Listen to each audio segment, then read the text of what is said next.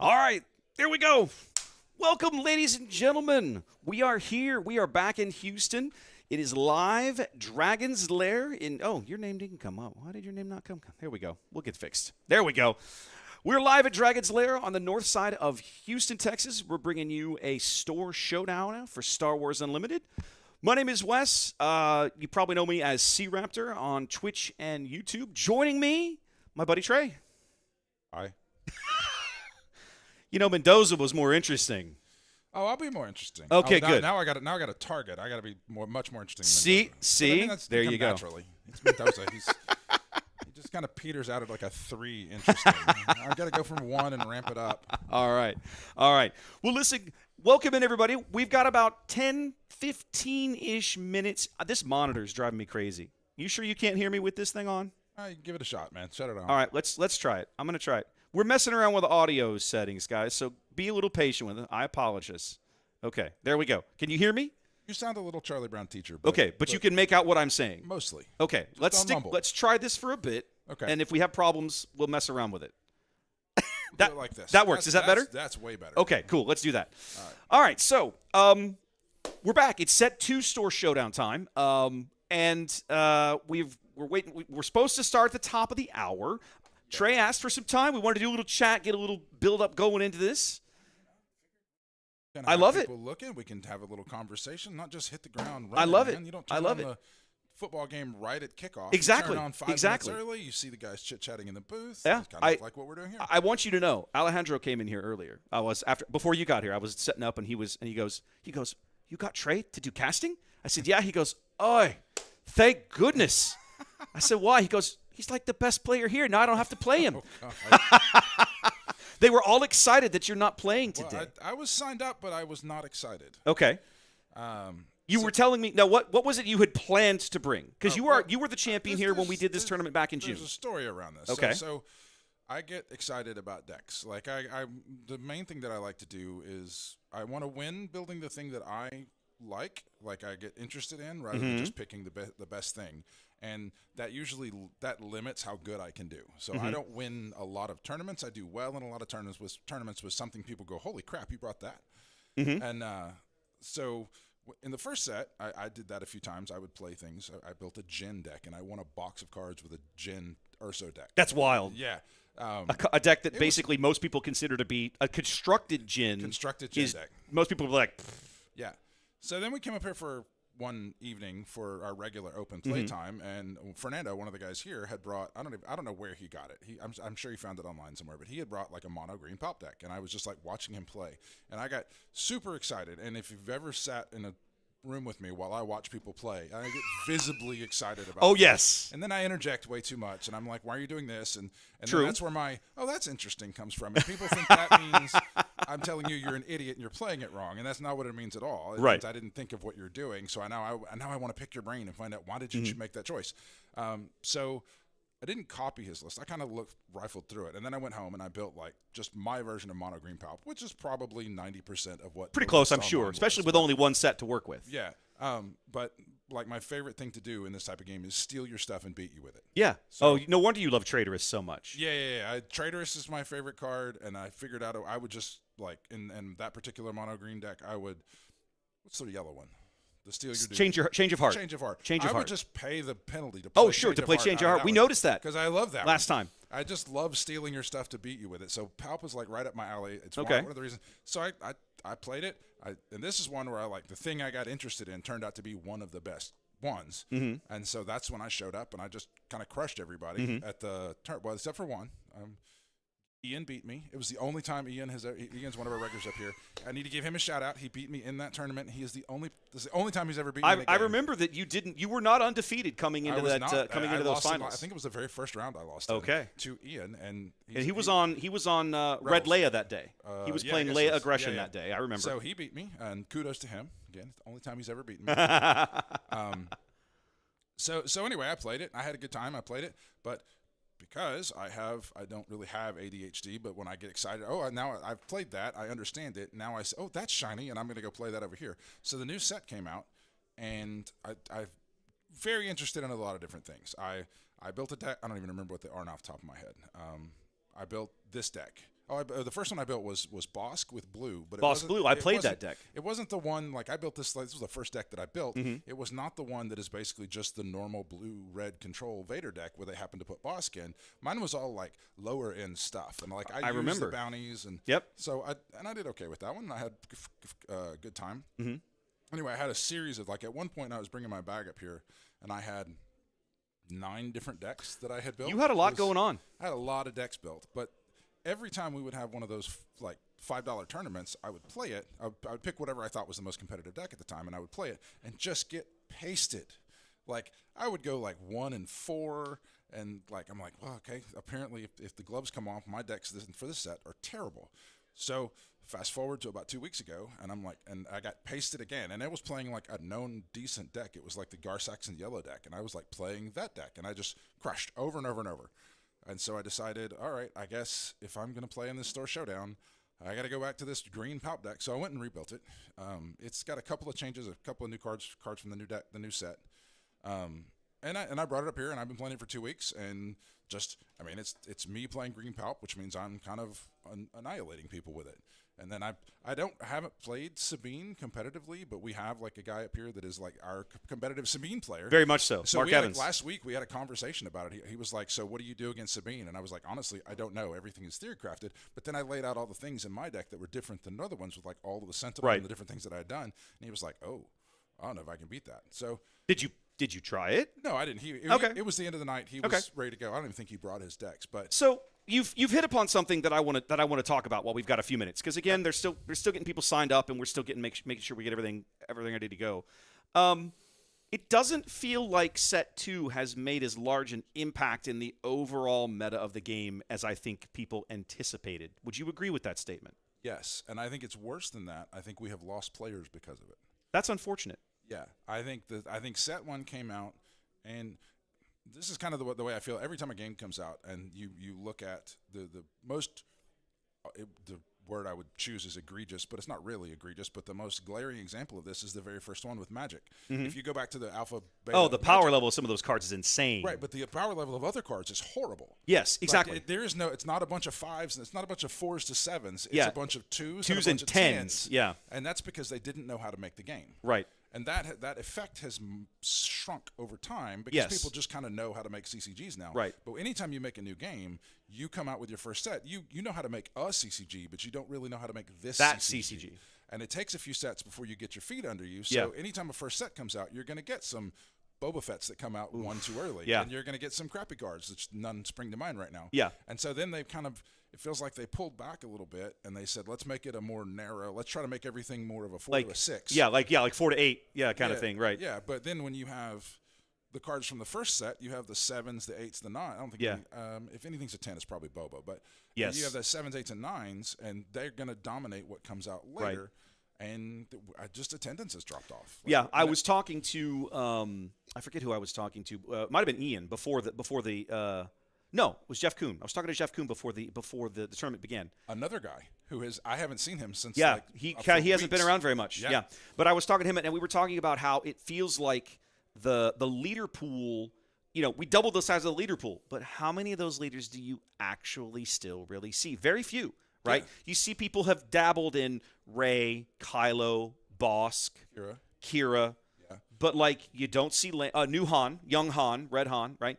They're there, but but you don't see Boba basically drowns out every other villain yellow leader in the game. So like you don't see Cad, you don't see Afra, you don't see Thrawn, you don't see Lando or Fennec a little bit. You had a Fennec deck that you built that was kind of interesting. That was so much fun. It was a fun deck, but it was one that I built.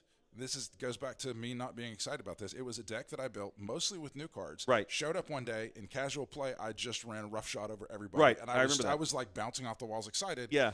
I show up to play it in a $5 tournament.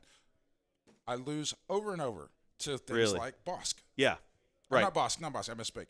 Boba. But the cards from the first set that are still too good. Yeah. Yeah, I've been meaning to make a video on my channel about this, and because I think it's going to happen at some point. I think they're going to have to rot a Boba. I really do. I think they're going to have to. You're good. Come on in. Unless they just try to ride it out until are we getting close-ish? Okay. Well, as far as I'm concerned, we'll go when you guys are ready. Make pairings. Okay, so we got 22 players. All right, when you're All on ready, stream make at once. pairings. Let them sit down, and then we'll get names and leader. I need leader and base info, and other than that, I'll be good to go. And we can get that by going and stand out there and looking over their shoulder. All right, find the worst 2 players and put them on stream because they're not going to come back. Wow. I'm just. He knows. I just he said knows. that. You're going to put somebody random on there? Yeah, he also knows that I I just want good games. I literally don't care if it's the top tables. I just want interesting games and good and Oh, and no, fun, I just fun, want fun that decks. said so that when the 2 people sit down to play, Jason called them the worst 2 players in the tournament. I'm not calling that. Anyway, thank you, Jason. All right, so we're gonna be underway pretty shortly here. But yeah, I think I'm really curious to see what the field looks like today. I've pulled down a few of the deck lists. We're using the new Melee.gg official software stuff that they've put out. Some of the folks were doing really good uploading their tournament, their deck lists. I have a few of those. I don't have them as JPEGs, but as we get deeper in the day, I'm going to try and spend a little bit of time getting some of that figured out and going and getting into deeper into that so we can showcase that. So what are you seeing in what has been submitted so far? Well, we had at least, I only have 4, I think, was it 4 deck lists? Let me pull it up here. Give me a moment. It was in here and in this folder. So I've got Bosk, Ray, Sabine, and I didn't actually not look at what Chris was playing. Let's pull this up. What does Chris Francis got? Kira. Okay, so he's got a Kira. So at the moment, we've got at least 3 of the new leaders represented here of the 4 decks that we have. And of course, I don't have everybody yet. But I'm really, really curious to see how this works out because like you're saying, I feel like the new leaders haven't had as big an impact. Some of them are quite good. You go back, you look at the Gen Con results. Kira made a big splash, for example. There was one of the days at Gen Con, I think Young Han made a big splash. But in general, almost every day, it was the Sabine and Boba show all over again. You don't pay attention. You don't necessarily pay attention to big tournament results sometimes. No, because that might color me. And for doing this, I sort of have to kind of at least keep an eye on it, right? I have the luxury of just kind of living in my own little world for this stuff, and so like I actually try to actively kind of avoid that stuff because if I see like Kira, if I see Kira do really well, then that kind of crosses her off my list of things that I could go win with. You're a contrarian. You want to build something that no one else will build. I want to build Jin Urso and then beat a bunch of people with it. Just to prove that the card is not terrible. Do you know the leader I was most excited for when this came out was Moff Gideon, and I've tried to build that deck no fewer than like 6 times, and I just cannot get there. And and this is turning into kind of a gripe session. I don't want to be really big a gripe session because it's going to color what we're going to see today. I think it's realistic. But there are all these little things that like one little piece of a card that makes it not quite there. Like because I think about Moff Gideon because that's one that nobody plays that I've tried to play myself. But it's like it only works if you're attacking a dude and not the base. Like if that wasn't there, Moff Gideon would be. He'd probably be pretty playable. He'd be playable. I don't think he would be busted, but he would be playable. Yeah. So I feel that in a lot of the cards. Right. Like they all have that one little quirk that makes them not quite good enough. Yep. Well, one other thing that I want to talk about real briefly is I've got one of these today that I'm going to be opening at some point. The amount of self-control that it talks about, it just speaks to your character that still has a shrink wrap on it. Well, it has the shrink wrapper on it because one of my Twitch mods lives on the West Coast. I think he actually lives in and around Seattle. He went to PAX West. And when they announced they were going to be at PAX West and they announced these goofy things, I tagged him and I said, hey, would you do me a solid? He says, what's up? I said, you're already going to the con. Yeah, I'm already going. I said, if I send you some money, would you pick up one of these for me? He goes, sure, because he doesn't play, but he's a regular. Obviously, he's a mod on the channel, on my Twitch channel, and so he took care of me. He picked up one of these for me. He went to a Civilization 7 panel and got me some fun loot from that as well and sent it along in the same box. Okay. But I haven't opened this because I told him I would open it on camera. So at some point when we've got some downtime between rounds, I'll probably go out to the table out there when I can put the things like on the table and they'll show up a little nicer and do it out there. But yeah, I left the shrink wrap on it so that he would know I have not opened this yet, right? It's still sealed. It's not. He borrowed my shrink wrap machine. You have you probably do have a shrink wrap machine. I do have a shrink wrap machine. You probably do have a shrink wrap machine. You have 2. I have 2. I have one Fancy. little one and one big one. Mr. Fancy over here. Of all the things that my wife has at the house, she doesn't have that, right? Oh. She's got a heat press for shirts and mugs and embroidery and all kinds of stuff, but we don't do shrink wrap. So, I have a card cutter.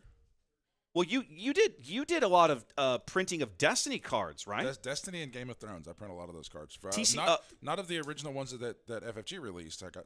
Of course not. But after they go, we're not going to support this anymore. Right. And then the fans go, I don't care. We're going to keep making cards. And so then they in both communities, they put people together who have just continued making sets and cards. And I didn't know they'd done that for Game of Thrones LCG. They do it. It's a big international thing. That's awesome. Yeah. Because so they have about 10 sets, 12 sets, something like that. That's fantastic. I really enjoyed that LCG, and I was very sad when it kind of was discontinued.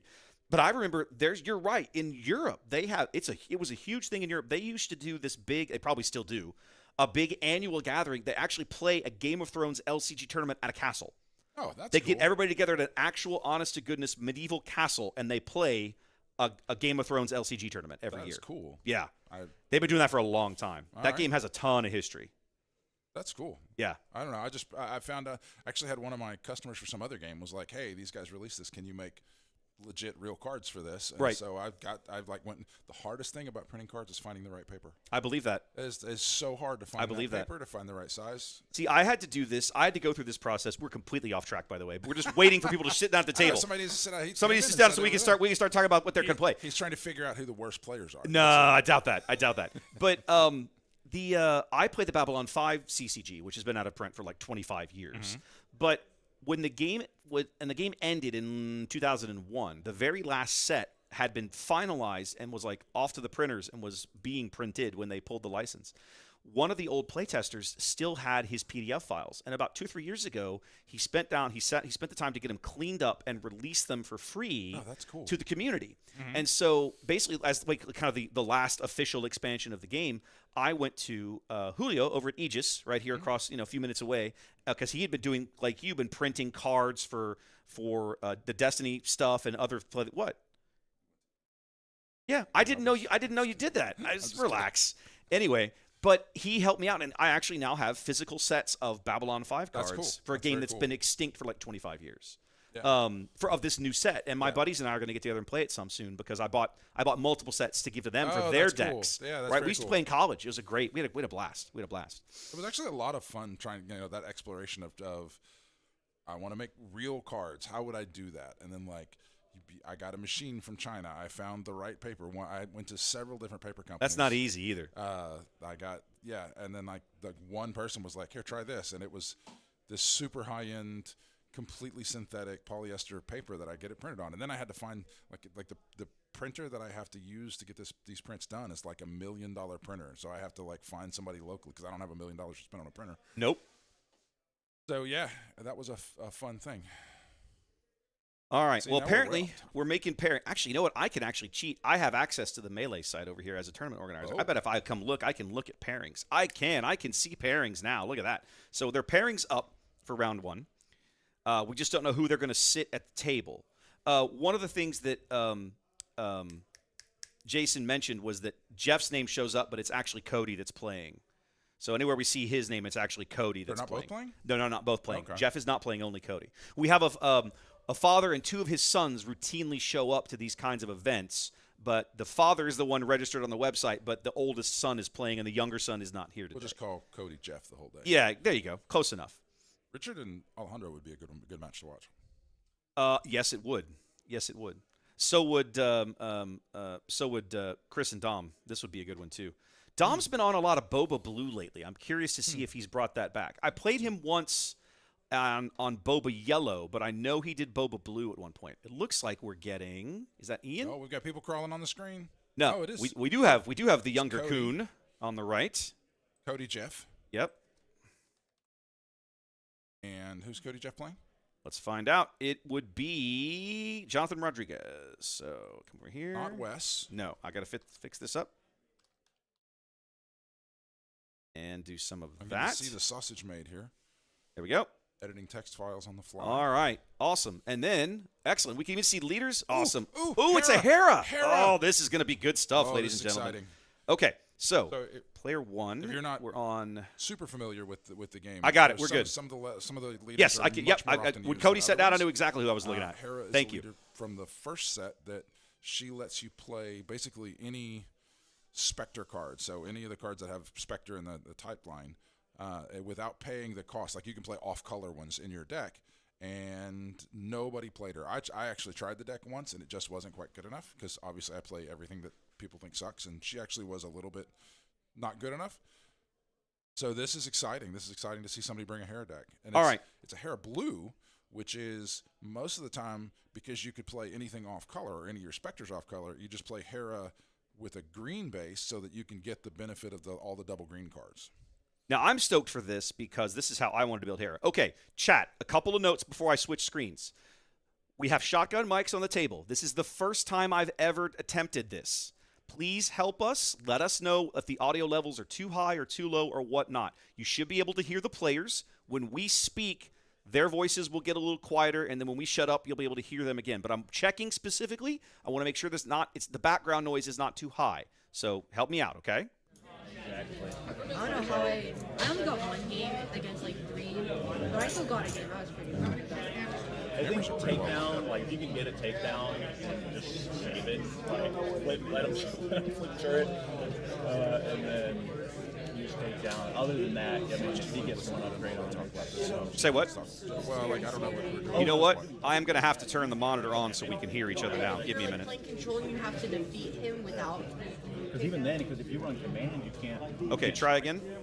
But I don't That's, I mean, I like command, and I like I like. I've still got. I can't even hear you over this thing. Give me a minute. The fact that it. Let me. Non-unit. You can still play strike true. Yeah, I did. And that's what I did. All right, so question once I again. feel like Herabass would be better than How much do we want to talk at the beginning about what we're seeing on the screen versus just listening to the guys? Do you want it to be mostly them conversating or us talking about the Truth the be games? told, I am happy. Okay, now it's ducking down. Why was that not happening earlier? Anyway, I'm happy for us to talk as much or as little as we want. I just want to make sure that, we're not... when there's something going on... Okay, yeah, chat's helping us out here. I'm trying to work on this a little bit. When there's something going on, we're able to hear what they're talking about. That's like Boba Strong. Gets ready over here. I'm really quiet. You are. That I'm is trying to work absolutely on not that. True. And I'm Get me trying... interested in something, and I get super loud. It's really only The interesting other for like. thing that's driving me crazy is it feels like these guys are way too loud in my ear. Kira. Because Palpatine Green deal damage. Kira, I forgot to do it once whenever I was playing against Palpatine Green, but summon Avenger and then put a shield on it. And I'm trying to turn Trey up so he's a little louder. Well, yeah, I need to talk louder. Yes. Making me. Ooh. Ooh, you were loud. There. Yeah, that was crazy. This broadcast brought to you by the sultry sounds. Wes. That should not be so loud. Let me turn. We turn on these shotgun mics and everything goes to haywire. Yeah. Let me. You know what I'm going to do? I'm going to duck my own audio and you hear about 5 decibels. Okay, that ought to help some. Okay. Awesome. Now let's see how quiet I am. Good against control, like random control matchups. I got Ezra. Yeah, You know what I'm going to do one more time? I'm going to go turn those shotgun mics just a hair. Give me a moment. You have to do it Be right out back. there, or can you do it in here? No, I have to do it out there. Okay. I can turn all of their audio down, but there's just a hair too much background noise. So let me go Sure. turn that down, Bear. But at least it was really Oh yeah, no, I mean you're taking out 2 units at one act. Sausage getting made, folks. probably better than Steadfast Italian from back here. This is really an interesting matchup. Now, while he's doing that, I'll talk a little bit this. It's the about first time I've done it with the it. Oh, shotgun we get to mic, read so text messages on it's gonna somebody's be phone. a Hey, little don't weird. browse your particular fun sites with that. Okay, thank you so much. Yeah, so I kind of went on about this Hera deck, which is Hera Blue is really interesting. I don't know what blue cards he runs that wouldn't. I don't know. We'll see. The Kira Green is a known deck. We were just talking about how it did show up at Gen Con. I don't have the full list. He has a Eidolon Enforcer. I thought we were waiting for them to get that. Okay. The round timer already started, so we're a few minutes behind. But Jason told me he would let these guys work on a different timer if needed to. Oh my gosh, it was heavy. Thank you. And then Ooh, big snake eyes. and the thing is, I was playing it on my violin. It didn't move me. I was so happy. So to kind of answer your question, Trey, what I like to do is just like a baseball game or a sporting event, I like to call the play-by-play.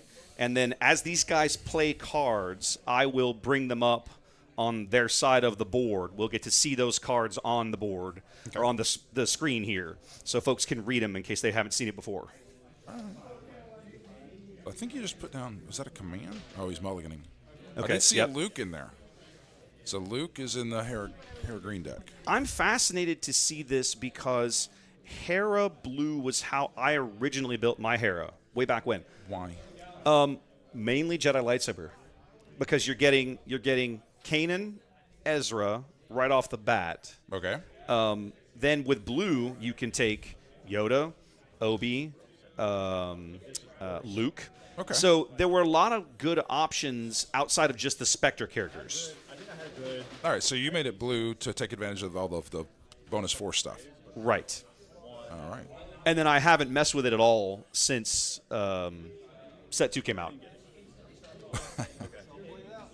I haven't gone back to it. I feel like Hunter kind of took over the Hera slot of this. Really? This deck looks like it kind of sucks, but somebody's going to try and make it work. Yeah. Oh, okay. I see what you're saying. Just that green leader that you kind of want the double green for, but maybe you wanted to go into something else. Inferno 4. So he's going to look at the top two right. cards. So apparently Cody's on the button, but they haven't moved the initiative token around. Yeah. I don't know why. Yeah, do you? You're talking to the people watching us, not me. I mean, obviously, I see that the wrong person has initiative. Why? Either that or he just passed. Oh, no, he must have just passed. He didn't have a turn 1 play after the mulligan. Okay. So that's my mistake then. I need to move initiative. Are we doing like a counter of your mistakes? Oh, no, that was you moving the initiative button. Yeah. Speaking Okay, so of there's Ezra. Ezra. There's your Force guy. Your Yep. first Force guy. And a highlight on him, Forcer. So he's going to give him his shield. All right. So Ezra's coming out. Ezra lets you, as you see there, you're going to attack. And then you get to like flip up a card and get it's like card advantage. You get free stuff. Whereas the highlight on Enforcer has grit. And Kira gives it damage and a shield. So a 3-1 shield for 2. It's pretty good. And now the Inferno crashes in.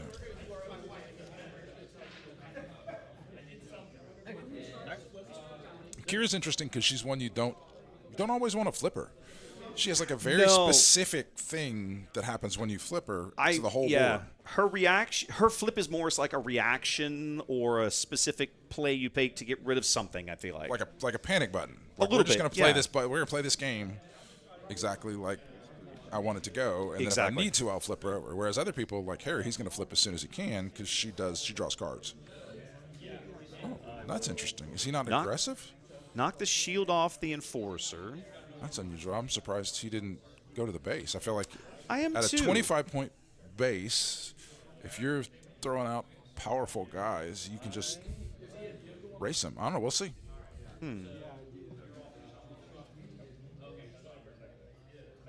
I do have that issue too, where I like get excited about what I'm going to play. Aha! There we go. This is a man after my own heart. See, there you go. Did you give him this deck list? I did not.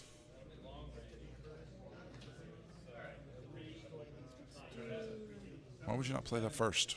If he plays that first, he can just kill the Hylodon? No, the shield doesn't help. It would have reduced the incoming damage, which has some advantages. No, but when he when he -2 is the guy. 3 to Ezra, right? Yeah. The guy has 2 damage on him and 4 health, so that would have killed him. No, because he had a shield. But when you -2, it doesn't care about the shield. Oh, right, because he had 2 HP. Kira put the 2 damage on the 4 health guy. I see your point. I see your point. Let me pull the lightsaber again. Make sure. Oh, he just ECL'd it in. Ooh, that was a big hit. On attack. That was good for the Kira Yeah, play. he would have just killed it. Yeah. What did he ECL in? I missed it. He ECL'd in a super laser, a disco DJ. Oh, I got rid of it. Okay. Directly into Ezra. Got rid of both of those cards. Okay. Yep. And he got the resource. So That's he's a now good- used the text on his base. So that was his 5 points. The 5 health that he paid by by getting that ability on his base, he's now used for the game. So now we have to see if he gets 5 health benefit out of that. Which that was a 6 if he attacks the next one. Mm-hmm.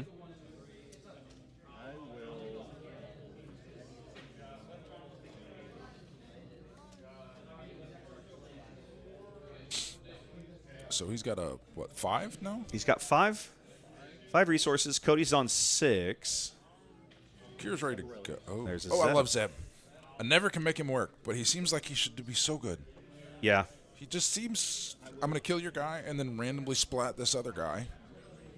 But it never works for me. Mm-hmm. I've played Zeb, I don't know, maybe 10 times. Doesn't never do anything interesting. He seems good. Ooh. We say all of right. that about, and he just flips him over anyway. So Kira comes out and smacks Zeb around a little bit. She is a 4/4 right now. 5. For Gideon's pass. Lair, that looks. Yeah, the glare is pretty rad. Oh, right that there, was there. It was a Death Gideon. Trooper. Death Trooper. No, he said it was a Gideon. Oh, Gideon. He said it was a Gideon. Oh, right on. I'm not sure. Oh, then see he him. used I see Kira him. to knock off Then Zeb. he used Kira to kill Zeb, and now Gideon's big. Yep. And now Kira's starting to eke out advantage. Mm-hmm. Starting to pull away.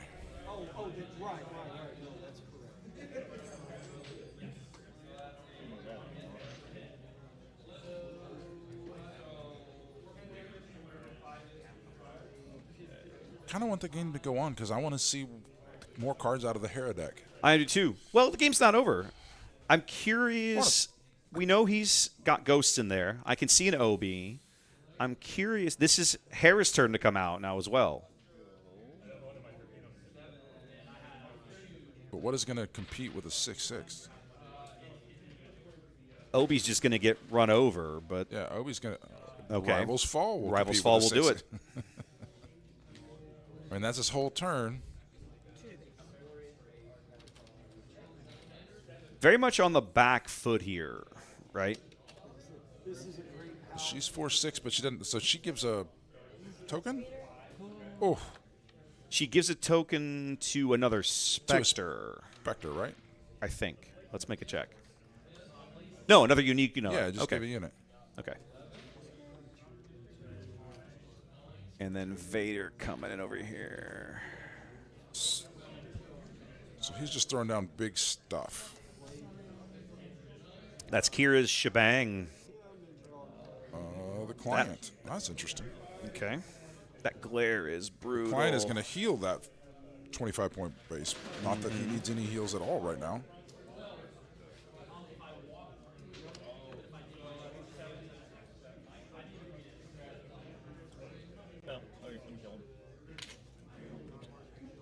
Oof. That's a rough trade. That Inferno 4 is just getting in there. Just bing, bing, bing. That is the most annoying unit in the game. So that you're focused on the ground fight. And he just happens to get that one little spacer guy in there who gets after it for a while. Yep. Easily the most annoying unit in the game in my mind. Bink. Last time we did this, I watched you take a traitorous on one of those and then slap a guy around with his own Inferno 4 for a while. Yeah, that's my thing. I steal people's stuff and beat them with it. I feel like that's an underpowered card. Not Chopper? underappreciated. I feel like they could have made that card a lot better. So this is the little Spectre. Like you have to. Why doesn't it just have raid 1? This is the turn 1 play you want in this deck.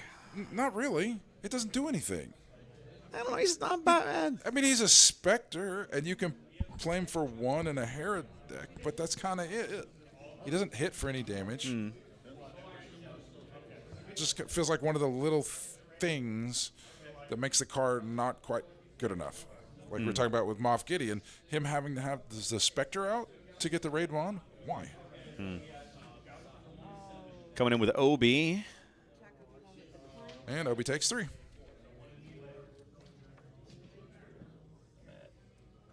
Should be just 2. Client is 2/5. This is me playing the Gar Saxon deck where he always hits for 3. Yes. He's just a 3 in my head. You've broken yourself now. I have. I've learned all the wrong cards. Shocking. An That is a OB. thing. Really? That's interesting. I find it interesting that he played that now instead of claiming and then playing it first on the next turn to then be able to hit with that 2 damage. More interested in clearing the board, it seems. I'll just clear the board next time. He can either do that now or the first action of the next phase, and then he gets more damage in. That is a Death Trooper, by the way. Yes. 1, 2, 3, 4, 5, 6, 7. Must be a home one. Oh, a Ewing.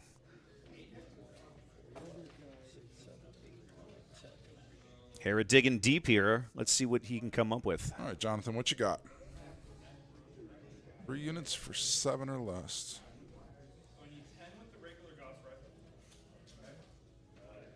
I see a Luke in there. I don't think that's your pick right now. You know, this is what? A Luke. I'm pretty sure he's got a Luke Skywalker in there. That works, right? It would. I'm just not sure I would do that. You don't think you would pick that? No, I don't think I would understand pick the word that. pick. Yeah. That's a lot of Okay. dudes. Going for board presence. Going wide. Bringing in Sabine. Oh, no. Somebody's probably going to die instantly, Possibly. but it would be a trade. Brought in a Yoda. So he's just all right. So Cody is just going after the base now. Now trying to he's race it just down. going to the face. Yeah. The restore 2 on Yoda might be interesting. And a Battlefield Marine.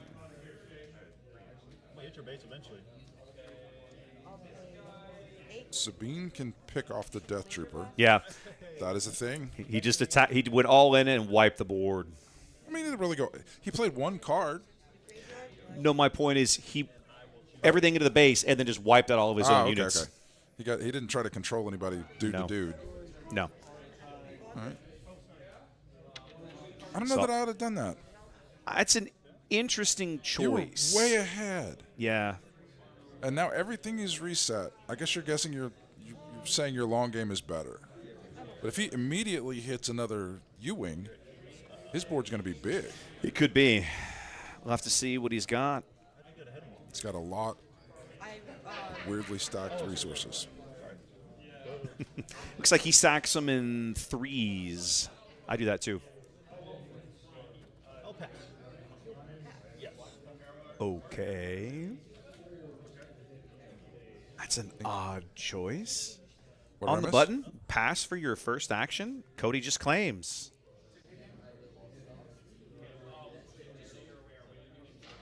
Doesn't look like he has another U-wing in there. Maybe that's what he's digging for. Could be. He's got the Luke. I think he wants to play Luke. I think he wants Cody to play something small, and then he can Luke it. So he can Luke it. Yeah. 1, 2, that would 3, make 4, 5, sense. 6, 7, 9. He's got 2. That's not really going to. It's a Pike Sentinel. Okay. But now that guy's. This is what's going to happen. He's going to shield it up, and then he's going to Luke that guy. Well, that's the plan anyway. Is that a Lom? I think it's a Lom Pike. He that spent a- enough on it. Is there a ceiling light that's causing this glare on there? I think it is. Okay. Yeah. I wonder if I can. Maybe I'll make some There's adjustments. the U-wing. There we go. So he can. We think that other card is a Lom Pike. Yep, I'm looking at the art now. That makes sense. Oop.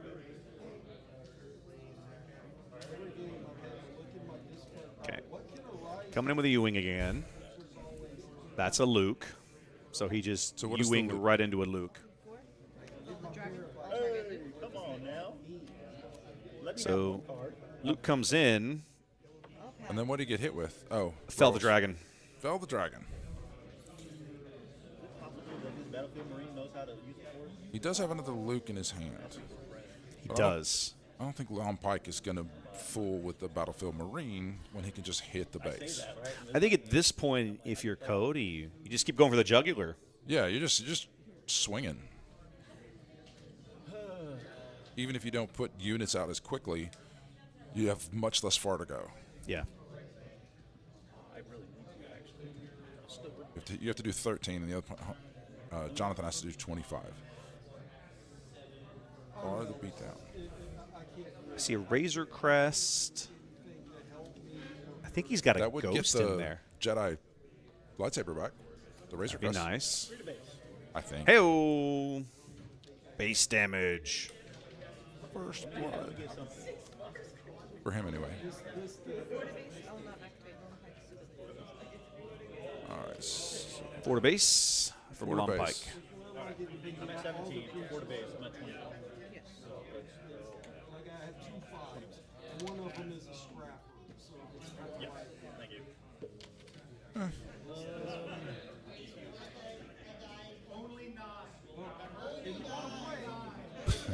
and I'll pull out the deck that As somebody with a touch of the tism myself, there's a little bit of autism when you reach over and make change on your opponent's deck just to make it right.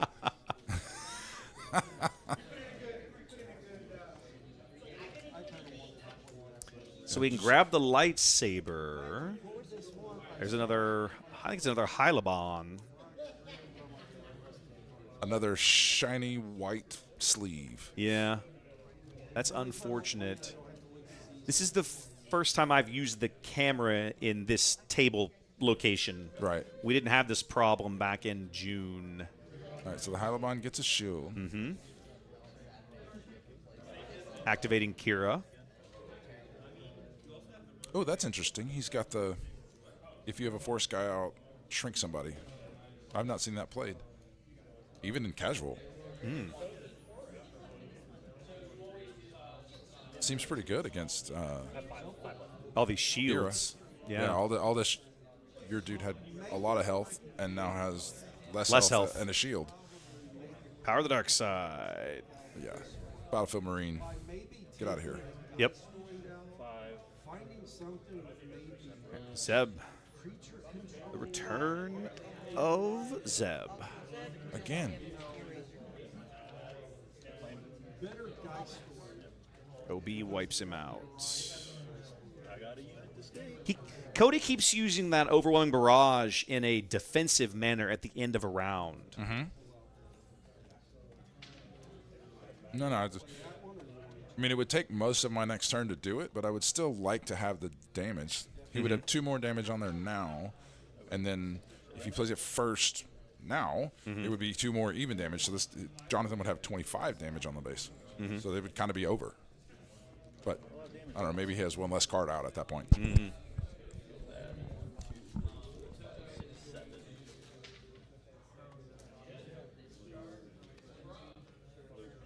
Ooh, Luke. that's a hyperspace Luke.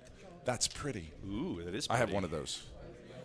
I can confirm that it's pretty. It is pretty. 4 to base Long Pike. I'll put a shield on your Razor Crest. And I'll put a shield on Long Pike. That's a 4, right? Okay. Yes. So he's going to go to 25. 25. I should have done something different, but too late now. Needs to put a shield on the Razor Crest. Yeah. 3 to base. Cody called it. There should Cody be a called it. shield on Razor Crest. He got there it. it He got is. it. Now he has to heal 2. Yep. So he's got a restore 2 and 3 over here.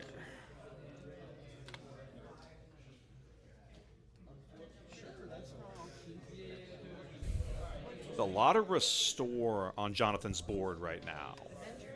That's a problem. You, sir, can have your restore, but I'm just going to kill all your guys. Yep. Did I use Kira's ability? Okay. When played, right? Yeah, I'm waiting for them to blow something up here for Avenger hitting the board. There he goes. That's surprising. Playing, no. I'm gonna spark. Okay.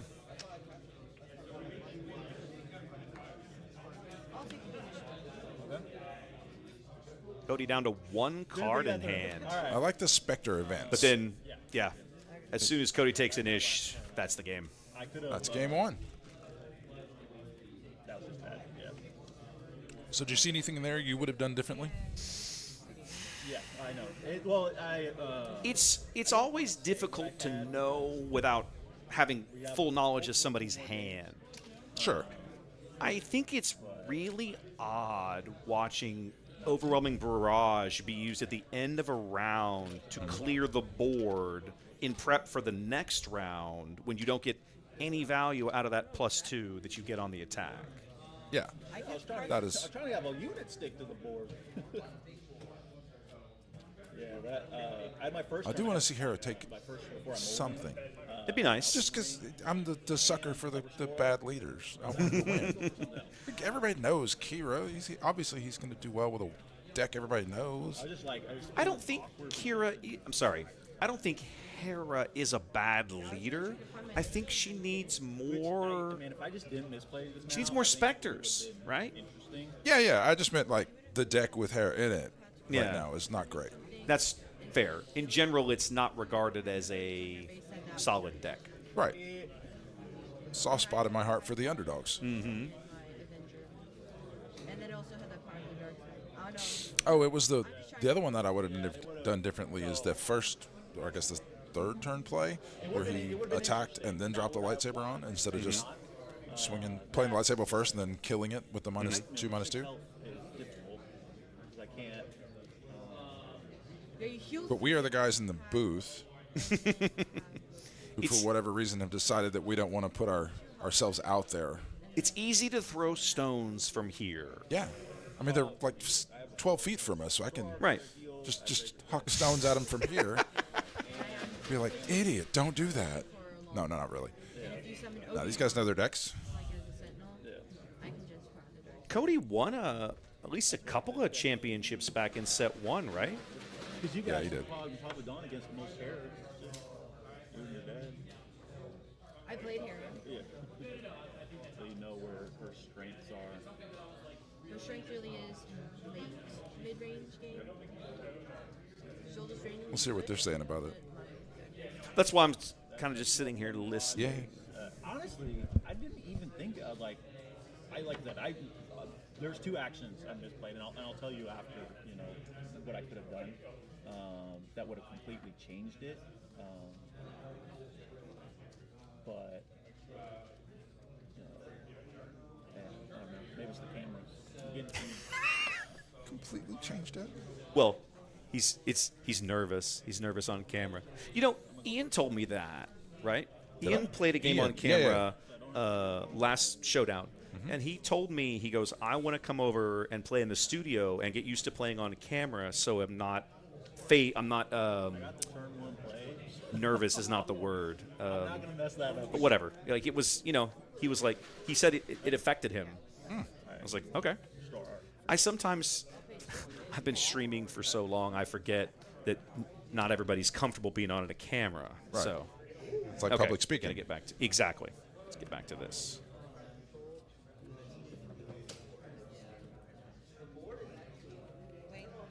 Oh, yeah, we're like turns in. I'm an idiot. Well, I'm going to go ahead and assume that Cody played the Pike Sentinel. And then the Restored Arc 170 got played first. That's not a good sign if you have that. And now we're in the next round.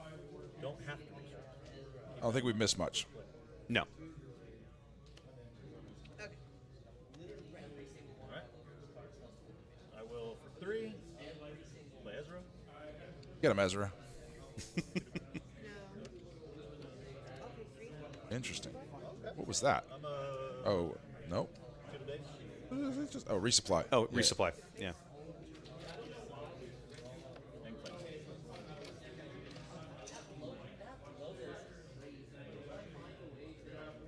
One of the interesting tensions I always find with having a restore guy, especially early in the game, is trying to time it so that they attack you so you don't miss a restore. You're maximizing the use of that. Yeah.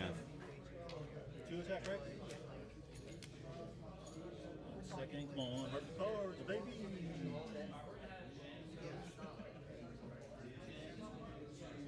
As we're using his ability here, looking at the top card of his Jonathan's deck, deciding whether to.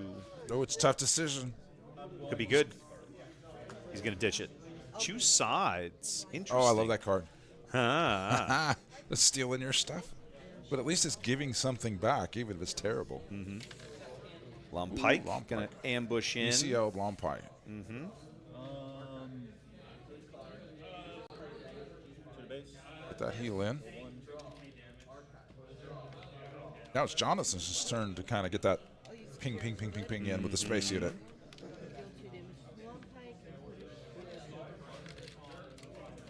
We're going to use Kira's game text. I already did that. Oh, no, yeah, I attacked.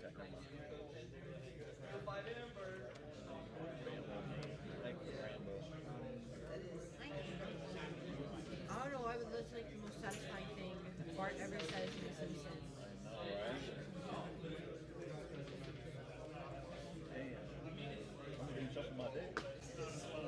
Cody's planning something.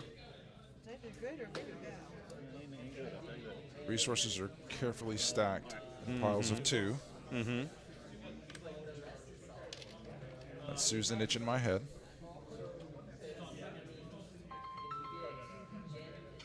Game already going much better for Jonathan.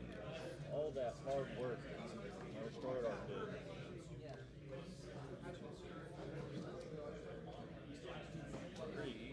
Another Ezra.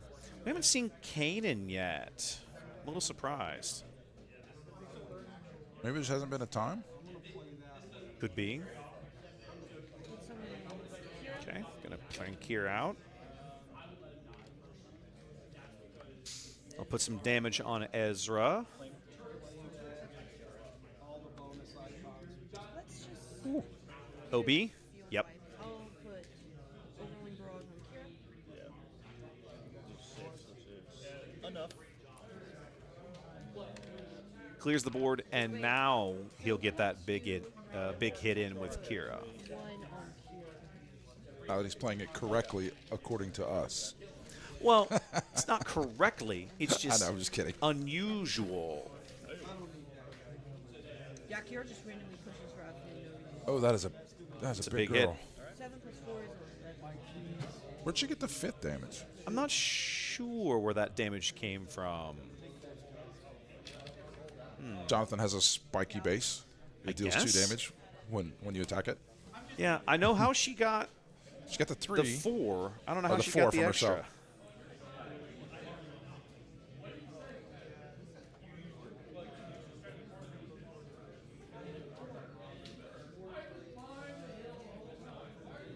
Bartle's falling. Kira. Kira's dead. Okay. Just gonna knock Kira out. I think. That's a struggle, though. That was like his whole turn. Yeah. And now Cody's just And going now- to play something else Yeah. to replace it. So the next turn is basically going to be the restart of this turn. Yeah. I kind of feel like he should have knocked off Lom. Lom has more of a long-term impact on the board in my mind. I don't think there was a good play there. I don't Okay. think it really matters. Hemlock Enforcer. And now we've hit the point where all of Jonathan's stuff is dead, and Cody is just starting to vomit out units. Right. Well, that's interesting. Normally, when Vader gets played, you go get one thing because you're not really playing a lot of ones. But in this deck, in this deck, you can. yep. Just gotta get to that point where this game's going. Early, this looked pretty good for Jonathan, but not now. Overwhelming Barrage, that classic first set overpower card. That card is gross. It remains gross. What's happening? Oh, that's the first thing you did. Yep. Power of the dark side. Choose anything you want. 7. He murderizes Long Pike. Yep, I'm gonna claim. And then Luke gets murdered. Cure his ability. Deal 1. This feels all over but the crying. Kind of does. Got 1, 2, 7, 8, 9, 10. Yep. And then 1 shot from Vader. So Jonathan has 1 action to try and figure this out. He's got the Spectre Super Laser Blast that's going to wipe the board.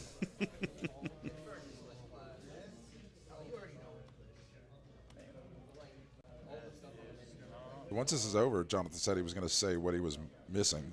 Yeah. What he missed in the first game. You know, it occurs to me this view might give us a better chance at some of those glare cards down the day.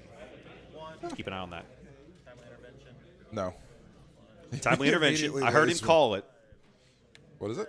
He's ambushing in his Zeb. And then Zeb is going to do 5 damage to something. So he's going to timely, And then Vader, and then Vader just goes gonna to win the the base. game. Yeah. That one was a lot worse than the other one. So, on the first game, I had, here we go. I had timely intervention. I could have timely intervention Luke into the pikeman. I killed the pikeman. I healed 3 off of that. And then obviously you got your Avenger still. But you also had a Luke on your field, so you would have to kill one of your Lukes. right, so I would have killed that. I would have had Luke and Razor Crest, right? And then you would have. Well, actually, the Avenger I summoned last turn forced you to kill one of them. Exactly. Is that why you killed Luke? So you could end, yeah. So that's what I'm saying. Though the Luke. No. That was the turn that I played. That I should have ambushed him in, and then that's when you would have played the Avenger. I would have killed Luke because I had. My plan was to use 2 sides. I would have 2 sides the Razor Crest and Okay. Avenger. Now you I don't know if it would have won the game, but ambushing Luke in Would have made a big difference. Kill that guy with Luke's ability.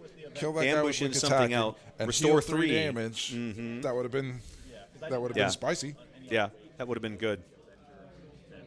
Now I kind of want to build Hera Blue again. Yeah. Give it a shot. See, this is my favorite part, is watching other people's ideas and being like, "Oh, I can do that."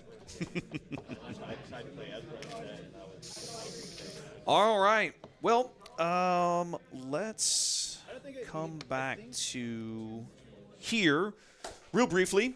And we've got about 20 minutes in this round. So I say, let's get up, stretch our legs, get something to drink, whatever. I may go order lunch. I don't know. And then we're back in here in time for the next round in a few minutes. Okay. Okay. Let me do a couple of odds and ends. I'm going to just push correct buttons to do that. And then come back to here. And then I need this.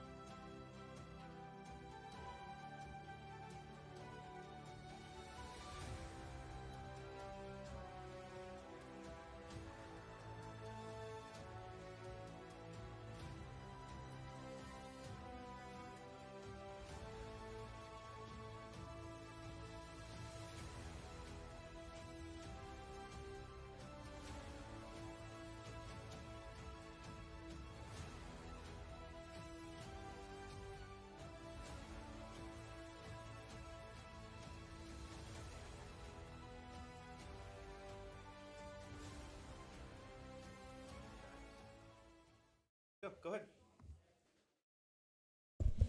All right. So Wes doesn't know I'm here. I hit all the buttons. He's run. He's left the room.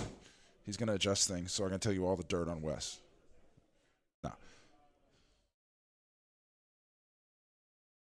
I don't know exactly what I want to say now. Oh, man, the lights. They give me this, make it look like I have the deeply shadowed eyes. Maybe I should sit back and get the light in my eyes. Cameras are being adjusted. We've got Philip. I don't know that I've ever met Philip before. I know Desmond. Desmond's a cool dude. Played cards with him for years. He's a chef.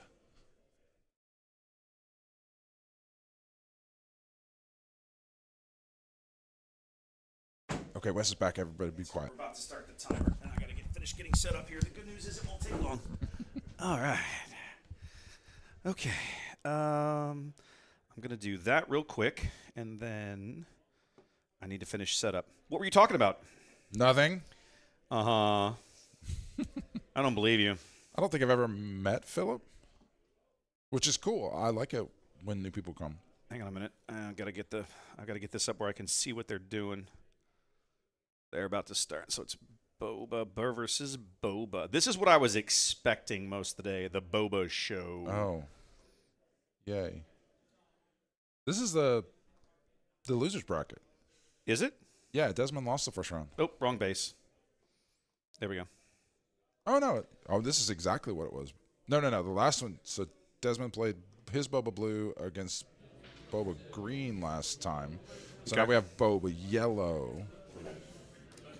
Now we just need Boba Red, and we'll complete the set. We'll have the full set.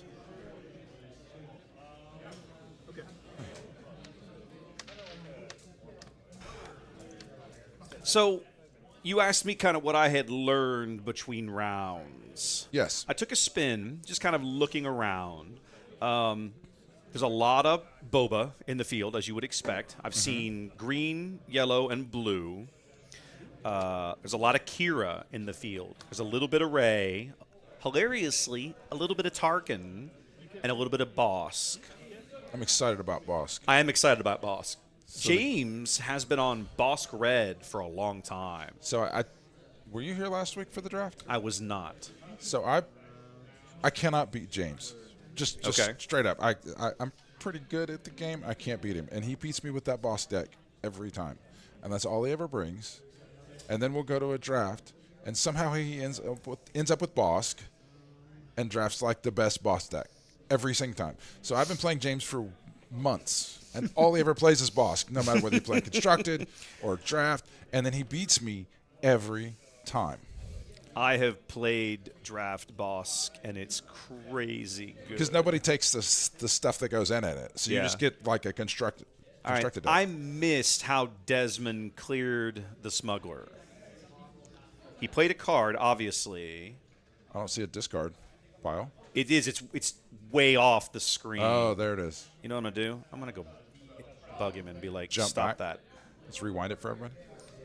All right, let's pay attention to this game. It's marked on the mat, Desmond. Oh, make way. Fair enough. That's how you kill a guy with a shield immediately. That's what I play, guys. He's like, just make it up. Yeah. I forgot he was on the loop.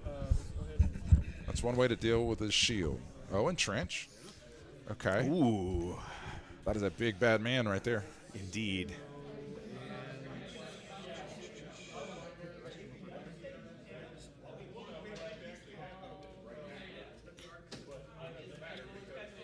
So Desmond entrenches. My hand, random discard for you.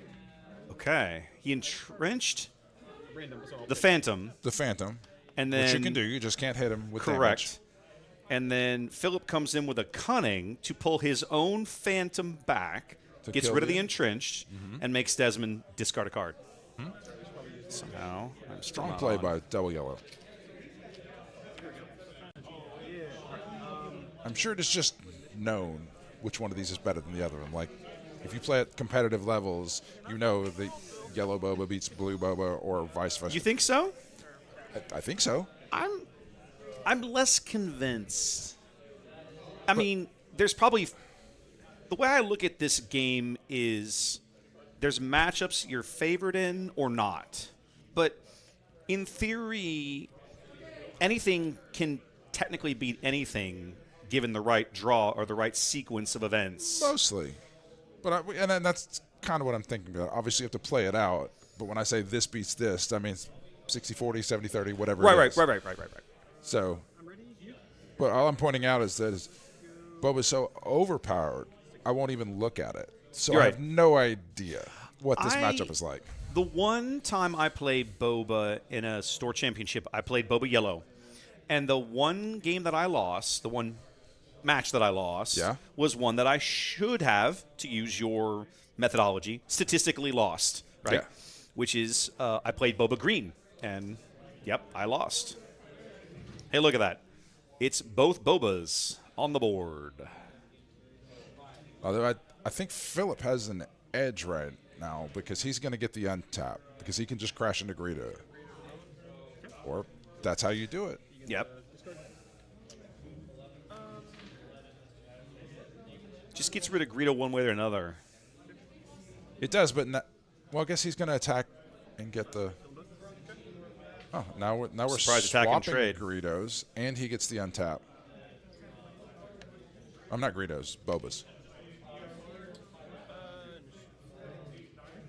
Desmond no play that round. Interesting.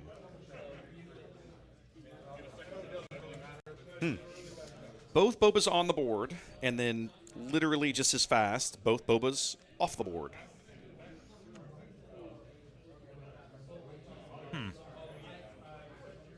So I'm guessing Philip feels like his deck is going to outperform Desmond's deck. And Desmond wanted his Boba to stay alive. Got a Frozen in Carbonite to lock out the Phantom. I love that card. I love so much yellow stuff. Uh-huh. Then we got Bodhi Rook. Hello, And then Wowzanda. I don't know those names, so I'm not sure who that is. But they were very excited to say hi, Trey, recently. Well, they've seen you on the stream before. Oh, right on. Both players attacking each other's hand this round. Bodhi for Philip and Bazine for Desmond. I think Bazine didn't find it. Oh, I that was love spicy. I love that play. All right, so I guess we have a lot of people watching that don't know exactly what happened. The dude on the right, like the unit on the right, when you play him, he lets you look at your opponent's hand and take a card out. That's not a unit. That's not a unit. But then he played this card on the screen to basically pick him up and play him again immediately and take another non-unit out of your hand. So shred your hand. Everybody's favorite part of TCGs is when you have your hand ripped apart and you don't get to play the game. Desmond's on the button. He comes in with a takedown to get rid of Bodhi for good. Well, that copy of Bodhi. There are two more lurking somewhere. Probably. Smush. He's going to bounce his own Phantom to get rid of the Frozen in Carbonite. I like this. Philip is doing well. Yeah. Boba Yellow has so many crazy tricks. It's fun. You have a lot of tactical options with the cards you draw. Well, if you play cards in your deck that say murder that guy, they're only going to work against your opponent. And if you play cards that say make a guy better, you're only going to play him on yours. But when you have a bounce card, it's situational where you get to make that evaluation. Do I need to slow them down or do I need to help my own guys? Exactly. So pretty cool. I'm curious about that. I guess he didn't want him to bounce him and playing again, Bazine. So he ran the 3-5 on the right into Bazine. Bazine attacked. Bazine attacked. Bazine attacked. Oh, he's going to... Then why did he... So he has the Cloud Rider, which just smashes immediately into a dude to clear him. But I don't know why the Cloud Rider smashing into the guy that he smashed into didn't make him within Cloud Rider range. I'm curious about that. Unless he's setting up something later, but I don't know what does 4 damage. One of the things I'm curious about, a typical Boba Yellow deck curves out around 6, right? Typically the largest thing it plays is a fire spray. Okay. But Boba Blue, you've got access to, well, Avenger? Avenger or Snoke or whatever kind of craziness you want to bring out of Villain Blue. Right. Coming in with a Childson. With no blue With cards nothing. to reveals. Yep. Oof. Wow. Oh, my God. That bounce. Oof. I love bounce so much. Just 2 now. Okay, 3 base. 4 base. Feels like it's starting to get away from Desmond a little bit. But you know what else is in Villain Blue? Super Laser Blast. I have heard this rumor. Yes. Kill all your guys. Well, except the Phantom. Hang on a minute. Phantom blocks damage, but does it block kills? It does. Captured, damage, or defeated. You're correct. Look at that. Oh, God. Take your hand. Bounce your guy. Well, at this point, he looked for Bodhi. He looked with Bodhi again, but there's all units. So Okay. So all that does is tell you have nothing to be afraid of. at that moment, but he's about to draw cards.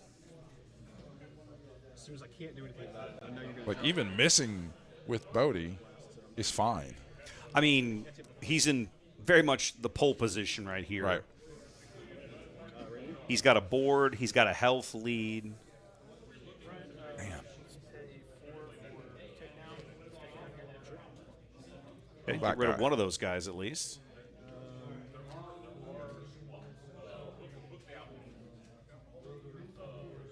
There is a lot of murder in blue.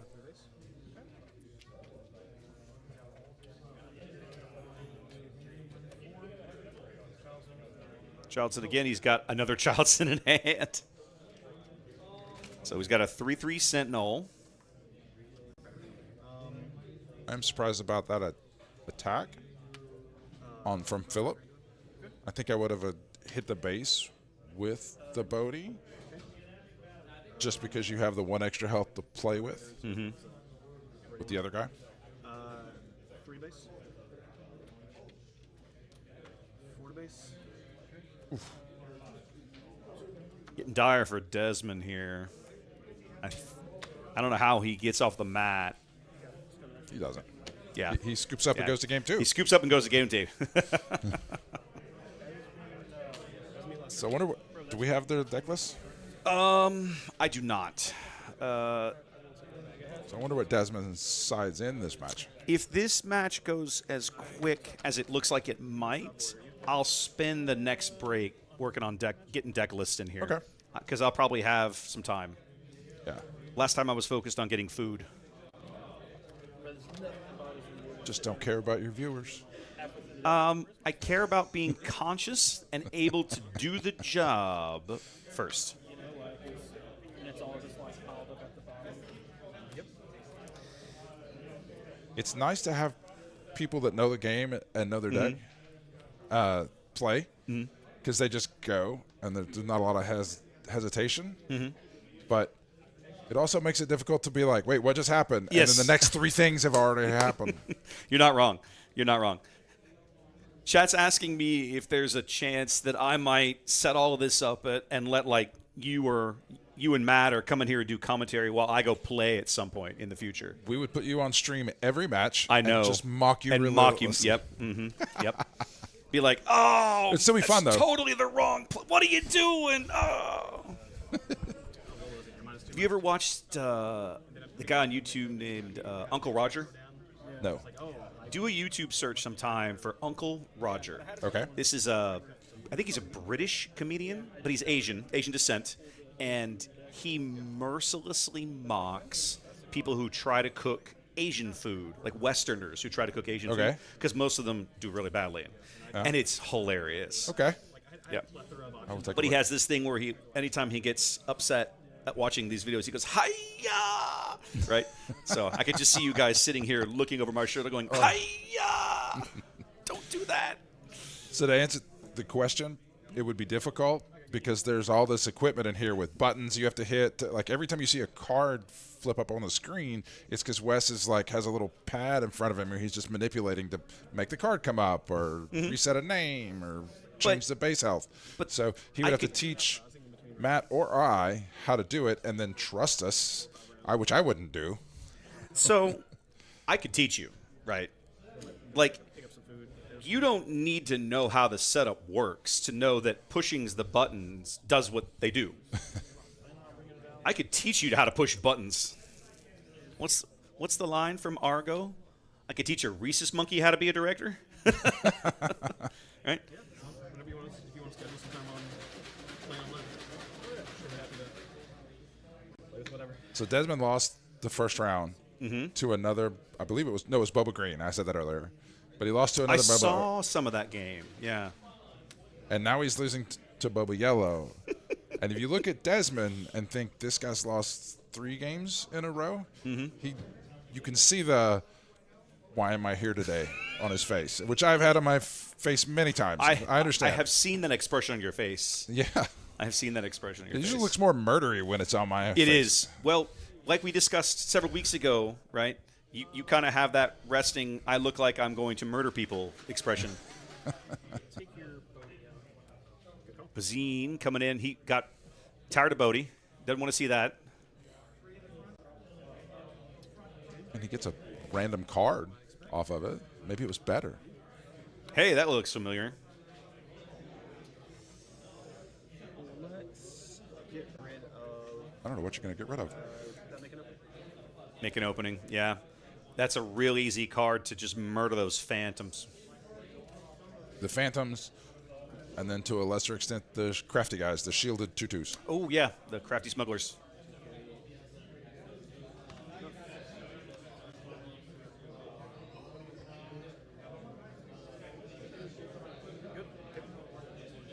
One of the frustrations I have, and we talked about this a little bit at the top of the stream, is that Boba is so good, he drowns out all of the other villain yellow leaders. I just throughout this so far, I've been talking about this. There's just like one little piece of various cards that make them not worth playing. On Boba, it goes the other way. Like Right. Boba's abilities are all interesting and useful. He's not overpowered when it comes to like stats or what he does. He just comes out too early. Yeah. Yeah. So just like one little piece. You change the It's- 5 to a 6 on the card, and then it's great. I agree. Like I said, I'm going to do a video soon, I think, on my channel about, it's time. It's time we nerfed Boba Fett. It's time. All right, so we came in with another Bodhi again. Going to lock him down.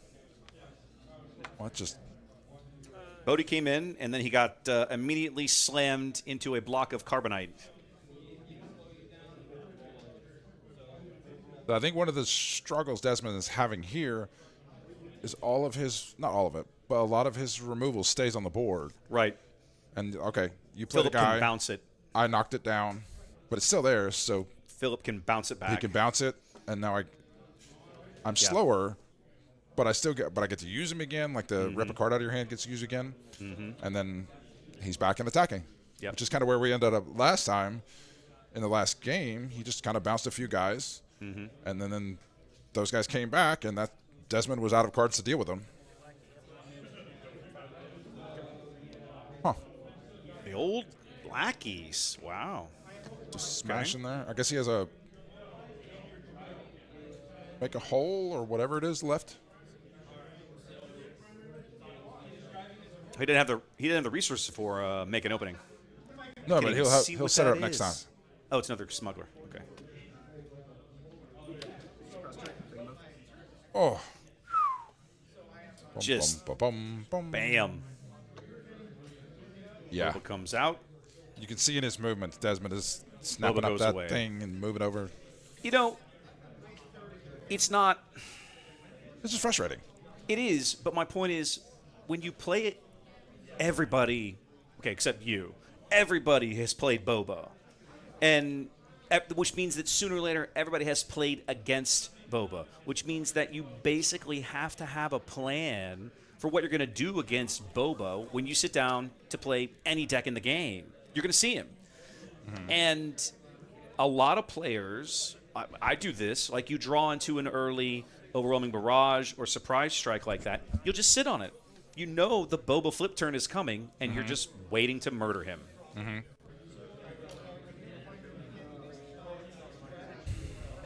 He's bringing something back. Looks like he grabbed the make an opening, is what he said. Okay. For all the trading, nobody has done any damage to their Well, it's opponent's jockeying base for yet. position. Yeah. In a minute, Philip's going to bounce the Bodhi Rook, and then he's going to come back down, and he's going to be ready to attack, and he's going to rip a card out of Desmond's hands, or he's going to find that there's nothing worth ripping out of Desmond's hands. Sure. Take him out. And then that's when the advantage engine starts incrementing up on Philip's side. So I really want to see what Desmond's going to do to overcome that. Desmond claims Philip has all his resources left, so he can just do whatever he wants here. Probably a fire spray? Yeah.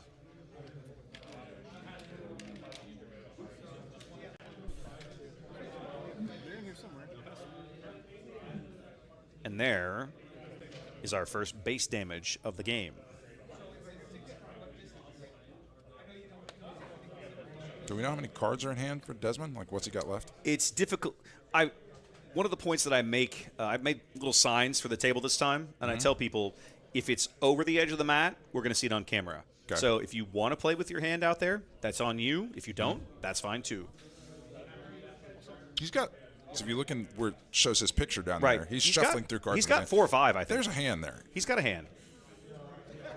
Which force do you think would take? Pull your beard off all of it. 4-4, looks like a Fell the Dragon. Yep. Kill the dragon on. That's a 5. That's 4 costs. It's the Boba untap.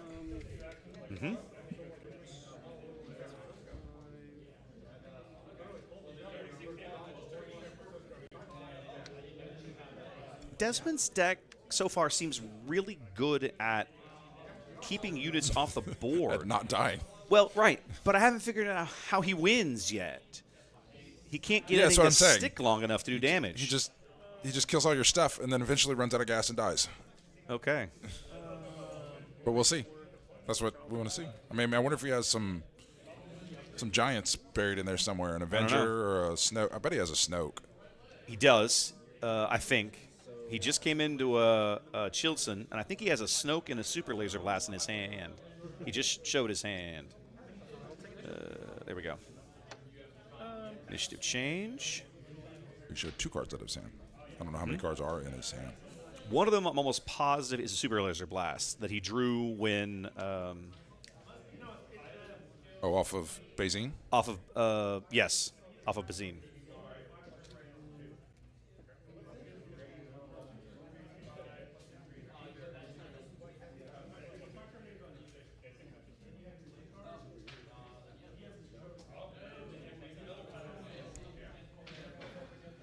So to answer the chat, Cab, it would be tough to build a deck that just cuts the legs out from the end of the opponent because they get to keep playing cards. And so like in a blue deck that has really powerful top-end cards, you spend all your time kind of nerfing what they've got out, what they've got going on, and then they just, okay, great. Now they slap down something that's huge that you didn't have the cards An to answer nerf. for. Let's go ahead and take it. 1 to base. Desmond willing to 1 damage his base to get initiative. Just trying to build a hand of tools to work with, I think.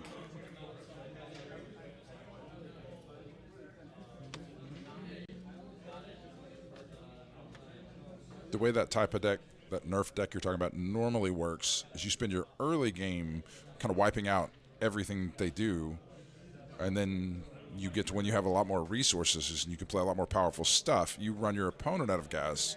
They have like an aggressive deck trying to kill you, and then you play control. You control their side of the board. You kill everything they play, and then they run out of cards in hand, and you slap down the big card. Desmond's just passing here, waiting for Philip to do something. Are we super laser blasting? Well, I think he's just... Okay, so now he'll come in with that make an opening. There we go.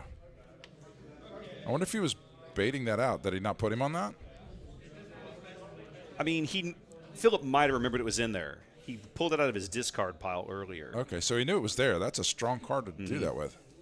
So for those of you not knowing the cards, the one on the right, Philip's card that got played, it has some text on it that says your opponent can't kill this, damage it, or something else, be mean to it. And one of the only ways to deal with it is that card that Desmond just played. It doesn't kill it. It just shrinks all of his stats. So Right. -2/-2 becomes 0/0, and then the game itself kills it because he has a 0 health. Yeah. Which is different than having 2 health with 2 damage on you, because then the damage would kill it. Now, Desmond didn't heal his base off of the make an opening. And now he bounces it. So he just played a card that, There you go. yeah. So that blue card would have healed Desmond's base when he killed the guy. Right, so Desmond started here with a top target. That's not the right card. Sorry. Which I love that card, by the way, because, Yep. steal somebody's stuff and beat them with it. Yep. And now we got the Super Laser Blast. At this point, I'm not going to bother showing what happened. We had In the end result was everybody died. everybody died. So Desmond forced a lot of cards out of Philip's hand. In doing so, it cost him a bunch of cards, because when Philip played a card that let him pick up his own card, some of Desmond's cards were on that guy, and those just kind of went away and got discarded. And to get to that point, then Desmond plays a card that says just murder everything on the board. Yep. Board reset. Let's try again. Here we go.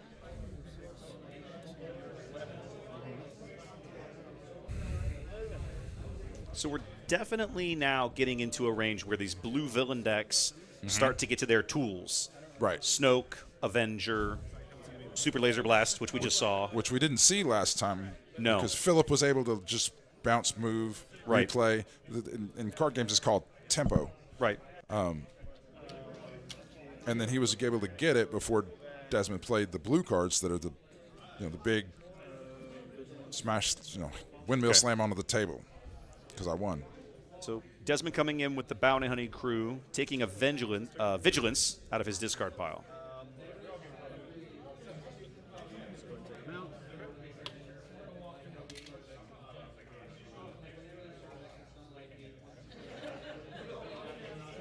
Now having the resources if he wants to play Vigilance this turn. Looks like he's going to. No, wrong card. Oops. Other card. I hate it when I do There that. we go. So that's a card that has like 4 different choices on it. Mm-hmm. Pick 2. If you ever play Magic, it's similar to the command cards.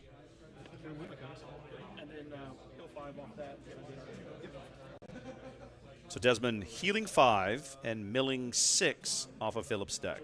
Yes, sir. One of Hey, the look, things about it's a Bodhi Rook. One of the things about this game, when you run out of cards, you don't just lose the game. Mm-hmm. But if you would have to draw a card and you can't, your base gets hit for some damage. Yes. So that's one way that you can win as Desmond, just murdering everything that comes across the table. Yep. It just kind of nothing ever kills you, and then your opponent's base runs out of cards, and he starts taking damage. Right. Mill is not a fully developed strategy in the game, I don't think.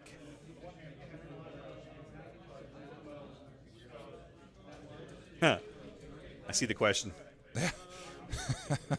So I don't know exactly what you're asking. I mean, I see what you're asking, but there are a couple of different ways to answer it, so I'll just give them all. The face-down cards are the resources. So it's very similar to Lorcana. In Magic, you would play your land face up. In this game, it's any card in your deck goes face down to be a land, and you play one per turn. But the psychology of how to play them in front of you, it's kind of a window into how your mind works. So if you look at Philip, he's got 2 piles of 4 because he's expecting to kind of grab those all at once and turn them. Desmond has his in piles of 2 to help him keep track of how many there are. This is the first time I've ever seen Tobias Beckett on the table. Yeah, I've never seen that before. I look at him all the time. His ability is kind of bad, He's not great. but he's still a 4/5 for 4, which is and with not- Smuggle. With Smuggle. I didn't Yeah. even. I missed that. Yeah. Ooh, unit Boba.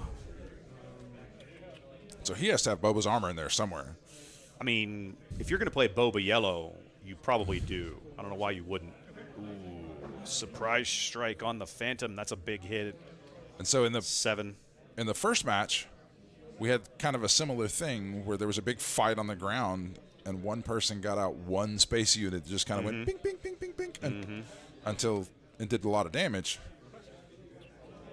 It kind of feels like that's where we are now, but that card does a lot more damage. Yeah. The Phantoms are amazingly good, especially in Philip's deck.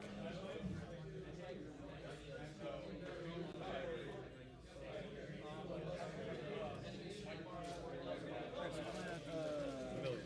13 resources. Okay, great. That's a lot. 6 13. Rival Swamp on Boba, and then we'll exhaust the lurking top hammer. Because it costs less than And then he can still use he can Tobias' should text. use- So Tobias has an ability that when you play an event, you can tap something down so that it can't attack. So when he played that event to kill the guy, Yep. he should have tapped something down. Did he tap something down? Did he tap the Lurking Phantom? He did. Okay. Couldn't tell if that was reaching over to attack with it or reaching over because Desmond said, tap that guy. He's smuggling something else.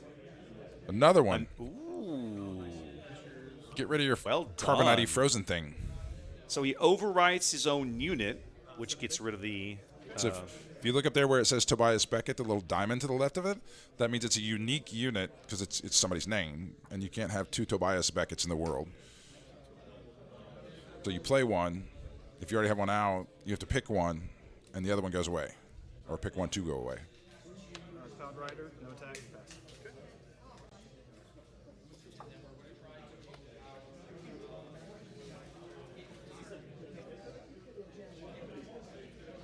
I missed one. He used the cunning to pump Greedo by 4.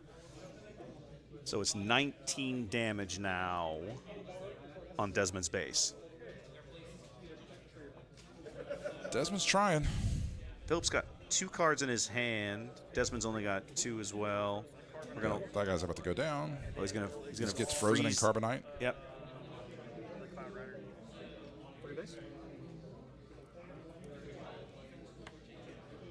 this will be 23. You were at 19, right? So it's 22. 22. That's the 3.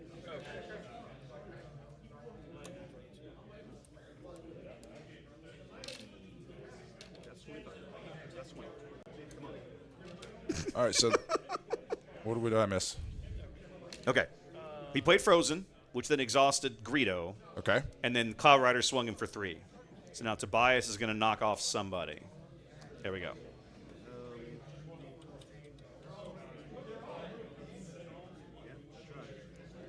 So I'll give more information Fire about the spray. face down cards after the game is over. We have a little bit of time to talk. And don't worry about the words you used. I miscommunicate. And you didn't really Rival's fault. miscommunicate. But yeah, words are hard.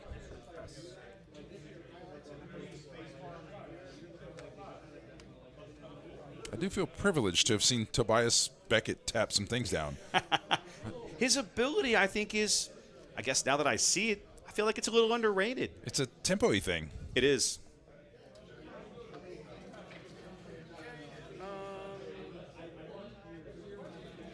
Well, at some point, Desmond has to hit people. I mean, hit the base. Yeah, you would think. we talked about this last game. Like, his deck is amazing at getting rid of units, but then what? Right. Gonna knock off Greedo with Tobias.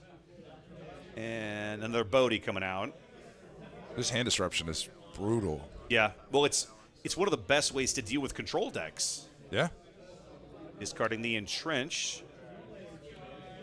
Leaving him with a Fell the Dragon. And nothing Nothing Fell he the can Dragon do. can kill. Yeah, nothing he can kill. At this point, Desmond runs the risk of just getting plinked to death by all these little units. But Yeah, that's it. yeah, I don't see how he gets out of this now.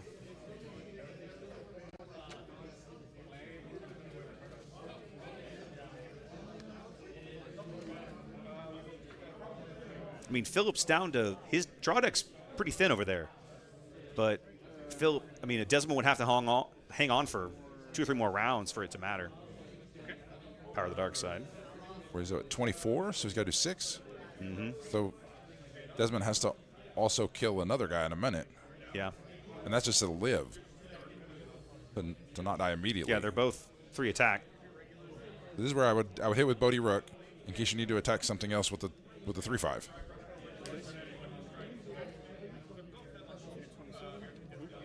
27. 3 damage away. The other guy on the board wins the match for Philip, unless Desmond does something. Avenger? No. Vigilance. Vigilance. Okay. This will do it. Kill that guy. Oh, no, he can't. He can heal. He can heal. 1, 2, 3, 4, 5, and he's going to mill 6. Is Vigilance 4 or less? 4 life left? It's 5 or less. It's less than 5. Less than 5. Okay, so it's Yeah. 4 or less. Yeah. Because there's no 4.5. Right.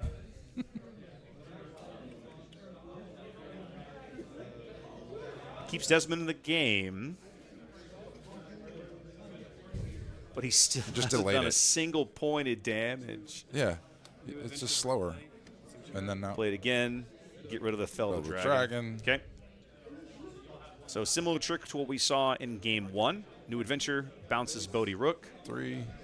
Comes Plays, in for he's 3 going to play more. the Larking Phantom over there on the right in a moment. Probably. I mean, I would. Or Nope. Bounty Hunter. Bounty Okay. Hunter crew.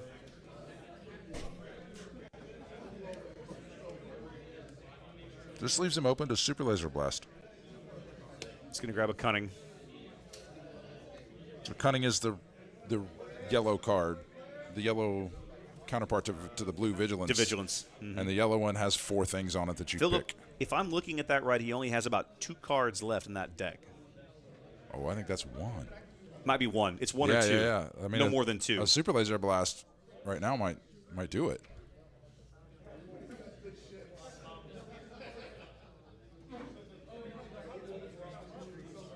Well, Let's see Des if- is on the button. It's his action. He's got to do something.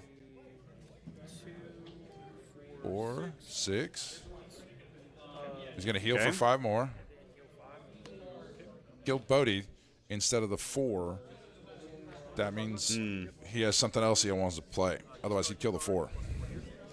Okay, going to play Cunning. He boosted somebody. But he's okay. So there's scooping. At that point, Yeah. he's got lethal on the board. Right. Yeah. And he didn't have anything left. Yep. There it was. Philip with the sweep. Yeah. Wow. I was wondering if you also. So, to talk about the face-down cards real quick, which is what the question was. So the way these games work, or most of these games work, there has to be some cards have a power of 2 on a scale of 10, and some have a power of 8 or 9 or 6 or whatever they are. Ooh, we're not shaking?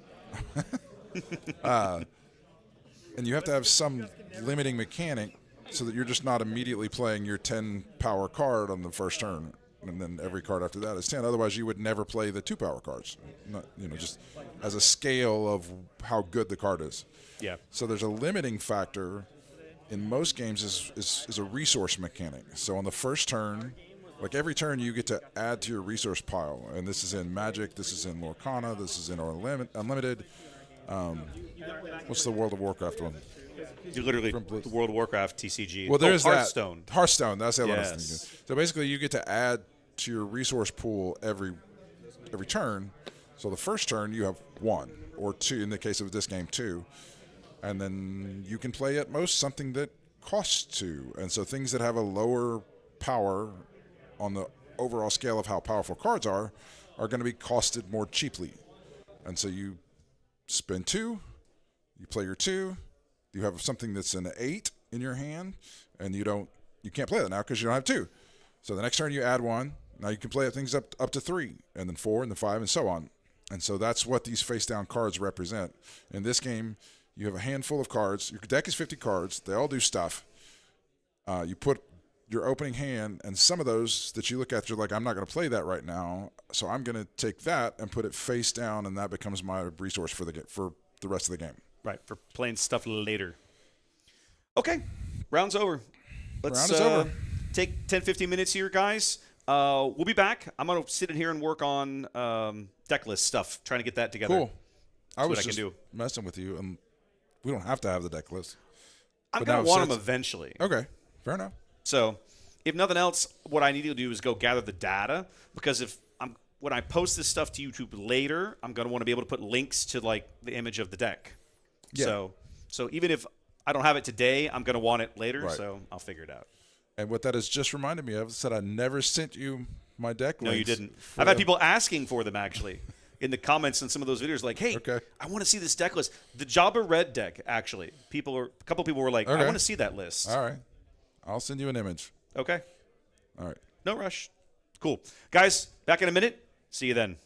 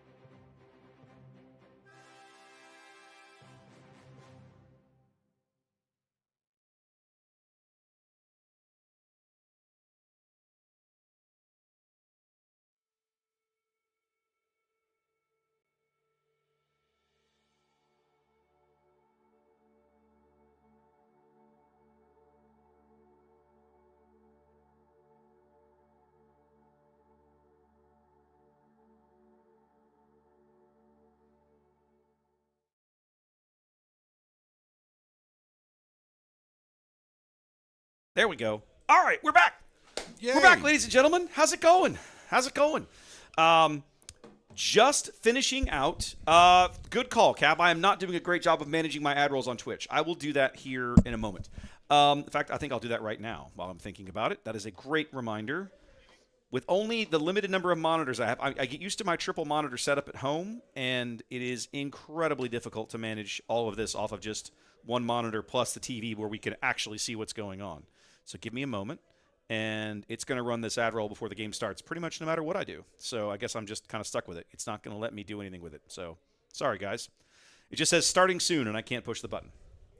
Round 2 is just about finishing. We had one match that went all the way to time. It was Cody and his Kira deck playing up against Boba Green.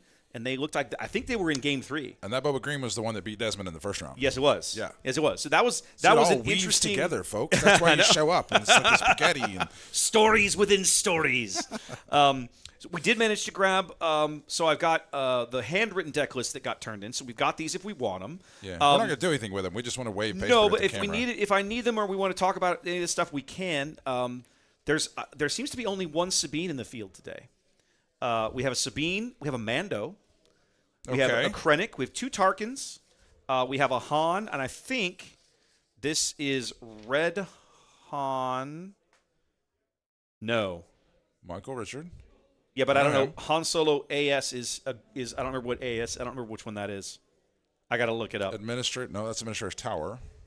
Yeah, I got to go look up which Han is which. But there's a whole lot of Boba and a fair chunk of Kira. Okay. So that's kind of where we're at today. Do you know how many players we have?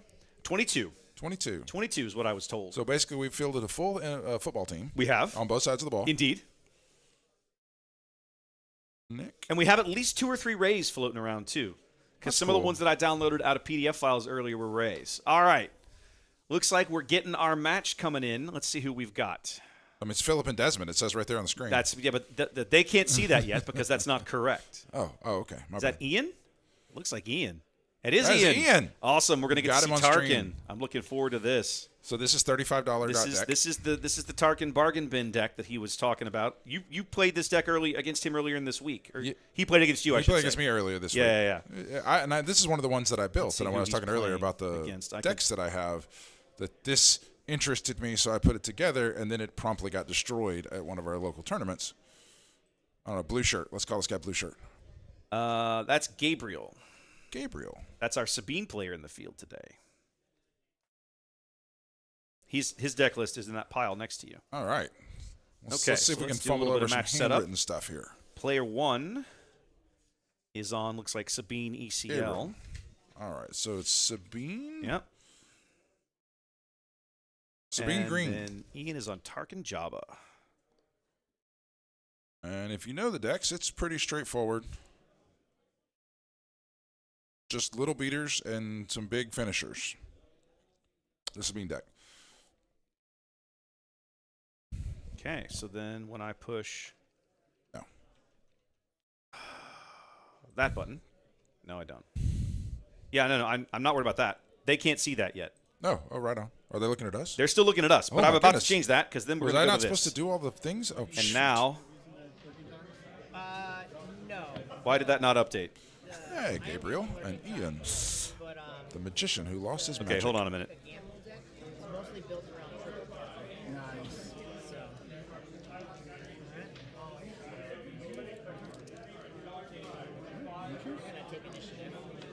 All right, Ian's going first. All right, so let's see these decks.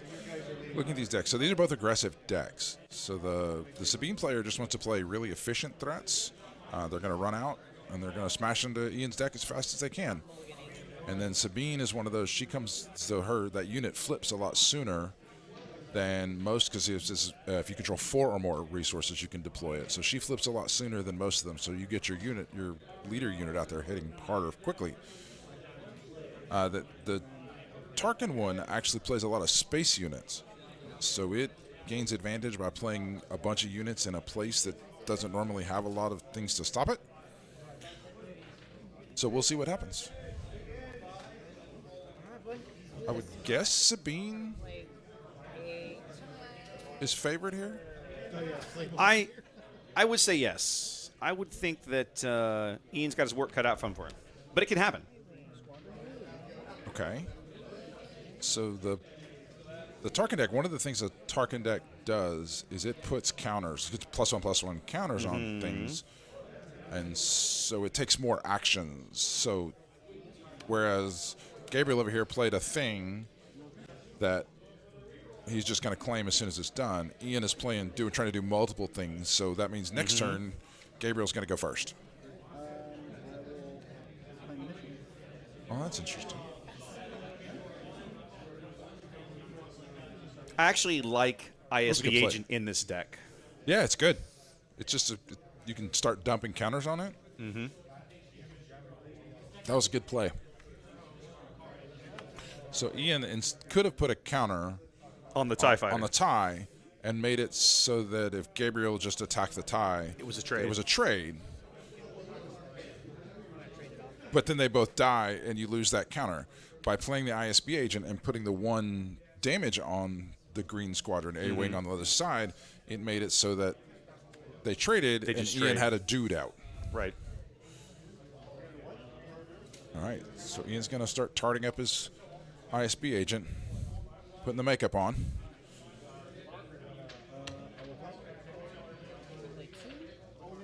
Oh, so Gabriel's done. He just claimed. 2 for a Snowtrooper Lieutenant. And he's getting for 4. 4. Love it. Where did Ian take 3 from? The A-Wing attacked because Gabe had initiative. That was his first action. So Ian killed it by attacking back. Correct. Got it. The A-Wing went into the base. TIE Fighter killed the A-Wing. It happened so quickly, I thought Gabriel went into the TIE Fighter. No. No, if you're Sabine, face. Always face. All right, I'm so exaggerating, but, like, that's the idea. No, pretty much not. That's her thing, is she goes as hard as she can at the base, and she either gets there or she doesn't. She's there to murder you as quickly as possible. After talking a big game about how Tarkin puts things in space, Here we there's are. nothing in space. It's all on the ground. Well, times may Destroying change. my credibility. Now, I do like seeing this card come out. Incinerator Trooper. Sabine with the ping.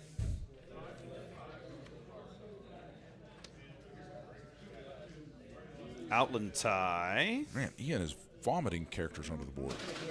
Well, let's be honest. Sabine's not going to have a board clear. Yeah, And no, if he plays a ground unit at this point, the Incinerator will just wipe it out. Okay, so Ian needs to deal 5 damage to her to get rid of her.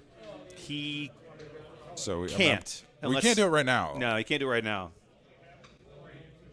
But he can do it on the beginning of the next turn. He does 2 with the ISB agent now, and then 3 with the Incinerator. Yep, I like this or play. He does that. And then he can Incinerator next turn.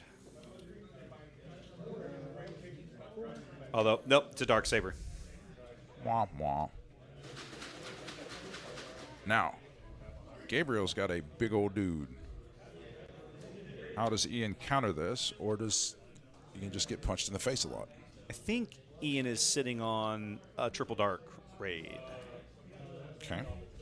which won't do him any good this turn, but it might be impactful next turn, depending on what he comes up with. Going into Sabine again? Yep. So he's just 2 more to Sabine. grinding through all that health. Yeah. He's got to do 8, which means he's got to do 4 more. 6 to base. That's a lot of damage to the 7 base. to base.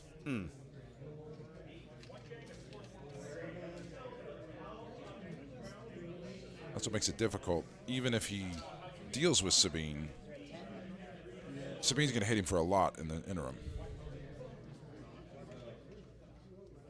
Apparently I missed one somewhere. There we go. He did last turn he activated the Sabine to hit them Okay. both. Okay. So, yeah. Initiative change might be relevant depending on what Ian draws here. Odd to see the Sabine player with a handful of cards and Tarkin not so much.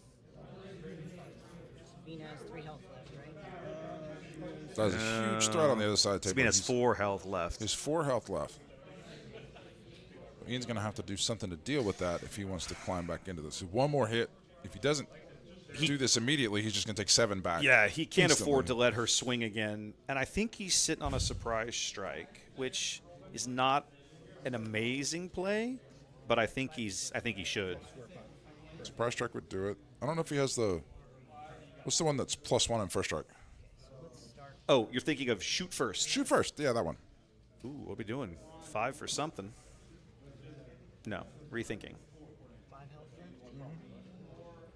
I feel like 4. he's trying to 4 health on Sabine. gauge if he can take a shot. Oh, there we go. B. That'll do it. That's going to get her. So he's going to do Well, hey, look. 4 and 1. Overwhelming barrage did work. Shocking. Good play. Oop, wrong player. Do that and that. Now, if Gabriel doesn't attack with the dude on the table immediately, he's going to lose it too. Right. Because now Ian has to play control. And there he goes. So 3 more.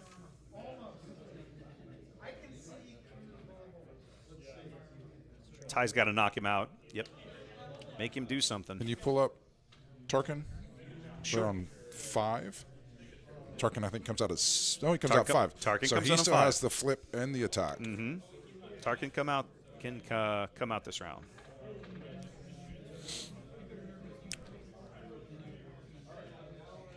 He can't use Tarkin here on this side. He has no resources.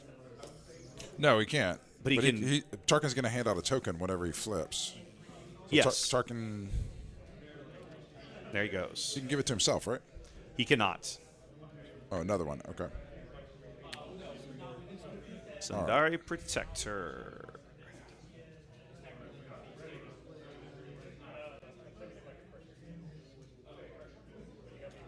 The one, that guy's 5. 5 points of first strike. Yeah. If you're Ian, you really want to hit the base. I don't think you can. You know, why would you hit the base? Oh, you're trying to kill? With Tarkin, yes. I think not with the trooper. I think he has to kill the Sundari. He has to play control with the trooper. He did go to base. He went 6 to base. Well, that's interesting. He thinks he can race him.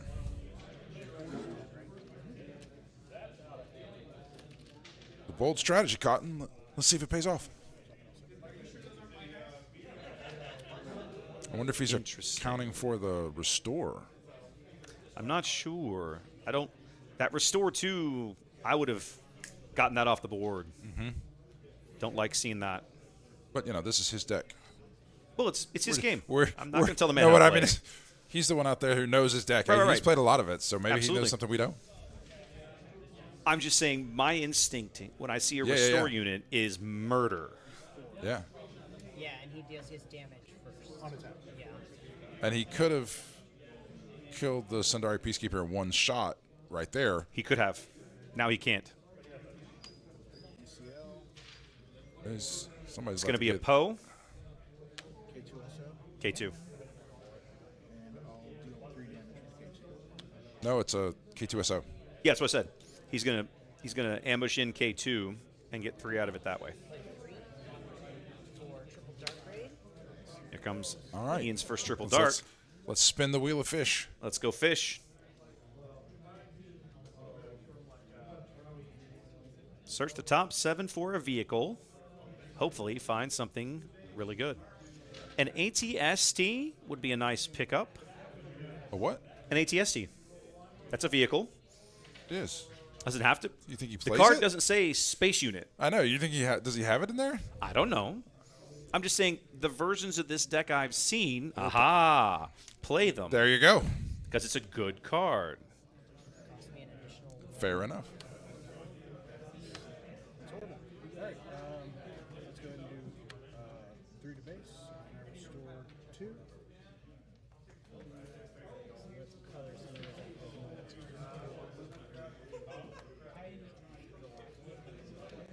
Somehow I'm off on Ian's base. There we go. Oh, I didn't get the K2 damage when he died. That's what it is.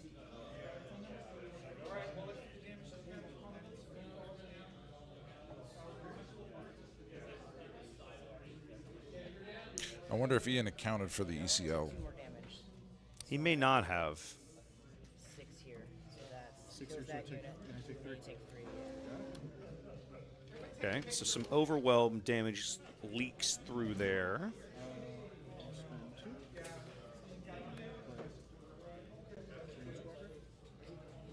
Another A-wing coming back.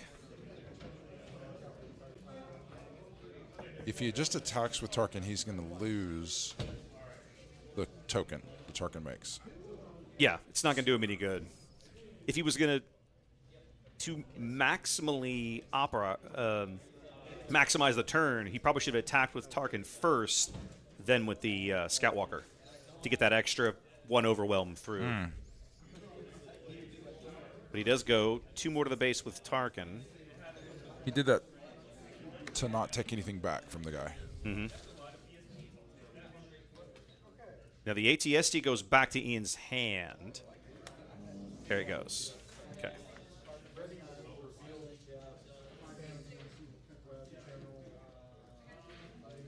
It's a close game. I hate seeing that restore still on the board.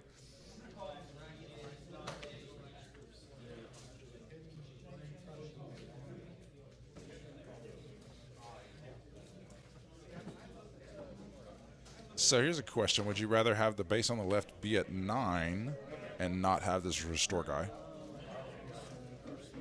Or the way it is? Because that's the question here. It's a good. Actually, no, it's not. It would have been. I would it rather be get- 11. I would rather get rid of the store. Oof. Another dark saber. Never like seeing that. Something big is happening. Yep. Could be a gladiator. Yes! Ooh. Traitorous! I love me a traitor. That's why he didn't do it. That's why he didn't. Oh, what That a good is play. brutal. Oh, that's so gross. But he's going to restore 2. He's going to raid 2. So 7. Oh, that was brutal. It's like that may be game right there. That is game. Yep. Wow. Traitorous. Traitorous got there. Dang. What a play. Look at Ian over there. Look Doing at that good. grin. Doing good. I'm thinking you're. Oh no, you're 30 base. You're not 20. I'm 30. Ian came in. I don't think he'd played games in forever when he started playing this with us at the beginning of when the game first came out. So it's fun to watch him get good. I don't know can't- Gabriel well. I don't even know if I know Gabriel.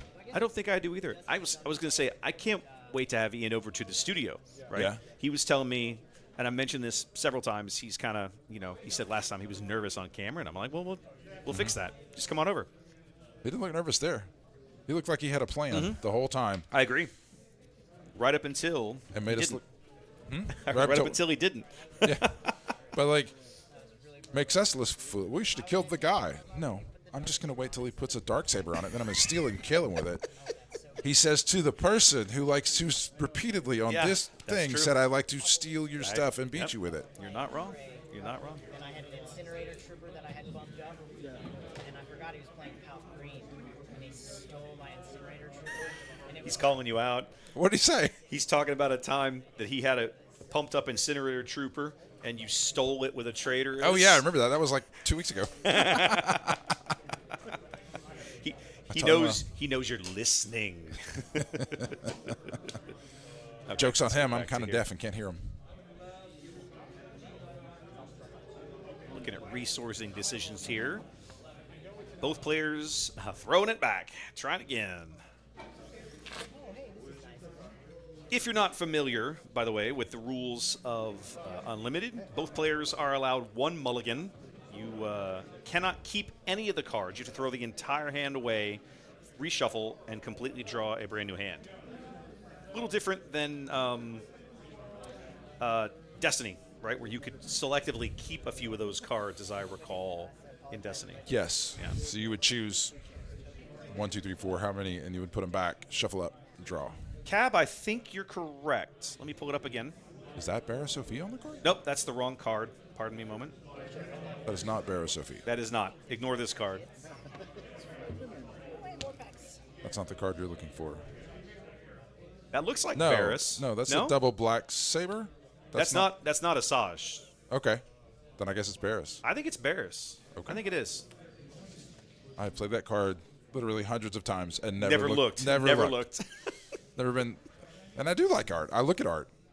Just not that one. You're so excited to play it, you don't look at it. I know. I start bouncing around.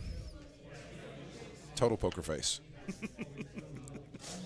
That's one of the most fun things about playing against you in this game. You have no poker face. You'll be sitting there and you're like, oh. You just get all excited. Like you can't wait to play some combo you didn't see. Yeah. I watch somebody play. I get excited about their deck. I go build my version of it. I come back. It finally does the thing I wanted it to do. And then I start vibrating with energy.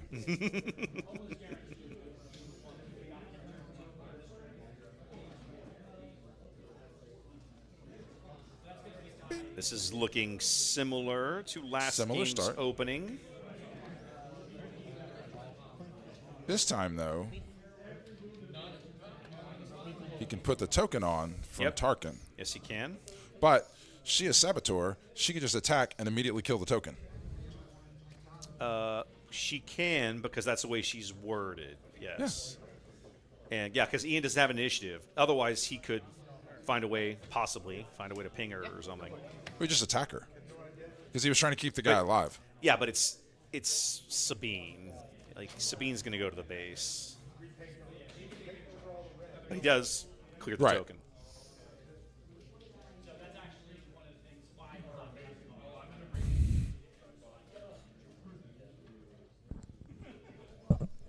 Yeah, I was going to say, pull that down just a hair. There we go.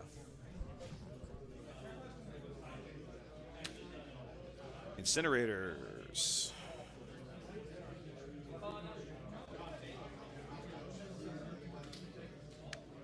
Another Sundari. It's interesting. I might have, if that was me, I might have ECL'd that. It's always fascinating to see how people use ECL. Some people are super aggressive. Some people aren't. Sabine coming in.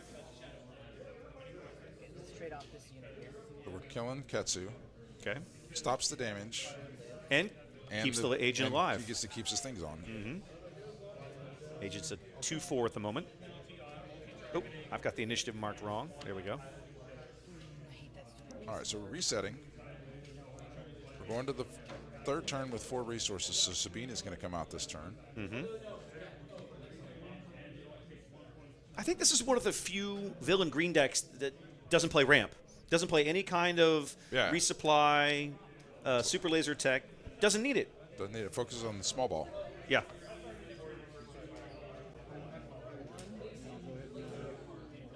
What are we doing? We're okay. We are daring raiding.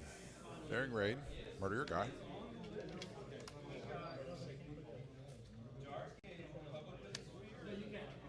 Ooh. Saucy play. Love it. All right, so Gabriel is going to get Sabine at this point. Mm-hmm. So Sabine and Sabine. Yep. Going to have double Sabine on the board in a moment after she uses her game text. I will strangely pass again. What is Ian waiting for? He's passed twice now. What's he sitting on? Oh, that's right. Yeah.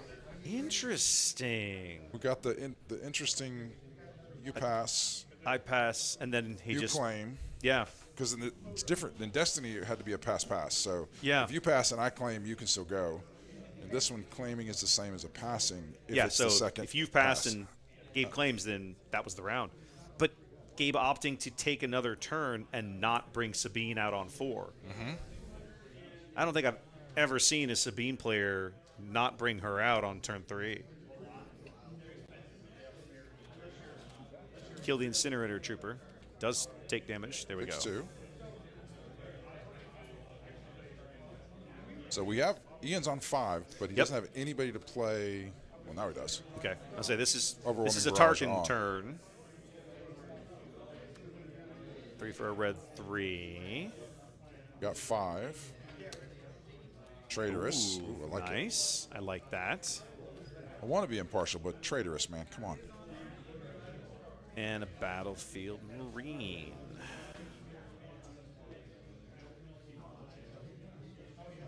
Gabriel has no more resources. So No.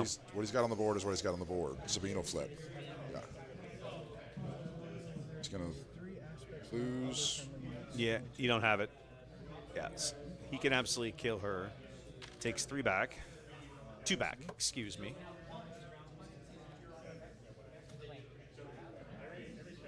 Initiative change. And 3 more from Sabine. Oh, I'm sorry. Nope, it doesn't matter. It was I forgot. Yeah, I forgot, but he's got raid. It didn't matter. Tarkin has raid, but he did enough damage without it, so. I thought it was only white cards that got raid. Let's have a check.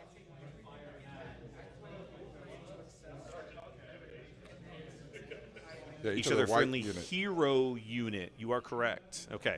So, red 3 does not work on Ian's guys.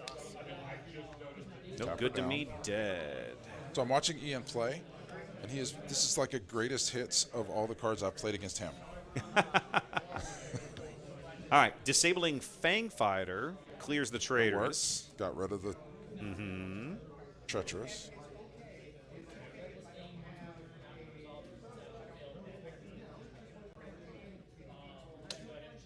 He stayed at 5. He did. Prepare for takeoff. So he's looking for vehicles.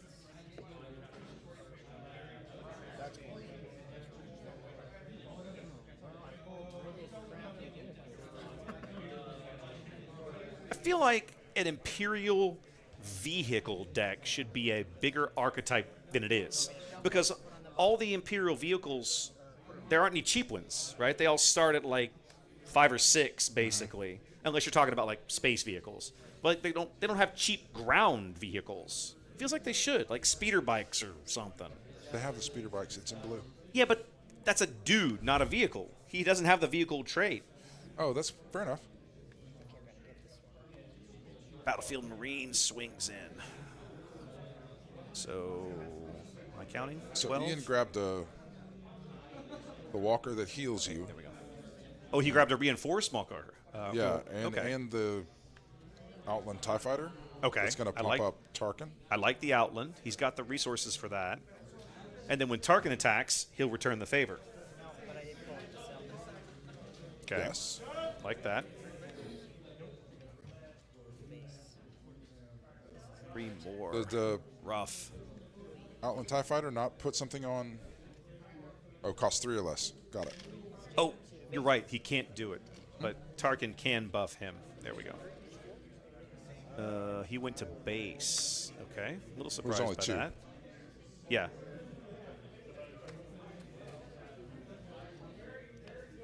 So Gabriel's going to get 1 hit with the raid from the red 3. Right. Nope. Sabine does not untap. No, not this round.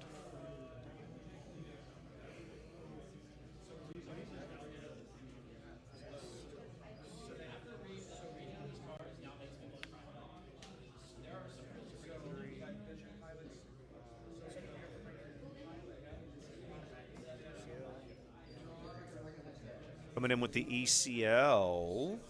What are we ECLing? Wrecker. Ooh, that's going to hurt. And then smash him. Smash it into him, so you'll take, you have 2 left, so you'll take 5 to base. Oh, this looks like this is going to go to game 3. Yeah, I think so. So we ECL'd in a Wrecker, 6 to popped a resource, dealt 5 to Tarkin, and then 7 more. So 5 overwhelm goes through. There we go. And then because he's raid 1, it's actually 6 overwhelm. Tarkin's dead. Yeah. I don't think Ian's coming back from this one. Super laser blast. Just kill everything. I'm always so relieved to sit down to play this game, and my opponent is not playing Villain Blue. Oh, that's a great feeling. It means I'm going to get to play. I'm going to get to enjoy my game a little bit. OB.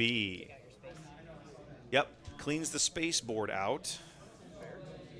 Oh, I bet he has a swoop down coming. That would be good timing. I don't know if that's going to matter. Needs all the help he can get.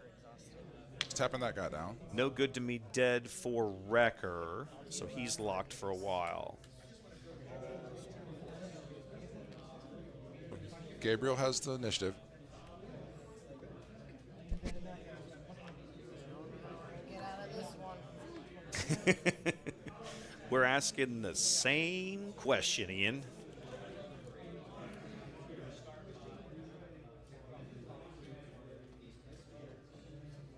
Sometimes Sabine will just do this. She'll just go off. A well-built Sabine deck is so difficult to play against.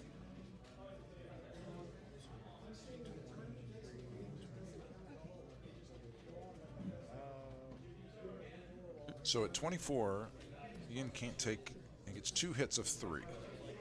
And there's one of them right there.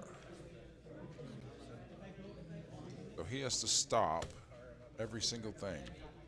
Whatever the card is. All right, he's losing that one. Yeah, he basically just has to play it to the heal. Plays the reinforcement walker. Correct. Pull this out here. That guy. So now Gabriel has to get a... No. But Gabriel has the game right now. Ian's tapped out. If Gabriel just claims, he can attack with Wrecker for 7 and win the game next turn. That is correct. But we'll see if he sees that. Okay. Attacking, We're sacking Sabine. For 5. For 5. and then it kills her. He's going to get a 29. Yep. He's going to have 1 health. Now, Ian I think Ian has to claim. Ian has to claim here. If he claims here, he can step on Wrecker and heal. Yeah, he can attack Wrecker directly. Right. Heal. And then Gabriel kind of has to send the battlefield guy. Nobody claimed? Who claimed? Last turn? No, I played the reinforcement walker. That's all I had. So yeah, he read this. So that's it. We'll see who goes first.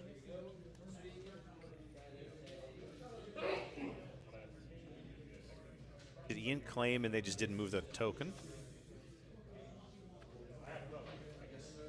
They just didn't move the token. I hope. I think. Well, we'll see. The resourcing? Okay.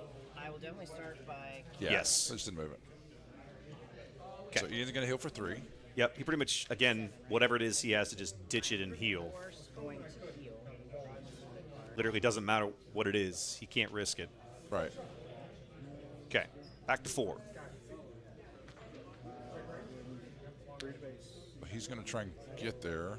Nope, right back where I was. He's at 29. Yep. Sabine it can just activate. And Oh, win. yeah. No, Sabine's. She died last turn. Oh, he didn't ready her. He just hadn't Okay. readied her yet. So he has a. So Gabriel has the game again if he just activates Sabine, unless Ian heals right here. Tarkin's not going to have much beyond like that Walker or like Yularen. Yeah. So Side all advance. Gabriel has to do is activate Sabine and he wins. Yep. That's That's what he 29. does.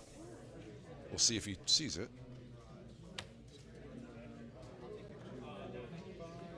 Does not see it. Nope. Okay. Smuggling in Cassian. Treacherous or traitorous Cassian. Ooh. Put Cassian in here. What just happened? He just killed the battlefield Marines somehow. With Cassian. Cassian was ready, and then he traitorous. Okay.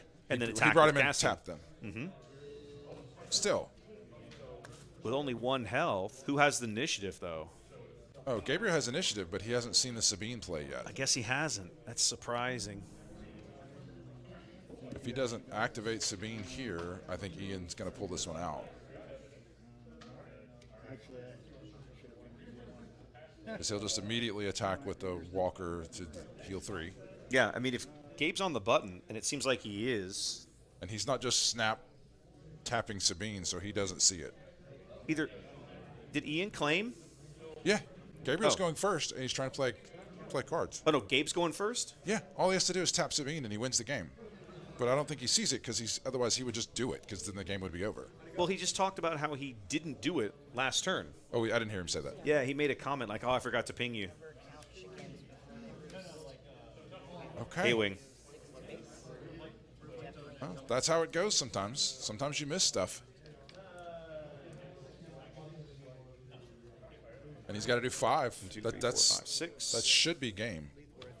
Because Ian has way more than 5 left. Yeah. And I don't have an ECL. That wouldn't have made the difference. So Gabriel had this 3 different times. If he claims and attacks with Wrecker or Yeah. the ping from Sabine Wow. last turn and the one before that. Or Wow. one that this turn. Okay. Ian got there. He did. So He this did. is one of the things that I tell people because I like helping people get better. Don't ever play your opponent's deck for them. Agreed. Let them make mistakes. If you're playing these 100%. games, don't point it out. Don't scoop your cards because if they just do this, you're going to win because they may not see it. Yeah. Exactly. Force your opponent to make the play. Yeah, make them beat you.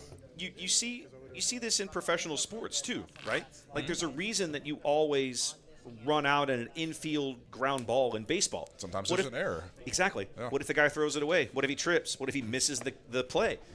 Make them Exactly. beat you. Don't Right. beat yourself. And you take my big old walker. Yeah. Well, round 3 for us In the is books. over. I'm going to come back to this view Do real we know briefly. what the records were on this? I don't. I can look it up though. Hold on. I have access to show the one. little Small cheaty. Let's see. I'm gonna refresh that, and then this is that rankings? Is that how that works? No, standings. There we go.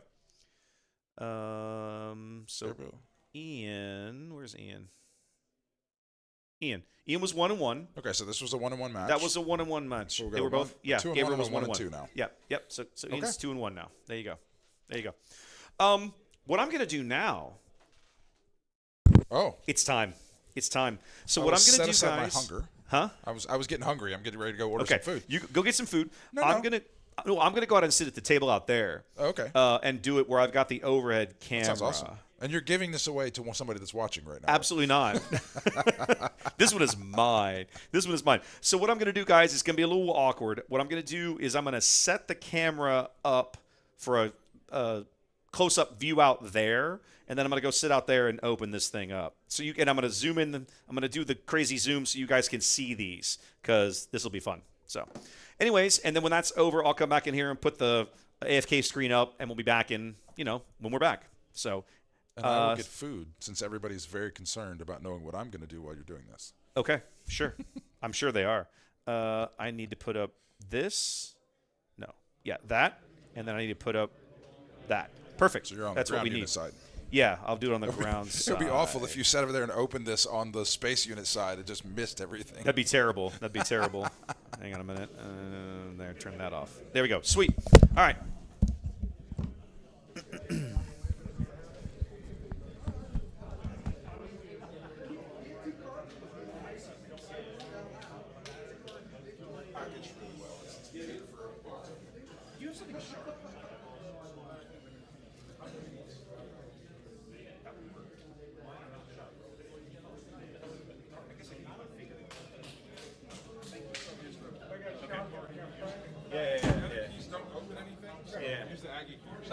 Okay, that'll work.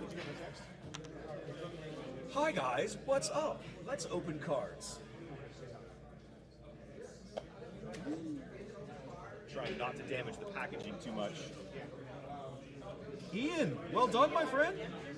What we saw was Gabriel missed the 3 times he could have just pinged you with Sabine to win Yes. the game. Yes. Yes. Trey's like, I don't know. Trey, at one point, Trey's like, we're going to game 3, and I'm like, well, we're waiting on it. Twice you And- can, and if then you it- watch the stream twice, I have the token in my hand. Yeah. Oh, we couldn't even see that. It's off the screen for us. Oh, okay. Fancy. There you go. There we go. All right, guys, let's look at this. I'm gonna do this over here, so we can see it. Trey, thank you. And so I just told them, okay, right, how this do is you- the state of the game, start the next game. I guess. Aha. Ooh, fancy. Look at this. Look at this thing. There we go. Okay. Oh, you opened her up, huh? Yeah, we're opening her up. I've been kind of waiting on this. What is it, like $400 a set right there? I don't know. I didn't pay that for it. Yeah, you paid $100 for it. Well, I had one of my chat mods lives up near Seattle, and so he went to PAX. he was already going to PAX West, and I think it was like, if I sent you some money, would you do me a solid? He goes, no problem. So, Nice. so there we go. I haven't seen them yet. Me neither. I haven't either. That's why we're doing this. Do me a favor, lean back just a hair so I can get it. I'm just trying to make sure we get everything on camera. Man, these are pretty. Yeah, they are. Man, look at that. I like the Palpatine. I had a hyper foil of him in the original set, and I traded it. I'm kind of sorry I did. I mean, I think they all look pretty sweet. Those are nice. I'm guessing the next set they'll probably do is going to be all hero cards. Yeah, it would make sense for them to do Hero next, right? Like, yeah. I love them all. I'm a big fan of the way that he just pops off of that card in his coloring. And I think this unit is really, really good for the cost. Yeah. A 5/6 that smacks 2 people around. He's Like, going to be a legendary, right? yeah, he's a legendary in the next set. And she's just an uncommon. I think she's an only uncommon, and so I think these 3 are the legendaries. These 2 are regular rares out of the first set, and she's an uncommon. Which kind of makes sense. She shouldn't be crazy hard to get. Yeah, those are nice cards. Man, those are pretty. And I love that because they're just plain backs, you can just play them like any other card. It's just like having another card. I love it. I was scared to I'd be I scared love to it. touch them, though. I know, right? I should have brought some sleeves. They're going to go right back in the box. Thank you, Xanda. Thank you very much. That worked out very, very well. That's cool. This is just all cardboard stuff here? Yeah, this is just packaging. Oh, okay. It's just They there's do nothing it like to it. Apple to make it look nice and presentable. Yeah, they overpack it, but in the end of the day, yeah. There we go. Those are sweet, man. Those look nice. I will definitely play with these. Right? That is very, very cool. Okay, so we'll put them back in the box. Put the Zabone back in the box. Is that metal or is that No, cardboard? no, it's That's just shiny cardboard. Okay, gotcha. Put everything back in the container. That way it can get home in one piece. There we go. Mission accomplished. Awesome. Love it. Very cool. All right.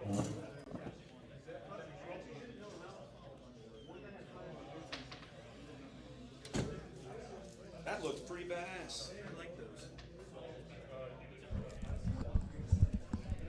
Yeah, that was pretty awesome. Okay, we come back to here. Just real briefly for me to wave and say goodbye, and we'll see you guys in a few minutes.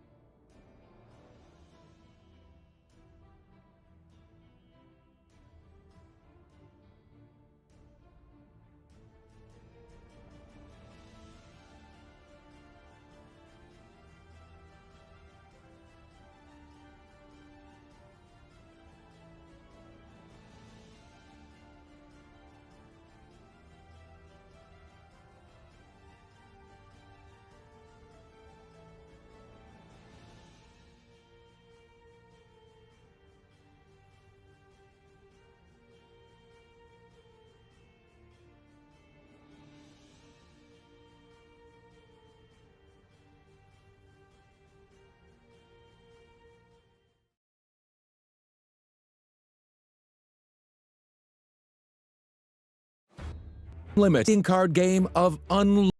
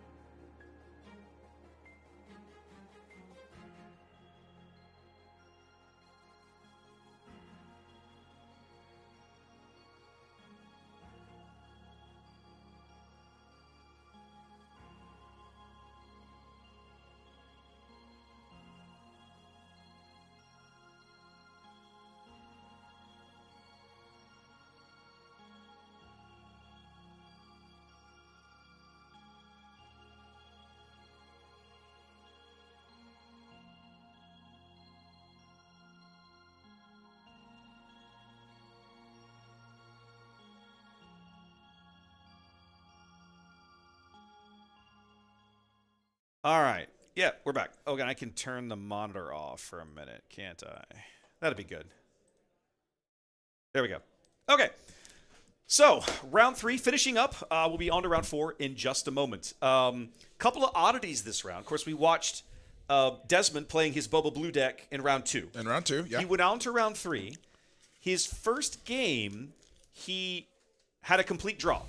He and his opponent ran out of cards in hand, cards in deck, and base health at like the exact same time or something. So it was an absolute total perfect draw. Actually, how does it work? While we were doing this, Yes. while we were calling the last game, Jason was texting me, asking me, what the hell do I do in this situation? So what it was is everybody, there was nothing on the board, so Right. nobody can attack. Nobody has a card in hand. Nobody has a cards card in their deck. Now so, what? So now it's just, as we talked about earlier, if you need to draw and you can't, you take 3 damage. 3 damage for every card you can't draw. But all of that all happens simultaneously. Right. So they literally we both die take at the same 6, time. We both take 6. We both take 6 all the way up to 30. And then we draw. Exactly. And then we both die at the exact same instant and we die. We both die exact same time. So then they play again. Yeah. So it's a best of 3. So now it's whoever wins this one? Yeah. So that was the game that I was looking at. Chat was like, what game are you watching? I was like, I will tell you. Yeah. So I go out there and I'm watching the end of this game. And I watched Desmond play a Fell the Dragon to actually kill a great dragon. This is the next game. This is the second game. Same match. So game 2. they've already run out of cards in game 1 and just drawn because we just exhausted each other completely. Well, so this is the end of game 2. Right? As I walk up, the game is well developed. Okay. Desmond is on like 2 or 3 cards in his deck, and his opponent has like maybe like 4 or 5. Okay. So as I walk up, Desmond is playing a Fell the Dragon to kill a Crate Dragon, which I thought was beautiful and perfectly thematic. That feels wonderful. Exactly. I was like, moments like this are when we play this game. And then I'm watching this, and he plays another Vigilance. He cleans all the health damage off his base and mills his opponent out. So now Desmond has 1 card left in his deck, and the opponent has none. His opponent has 4 damage on his base. And then Desmond has to draw the card. His opponent force chokes something, and Desmond has to draw the cards. Now they're gonna be taking 6 damage each at the end of the round, regardless. Right. And I'm going, who the hell's gonna win this game? I watched his opponent super laser blast to kill a single unit. It was like, what is this game? It was the most bizarro thing. It is wild. So anyways, but that should be finishing up. In fact, let's go take a quick peek at that. I can put that up here. I chatted with Ian a little bit in between games. He definitely. So not only did he see that he was going to lose.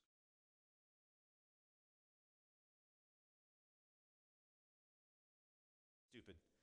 Did we miss the whole thing? No. Try again. Okay, right. So you were talking to Ian. Try again. I was talking to Ian in between games, and not only did he see that he was dead, and all that they had to do was activate Sabine to win the game. He had the damage token in his hand. He told me he had it in his hand. In his hand to put it. I don't know why he wouldn't just scoop him up, but he had the damage token to put the 30th one on there and lose the game. Did you jack into this? Or do you have another camera? So any scene in OBS I can put on the big monitor for us to see. Well, what camera is this? Is this yours or is this That's theirs? the wide-angle camera on the roof that's showing the whole room. But it's theirs. No, that's my camera. You put a wide-angle camera up there to show it's that USB cable that drops down the wall and runs in here. That's what this is. It's just a regular Joe Bob webcam.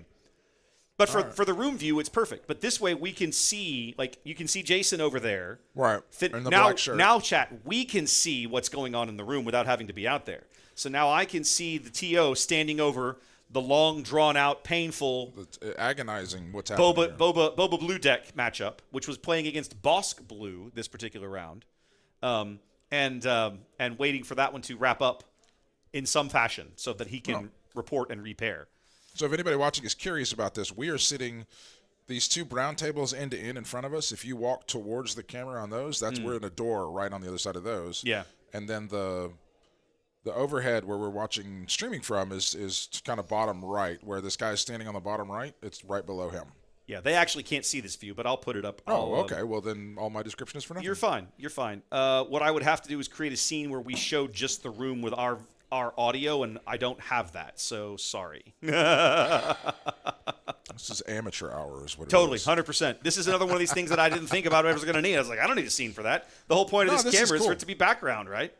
So anyways. So yeah, we're waiting on this round to finish up. So there are a number of people here that I don't know, which is really cool. That's good. We Yeah, want I like that. that. I like that. We want that. We want that. I got to say, last time when we were here, right, and you won the showdown that was here back in June. Yes. One of the comments that Matt and I had made over the course of the day was that particular day, we expected it, we both of us came in ready to do this job, expecting it to be the Boba Fett show, right? Right. Because, this was still set one. Boba was still very good. Boba remains very good even now. But we kind of expected that.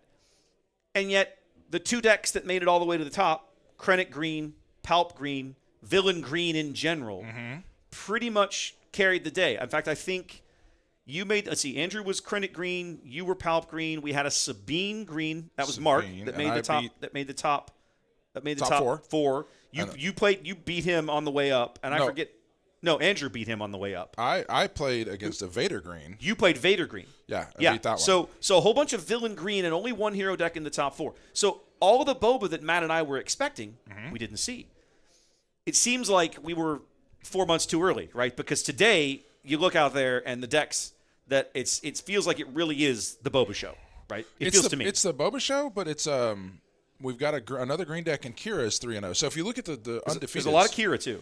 If you look at the undefeateds right now, because we normally when you broadcast like this and you do an overhead, you're always taking like whoever's undefeated to see who's winning. Right. We're not doing that at all. We'll do that. We'll see all that later in the end. Right. But we're watching people that have losses. Yes. But the undefeateds out there, there's a Bosk Red deck, which is just super awesome.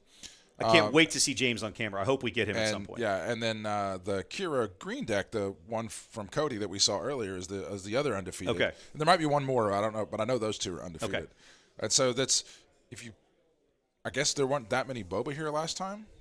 There really weren't. There might have been two in that field of 23, 24, whatever we had 3-4 months ago. Yeah. And the ones that we did have didn't make the top cut. Well, yeah, because we have all these people. So that's the one thing that's one of the things that I learned, because I've been playing cards for a very long time, even competitively. When you go to a big tournament, you don't play the best deck, because everybody's bringing the best deck. You play the deck that beats the best deck. Yes. And even if you're going to lose to some other off-the-wall deck, you're not going to play that as much as you are the best deck. Chances are, if you run into that, it'll be in the early going. Yeah, so that's kind of the Palp Green, the Villain Green was really good at beating Boba. Yes. The first time around. And it still is, in my mind. Yeah, and the only Villain Green here is the Kira that we have. Nobody's playing Palp. There's somebody playing Boba Green. So you've got a little bit of Villain Green. That's more yellow than green. Right. But there is a little bit of Villain Green in there. Like Overwhelming Barrage will be in that deck for sure.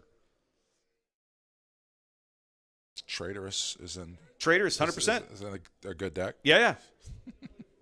We got two Tarkins, right? There's at least two Tarkins. There's two Tarkins in the field. Ian's not the only one playing Tarkin today. So cool. Villain Green's still around, but that green, pure Villain Green or green blue, the Villain blue green pairing, there is a Krennic in the field, but there's at least 3 Kiras that I know of. Okay. Because Dominic's playing Kira, Cody's playing Kira, and Chris Francis is playing Kira. Yes. So there's at least 3 Kiras in the field. Chris has been in and out. Of playing, so he said he was really rusty, so he wasn't expecting to do well because we didn't go with anything new. He went with what he knew. He went with what he already knew, and he hasn't played in several weeks, in a month or so. So he said he was going to be rusty today.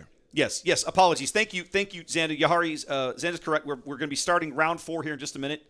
Looks as if pairings are being made. I see people shuffling around in the room. They're all raising their hands for something. Timer's been reset, so presumably we'll have people over on our table here in just a moment. We'll pull that up so we can see them as they come in, and I will pull up the round pairings so that I don't care about standings. I need matches. Xander, those are all here we go. Unit cards. There are no. What was he asking heroes. about? They're all. He's asking if the cards that you opened were units or leaders. Heroes. Leaders in this game. Yeah, they're all units. They're all the unit version of the card. Apparently, it ties in with something Disney, like this is the year of the Sith or something like that. I didn't know that. I didn't know that. That's interesting. I've heard it one time somewhere. Okay, cool. I didn't know that at all. It was one of a podcast for the game. They interviewed somebody at Gen Con, and they were talking about why is this all the Sith, and apparently it's a Disney year of the Sith or something. I'd love it if next year they flip around and we get kind of the reverse, right? There's some really pretty hero cards. I'd love to see them do that too. Yeah. And that was when they asked that, and the guy's response was, "I can neither confirm nor deny." Yeah. All right, I see people sitting down here. No one's come to our fancy stream table Are you yet. sure? Are we looking at it? Oh, yeah, you're right. No one has come to the stream table yet, so Step into my... I'm waiting to We see should get who's these coming guys- over here. These guys over on Is the this left that are Alejandro? playing some mini game. Hang on. Yeah, there we go. All right, so we're gonna get Ian versus Gabriel Alejandro, again. and it looks Oh, no. like Baldeep. Let me get this correct here. Alejandro's in the Balls. player He goes by two. B-A-L-L-Z. Okay, hold on. The player 2 slot on the right. Really? Because that says Baldeep? Yeah. Yeah, he goes B-A-L-L-Z is what he goes by. He's played here okay. regularly, but not... So you want me to literally write balls in here like he's a... Yeah. Okay. I'll take your word for it. I would not have known that. The first time he came by, I introduced myself to him because I wanted to meet him, new guy. Hey, what's going on? And he was like, I'm Balls. Okay. I love it.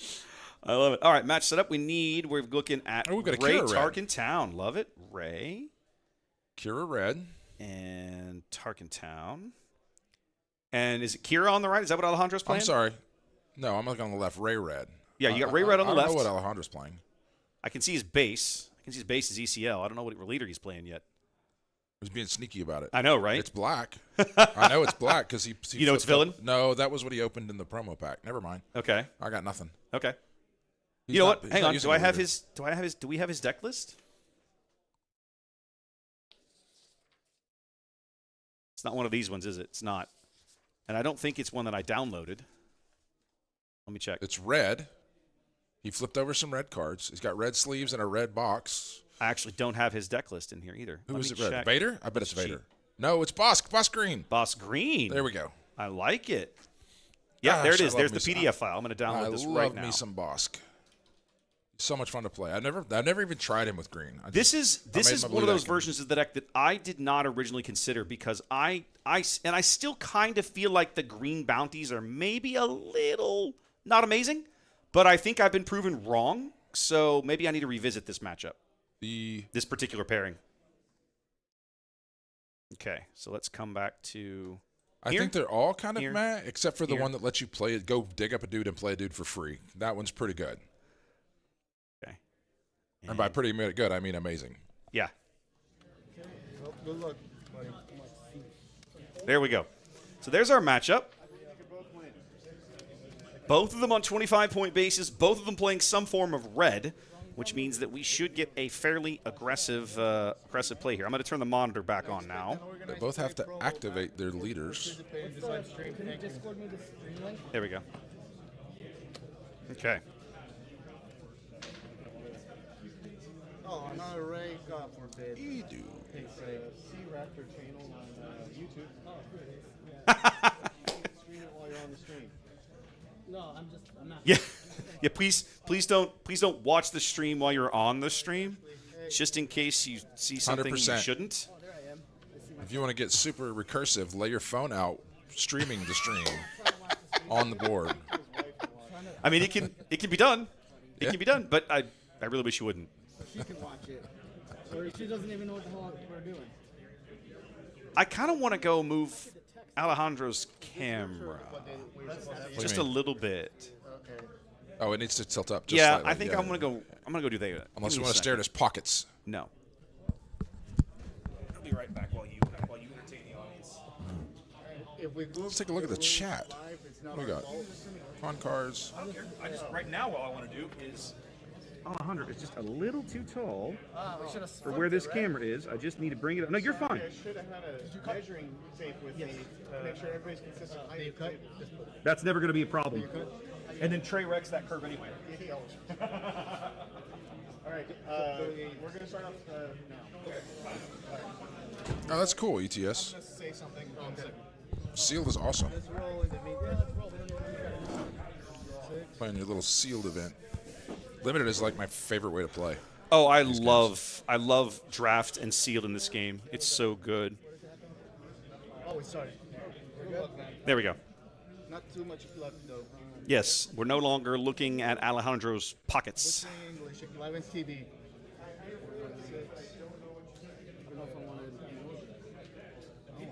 All right, what do we got? I kind of do. I have nothing to play in the beginning with Mulligan. Got a mulligan from Balls and a mulligan from Alejandro. There you go. Everybody's saying, this hand sucks. Get rid of it. I like when the accoutrements of your deck talk about what the deck is. And you're just like, I'm playing red. Here are my red sleeves, my red box. I'm coming for you. Let's go. Have you seen how I finally got to where I got with my Kylo? Yeah. I bought so I ended up trading for the showcase, and then I bought the Kylo sleeves that matched the showcase. And I put it in a villain deck box. Like it's this, it's a theme. I was cleaning out something in my house yesterday, and I found this little Kylo minifigure about an inch tall, and I'm like, I'm going to start bringing that as an initiative token. Nice. All right. Hey, they're playing a game. So Balls is played a 2-drop, which means he's missed one activation of Array. So Array costs 1 resource to put up. It's kind of Tarkin-esque in that you put +1/+1 counters on things. But she costs 1 to do. And by playing a 2, he didn't. Whereas Bosk just does. They just tap him and he deals the damage. Boss just does Bosk things. So Alejandro bounties up Sabine and then hits her for a damage. See, I've got something red and damaging in Alejandro's hand, and also in Balls' hand. I mean, a single Daring Raid would wipe her out, which would be nice if he had one of those lurking in his hand. Let's do. See, Balls was sitting on 2 of the peasants that come in shielded and sentineled. Oh, those guys are so irritating. Those guys, yes. the village peasants. The village peasants, whatever they're called. I hate this card. Sure. I hate it so much. I see how you are. Pull up that bounty. Feel the. Sure. I'll go ahead and peel the lead. No. To kill this unit. Make price on your head. Price on your head. Okay, so he's going to ramp. It's a ramp. All right, so Okay, so he's going to spin 2 to choke Sabine. Just smokes Sabine, and now he gets a ramp. And then he gets a free resource. I will. I don't have any more resources, so I will. I think he's got another one of those. Yeah, he does have He another does. one of those. Yeah. Play a bounty on her. It doesn't cost anything. Okay. Guild target. And then And then ping his shield. do this to pin 1 damage to her. And then he can ditch the shield. So Balls is technically on curve of playing a 2 when you have 2 resources and 3 when you have 3 resources, but it's kept him from using Ray. So Ray wants to play under the curve. Ray wants to play 1 behind. And then make it bigger. Yes. Bosk is nice also as long as you can draw into the bounty cards, because you can do things like he just did with that village protector, get rid of the shield. Right.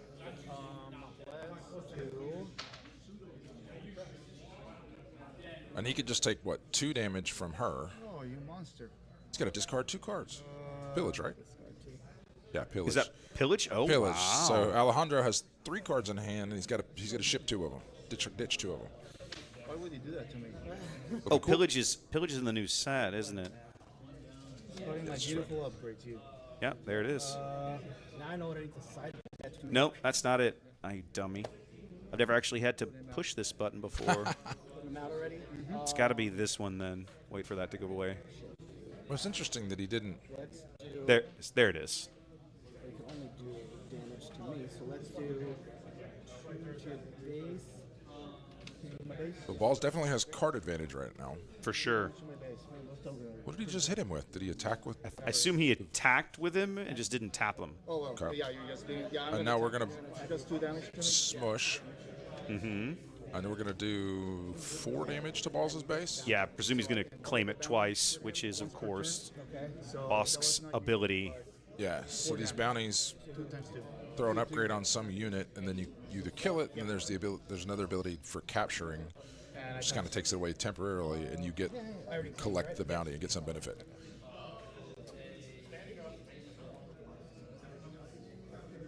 I don't don't feel like Balls made a lot of progress there. No. But he is going to make progress here in a minute. Ray is 6 or 5. Ray's 6. So he's still 2 turns from Ray. It should be 1. He's still got a resource this turn. He does. So But that's this turn and then following turn. Right. So Ray will come out next turn. So Bosk has 1 turn left of kind of free reign on the board. Right. Boss came out a little early Because he ramped. Right. This is a tough decision. Tough decision. Let's do this for now. All right, my turn? Yep. Let's see what Balls is doing here. He's got a 3. Oh, Open fire. 4 damage to Bosk. yeah, that's messed up. 4 damage, right? Yep. It's gone.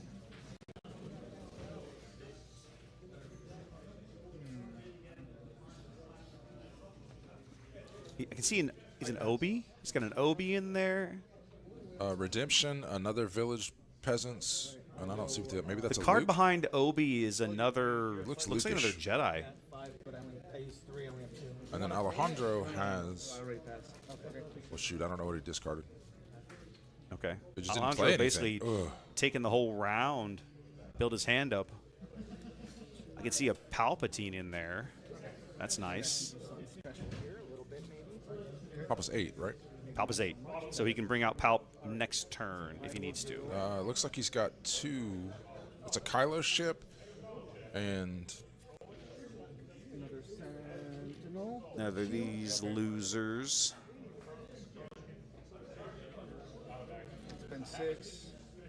that. Oh, it's the a Raider. The Raider. And 2 damage to a unit. So I remove that shield from that thing. Why you gotta be so mean, buddy? Hey man, you took my outputs, okay? Oh, out there. You just climbed up. Wait. 1 and 4. What is it? Oh, Concord Dawn? Yeah. It's going to soak up 1 hit, but usually it's a pretty good defender over there in space, but it's not going to do much against the Raider. No. And here comes Ray. I mean, we'll see if he sees it. Yeah, there we go. And I'm gonna give her the experience. To attack. So she's going to put it on herself. Yep. Yeah, Or to this. Correct. Or to this. Yeah, correct. Oh, you're giving it to herself? I'm gonna give it to her first. Okay. I don't know. I might put it on the Concord And you dudes. restore 3. And I'm It would be a really good choice to put it up there. What damage you are? I'm at 3. Okay. Because now the Raider's going to kill. Got it? And yeah, because she's done. So yeah, sure.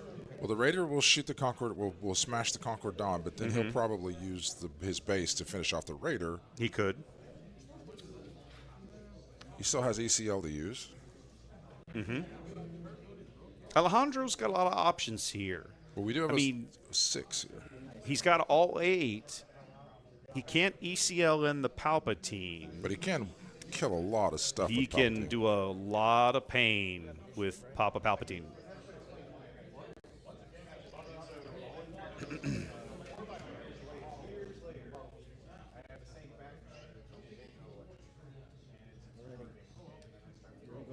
And you want to do it before Rey swings, because she's going to hand out a token to somebody.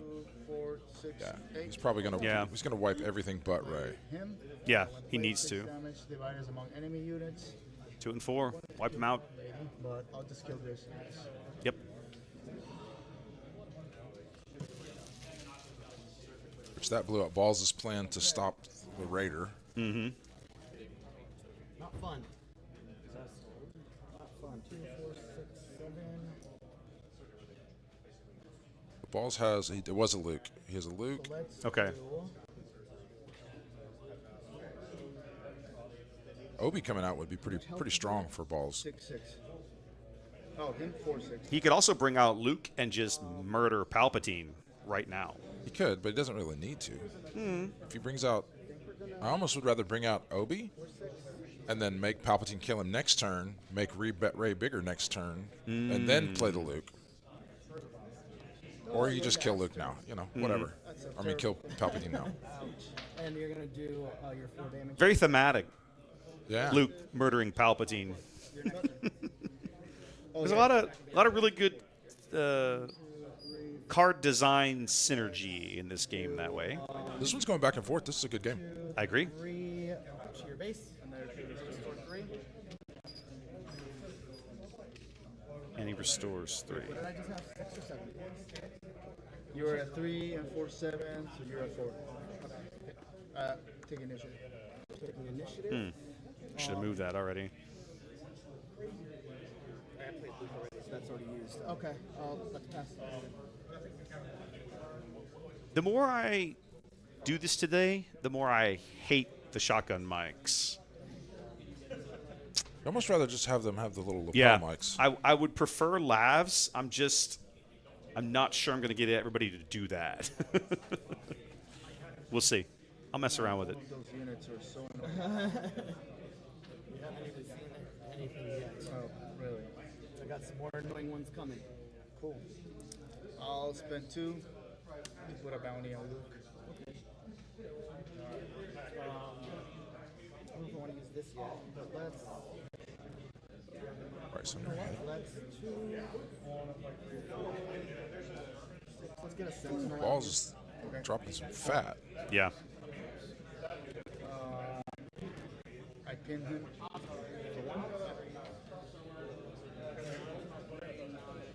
Okay, let's do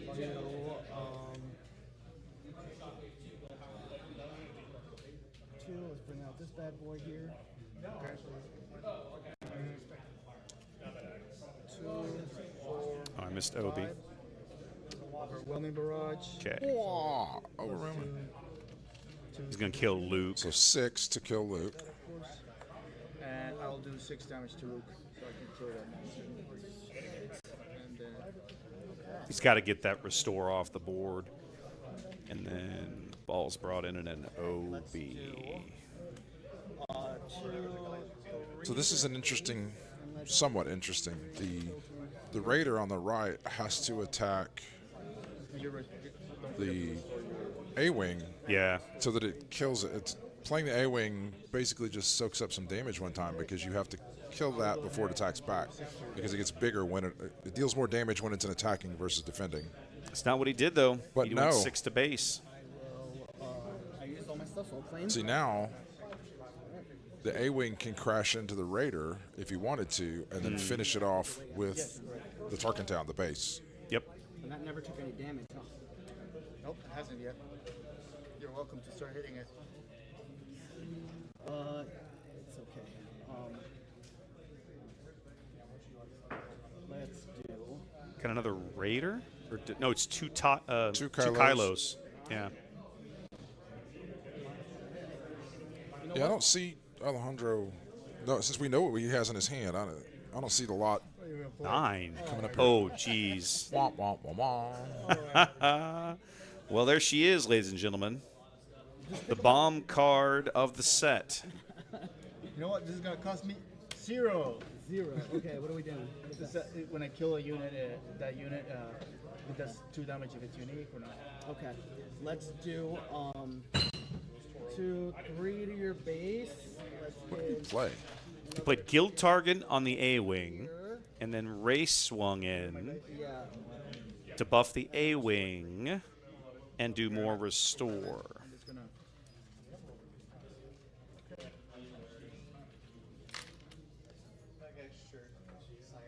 Where do you put a token? Oh, there. Yeah, because with Ray, I gave her 1 more. Anything with 2 or less powers. He pretty much has to kill it now. I mean, Much. it's not enough. Oh, he can't. It's got 5 health now. Okay, well, he has 3 right now. It's only when he attacks. See, this is why you do it last turn. I'll do 4 to him. Yeah. But he can finish it with Bosk. And I get Yes, because it's got the bounty, but not before it swings in. and then we'll attack. Oh, it's definitely getting a smack in. Mm-hmm. So it's gonna be what, 3, 4, 5? It's 5 damage. Hits for 5. 5 damage goes to 16, which means the crate. All Balls has to do is claim, and then he just hits for 9 with the Great Dragon. Right? Somehow I am way off on damage on Alejandro's base. But and then we're we'll good. talon him to death. Okay. So Yep. I'll do 2 damage. Not necessary. To Obi-Wan and 2 damage to the Obi-Wan. You know what? Balls just needs to claim. You got this one. I can't beat that. Okay. Yeah. You call Time it? to scoop. Yeah. So 1-0. Oh man. Yep. Time to scoop. Use my redemption. Still had all Let's these. rub salt in the wound. Just still had all these. All right. The base health reset. There we go. 25, 25. Talking shit over there. I love it. I love that we can now hear what they're saying. They can like look into the camera and talk to us. That's what I the next time I play on camera, I'm going to do that. When my opponent plays something dumb, I'm going to pull the Jim from The Office and just Yeah. You totally should. You totally should. just turn and look into the camera with a really. Yep. Yep. I don't know if I want to siphon some stuff for all your bounties or upgrades. Bounties are considered upgrades, right? Yes, they are. Whatever Yeah. you think is a good Ginger's even pointing out in chat that I should invest in the wireless lavs, and she's probably right. There's a lot of cards. I'm just irritated that I have to. Like, I bought these shotgun mics thinking they were going to be great, and they're just not for what I'm trying to do with them. They're just not. They're good mics, but for what I want. You're not going to hurt their feelings. I know. It's more about I spent the money, and now it's like Okay, you got the first I don't need it. Now I gotta try and get that money back. So buy them from Amazon and just be like, these are broken. well, I did buy them from Amazon, but they work. And we're past the return window, so I have to go sell them on eBay or something. That's really the issue. You would totally have been like, hey, Amazon, these don't work. Give me my money back. But it's passed. Now we know. The good news is that I probably won't need them again until like spring. February is probably the next time we'll do a showdown. And I couldn't find anybody who would let me take this setup on the road to do a planetary qualifier. Yeah, PQ. PQ. I tried. I talked to several different stores, but Let me just show up with a bag one day. Have you seen how much gear? A big bag. A really big bag. A Pelican case. Yikes. I really need a Pelican case just for the cameras and another one for all the rest. So I want to. The way that the last game played out, I didn't really see anything that somebody didn't do the thing they wanted to do. Like Alejandro. No, I agree. He played his bounties and he made his dudes and he kind of did it. And Balls did what he did. And yeah, I mean, he was just better. Yeah, I think Alejandro's got his work cut out for him. I didn't notice if anybody sideboarded. They talked about it. I don't think there was enough time for them to have done anything. See, I think this is an example of what you were talking about. Like the green bounties are fine. They're Not okay great, for the most part. But like this one, Alejandro just spent several actions and a card to ramp, and Balls doesn't care. He doesn't. Putting yourself in Balls' seat, like, okay, whatever. Whatever. Do whatever. But this is just a kind of a conflict in what each deck is trying to do, right? Alejandro's doing exactly what his deck is designed to do. But I think the green bounty there, like, that does that matter? Like, right. It doesn't do anything to advance what you're trying to do to win. I mean, it gets Boss got a turn earlier. Does he have his own crate dragons that you might ramp into? That I don't know. Yeah. If only there were a list of cards that he was playing. You mean that list of cards? There is a crate dragon. He does have a dragon in there. I guess he's got some stuff he could ramp into. Maybe he just didn't draw all of his big fat stuff last time. Yeah, Palp was the biggest thing we saw. You know what it was? It was that pillage took a maul out of his hand.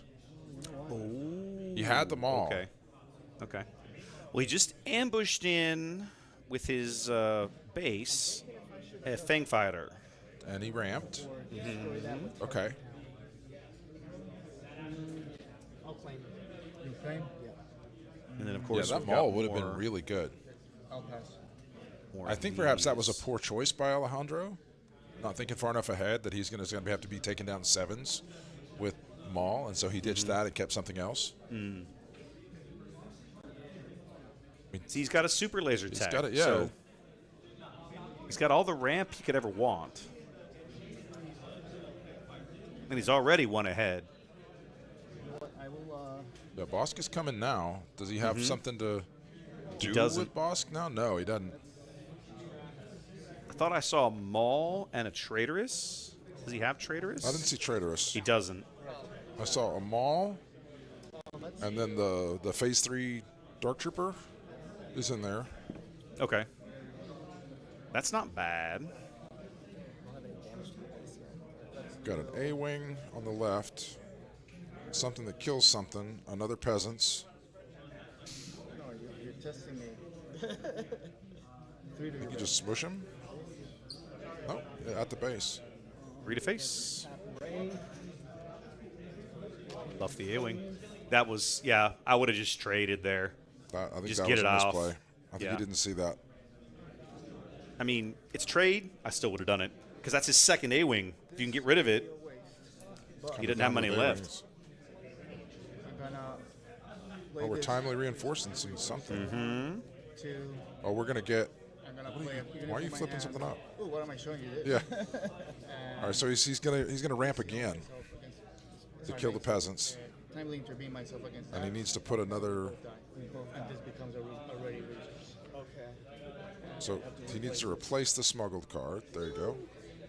Okay. There we go. And then I will... So he's at 6 versus 4, so he's going to get something useful. One resource, so I will claim. Yeah, I think... I mean, he could bring out Bosk and just smash face if he wants. Spent 2 on that and then that. I think he does want to do that because next turn he's going to be at 7. Oh, well, yeah. Being at 7 is when he can bring out Maul. And I was thinking about Maul as a you flip Ray, I kill Ray. Yeah. But Ray can't even come out yet. That's how far ahead he is. Yeah.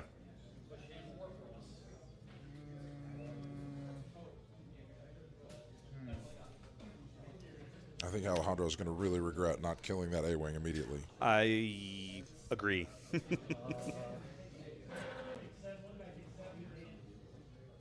And that was a risk by Balls, too. To put it out at all. Just to play it? Yeah. And just say, I mean, you're going to attack me and I just throw away a card? It's one thing if the Fang Fighter is exhausted. Yeah. Or ready. Or exhausted. But if it's ready, you're just trusting your opponent to not murder it. To make a bad play. Yeah. I don't think I would have played the A-Wing, but he got away with it, and it worked out. Is that More a foil? Peasants? Yep. 3 of your base. Fang Fighter coming in for a hit. Was I at 7? Yes. So if you're Alejandro, you take the shield and then Maul in? Take the shield? Sorry, you use Bosk to knock the shield off of those guys, and then you ambush Maul. It's not Maul a bad comes in and ambush. play. Ray does her thing, boosting the A-Wing again. That is a monstrous A-Wing. Yeah.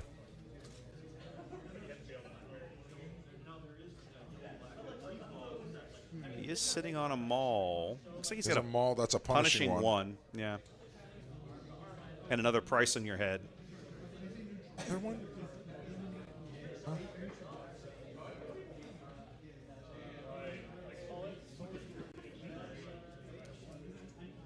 Spent 3.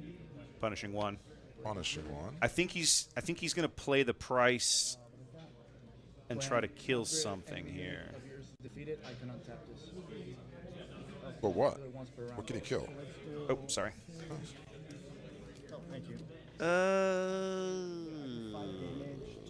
He's all tapped out. Yeah. Boss can't kill the Peasants. The only thing he could do, he can put the bounty on the protectors. Oh no, Boss can't ping the shield. Right, your turn. Yeah.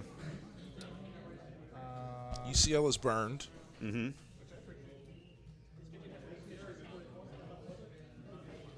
I think maybe he's in your headspace though, in that he's saving Maul for Ray. Yeah, I think he did. I think that's what he's doing, but I think that being stuck on that, I don't think is a good thing. Move that shield. Take Like, I think you do this. Mm-hmm. back to you. I will. Like, at this point, you're trying to race. I've got the initiative And wrong rolling, anyway. rolling Maul over the top of the village protectors to hit the base for 5. That's real good. That feels pretty good when they've only got 15 HP left. Yeah, because it's at 15. Yeah. But at the same time, Ray's about to come out with Restore 3, so... But he can't get Ray out and attack with it before Maul just swings again for 7 more. 4, 5. He can get Ray out. Ray's going to come out this round. If Maul was already out... Oh, it was already out, killed yes. the guy and hit the base Yeah. for 5. Yeah. Then he can flip Ray, and then Maul attacks again. Yeah. Yep. Oh, Same as open fire before. got him again. Same as before. Okay. And he definitely wants to. He wants to attack with the punishing one first. Yep. So through that the he can base. get the untap. Mm-hmm.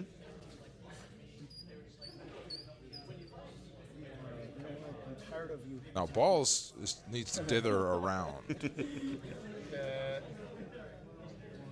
Alejandro is. Oh no, not good. There's the Maul. Attack him, so he takes 2 damage. Okay, and then you're doing the rest. And I will let. Do I want to? You still will have to attack him. So what the hell? I'll let him take 2. Doesn't really do anything now. Because he's an underworld. And Standing up the 5 punishing one triggers, 'cause he has doesn't overwhelm. do much. And then No, not now. Okay, so 5 Overwhelm. Because he's got a sentinel up top. Ray, got to start restoring. We're gonna do. He didn't ready Punishing One either when he claimed his bounty. Ray coming out. Yeah, I think Alejandro would have been much better served to do the Maul last time. Right? Oh, but I got the experience with him. Yeah, I agree. Let's do. Because then he's got Balls so close to death at that point that Balls needs to do it, but he can get out of it if he has like 4 or 5 actions, but Yeah. you just don't have that many. Yeah. And now Ray's going to push it back. Yeah. I mean, Wait, what just happened? The- Why did he? Did I already use this? I didn't. No, you have not. Where did he heal? You need to tap it. he okay. actually That's what attacked it with is. Ray but didn't tap her. 5. And he's got 5 more coming in from the AoE. And I'll tap it. There you go. Thank you for tapping it. Okay, perfect. Yeah, you did. Okay. So This is the second one. You won the first. Alejandro basically has to just smash Ray with his first action. He can't let her sit there. In which case he's going to take what, 5, 6 back, and so he needs a card. I mean, he can race. It'll be deal 7 to go to 22, heal 3 to go to 19. So if he's got a way to hit for 6 immediately, sure. He's drawn into a Kylo, but that's not going to do him any good this turn. So if he takes everything back to the face, he's gonna take a 5, 6, 7, 8, 9, which is not enough to kill him. Do you race? You just hit for 7 and drop something big, and then just take everything that Balls has to throw at you. Hope he doesn't have an Obi, which we can see he does. Mm-hmm. I'll attack with her. He's kind of switching now. He's he been going trying. base? He's been trying to pound Balls down. No, just 7 to your base. Ooh. Yeah, he's good. 22. So he must think he's got something. You attack her. Okay. So we will.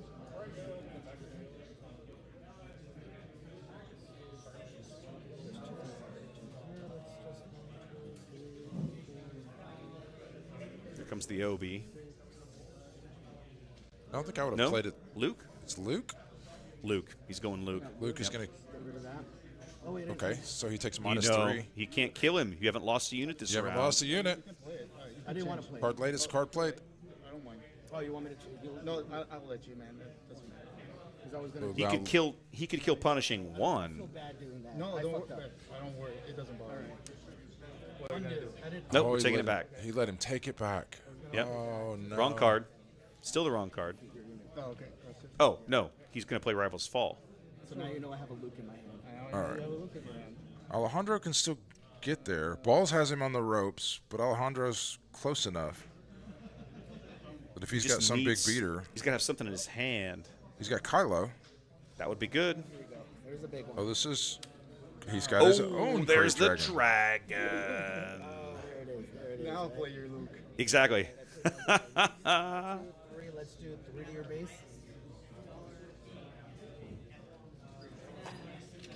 It's like, well, I got dragoned last game. Now it's my turn. It's kind of fun. I've never Yeah. actually played or had one played against me. A Me crate neither. Dragon. Me neither. Never seen him. I've had him in decks and never drawn him and played him. While I played Ray, I need to do a +1. You haven't attacked over yet. I just did. Oh, you're restoring. I did. Turn the- I it did sideways. I did attack. There Thank you you. go. I don't have any more green ones, right? All right, so he laid his hand There's down. plenty. There may not be enough over there. Turn them over. They're double-sided. I literally wrote a sign so they would know the tokens are double-sided. Health you have? 16. Lay it across. Get a new mat made that just says the tokens are double-sided. We can see your hand if it's over the table. I made these two beautiful signs for the table. One with some general guidelines and small rules, and then one that's literally like a legend of all the tokens and what they do and what they mean. The question is. I'm surprised Balls went with That would be the only- Rivals Fall instead of Obi. Oh, sorry. That's what I'm saying right now. Can you stop my attack? I am too. I think Obi does a very similar No, thing. I know, but this is what you need to worry. Can you stop this in the next turn? I probably can't. but- So I probably can't. Well, if he retains initiative, this is. That's 5. that's 5, 6, 7. That's not enough. Oh, that's 2. So that's 7. How much do you have there? 23. It will be 23 damage. 23. Mm-hmm. So close enough. 23. Yeah, because then But I attack first. you attack first, and then you're just going to hit me with 10. All right, cool. Are you sure? Yeah, we're good. Okay. Did a math. Uh-oh. That crate's out. Uh-oh. Trey's going out. Both ways. Where are you going? Previous one, once you Ah, okay. All right, we're all tied up. Going on to the next game. 2, 3, 4, 5. Our first game 3 of the day. Commentating on our shitty gameplay. The follower is like, man, this guy's a rookie making so many mistakes. Man, like, and I had another. I was thinking, I'm like, yeah. For some reason, I was thinking when I played the Luke, I'm like, I was gonna play the defeat the unit, and then I was like, I played that Luke, 'cause I thought I lost the unit. For some reason, I'm like, oh, at -6, I would just wiped it. And I was like, wait, I didn't lose the unit. One of the things that I love about playing Unlimited is that when you're just playing, in other words, when you're not like in a tournament, when you're just like, hey, I built this pile of jank, let's go put it on the table and play it. One of the things you're trying to do is learn sequencing. You're trying to teach yourself the right combos and sequences to get a deck to work well or to gel together. And I love that about this game. I mean, it's kind of like almost any TCG, really, but it feels more impactful in this game, at least for me, compared to some of the CCGs that I've played. That the decks are so thick. I don't like Yeah, that. I only did that for the legendaries and rares. I think in this, like I did the inner sleeve. I don't even bother with that. Oh, you have the issue. Ah, yes. Okay. Final showdown. Final showdown. Here we go. So maybe I should reset my base stats here.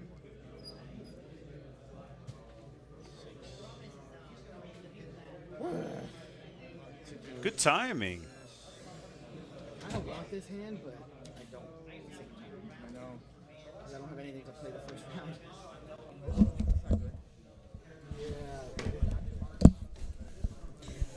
All right, now we can just make fun of him the whole time. They were commenting about that while you were out. Oh, yeah? Like, oh, they're just sitting there mocking our crappy gameplay. Oh, yeah, totally. I mean, get good, scrub. I just need my green, my A-wing. You're able. Oh yeah, such a good unit.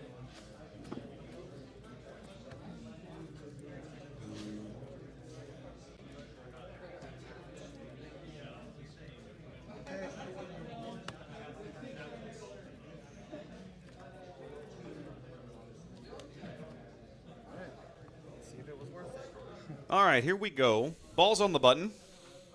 First action of the round. Once he's done resourcing. I see a Poe in there. Another A-wing. There's your turn 1 play. Poe? Yeah, for sure. I mean, if you could, sure. I mean, if you could, everybody would do that. Looks like a Rivals fall, a Sabine. A Sabine. He's He's going low. Okay. Going for the Sabine. Well, here you go. Feels like we've seen this before. His ability to bring it and make it give it 1 damage. Okay. Oh, he's got the Alejandro has the Yep. And I passed. Disco DJ. No. Yes. He's got a super laser tech this time. DJ Death Star. That's what it is. That he can ECL into Sabine. Yeah. So, ooh, And he's about to ramp hard. Big time. Yeah. He's going to get... He could put Bosk on He could put this Bosk turn. out this turn. Yeah, he could.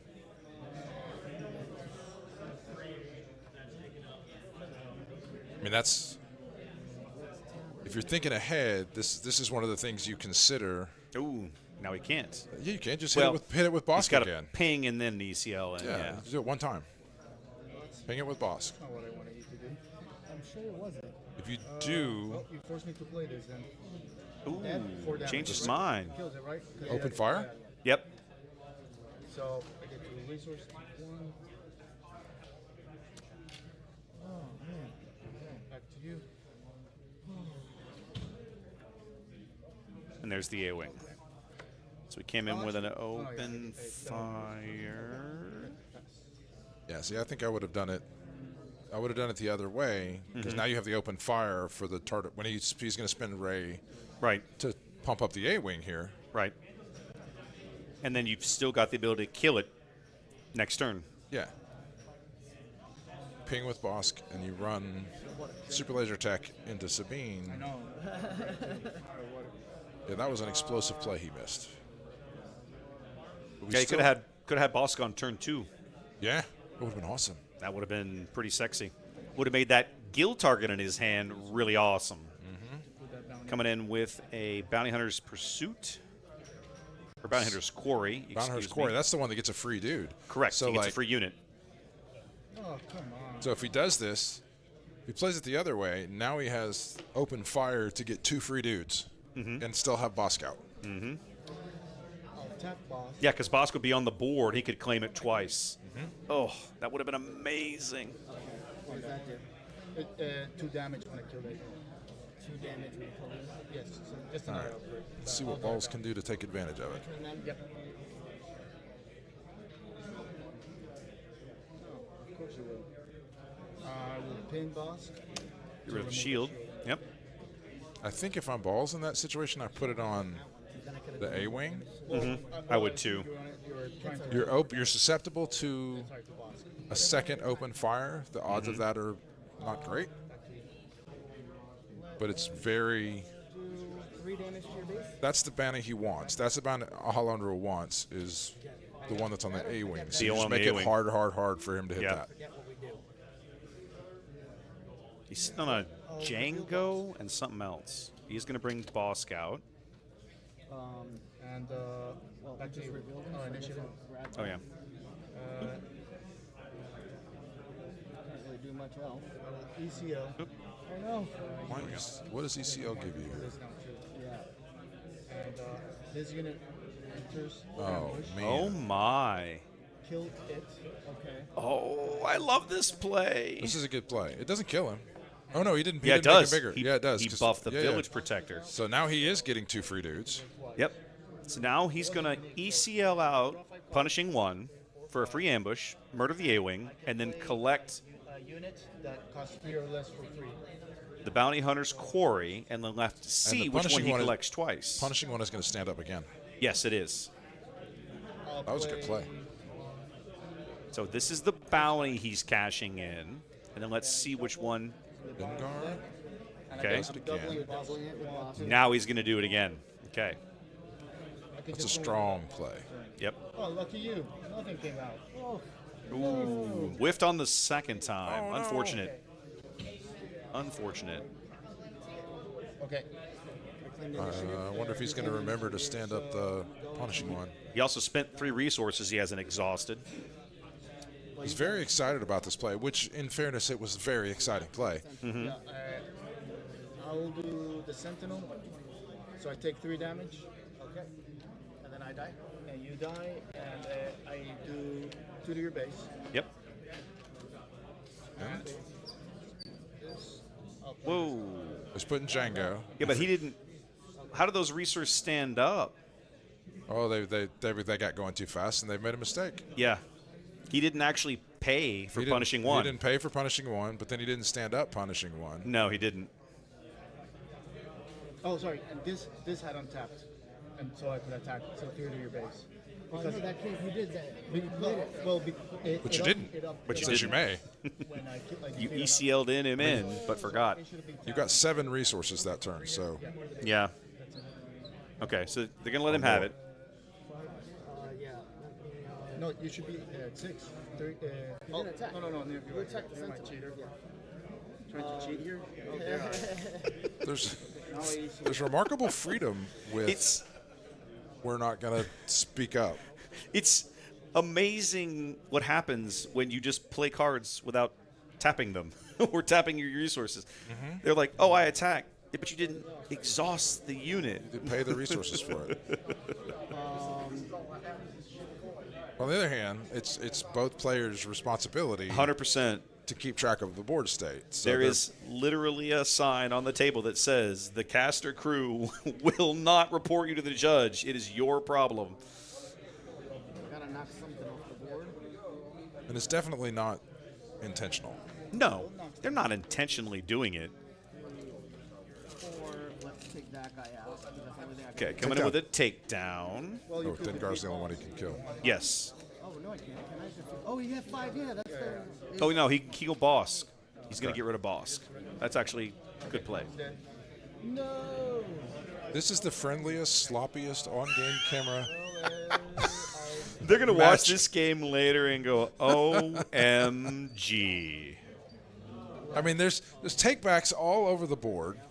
Nobody's tapping resources. Nobody's tapping units. Nobody's How many tapping times have we watched Ray place Yeah. an experience, place the damage, and still be ready to go? Yeah. Forget a base from Django.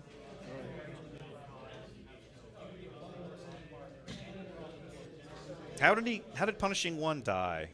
He torched it with Tarkin Oh, Town. he torched it with Tarkin Town. There we go. So like you, 2 to your base. 2 more from Dengar. Well, there's the dragon. The dragon, but he may not. He may end up resourcing that dragon to play. I mean, he's Palp. He's on a Palp and a dragon. He's got nothing to play this turn. What does Palp cost? 8? It's 8. Okay. He's 1 short, which he wouldn't be if he'd have ECL'd the. Right. the He ended guy up resourcing that super laser's tech. He did. Yeah. I Rather watched than him do it. Let's basically kill that. Minus 2, and he'll Okay, make an opening. Okay. Okay. And heal 2. Django hits for 3 again. And let's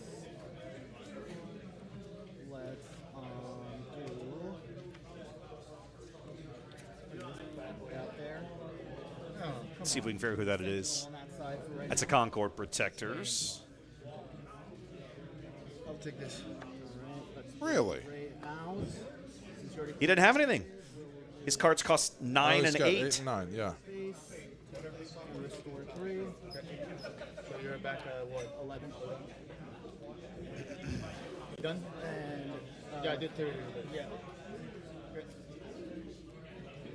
Okie dokie. I see what's going on here. So he drew. He drew a Raider. No, No, that's he a drew Kylo, a Kylo ship. ship and a Dengar, and he resourced the He resourced the Dengar. Dengar. So now he's going to Palpatine. I mean, you basically have to Palpatine.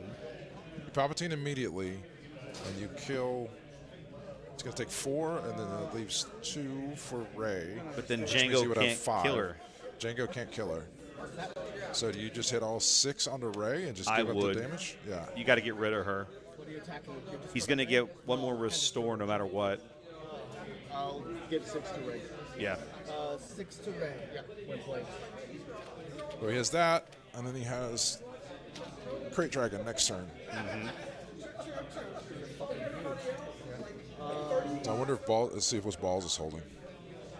His cards are just wrong enough. Just straight up enough. Get rid of that guy. Wonder if he's holding it. I saw an A-Wing. 3 And a cards, Luke. and a Luke, and his own Crate And a Dragon. dragon. But he's a long way from that Yeah, dragon. he's a ways from the Crate Dragon. Let's give a -3. Okay. That's interesting. To the Emperor? That's actually surprising, because he just lost Ray and didn't get to. No, you're just giving him. No, I'm you're giving not him giving- -3. I don't know why. I'll just put this as a sign. You really should do that to Django. Oh, it's not that rude. You're gonna just destroy my race. So Well, I'm gonna kill Or her. just attack. I mean, Django would be good too. Django Well, saves her for another round. Exactly. If he shrinks Django, Kill with her. Oh, I see. Ray lives the round. and can get another attack next time. And he didn't pay for any of his stuff. Look, 7 resources all straight up They're and all down. straight up there. Yeah. If you give it to Django, Okay. I think they've decided it's going to Django. Well, then he claims. That he claims. Yep. keep tapping your resources for crying out loud.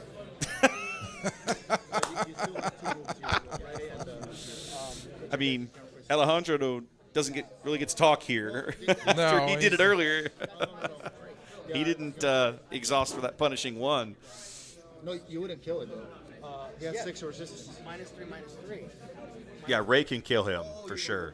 Correct. Yes. Free, basically. He's a 0-3 right now. I take none back. Correct. Yep. Okay, so Ray's going to attack in and restore 3.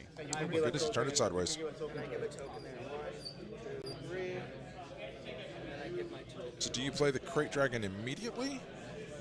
Or do you try to kill somebody with POW? I You think you got to get Ray off the board. I think you take Palp, you murder her straight away, and then you play the dragon. I mean, Palp's going to deal 5 overwhelm. That's going to feel pretty good. That's true. Forgot about his overwhelm. An attacker. So she only 6, 1 she only there, has 1 and health. 5 overwhelm, So 1 goes and to you her take and 3 5 goes to back. base. Right. So 5 to base, and Palp takes 3. Right? Yes. So you're at 13. Okay. And she dies finally.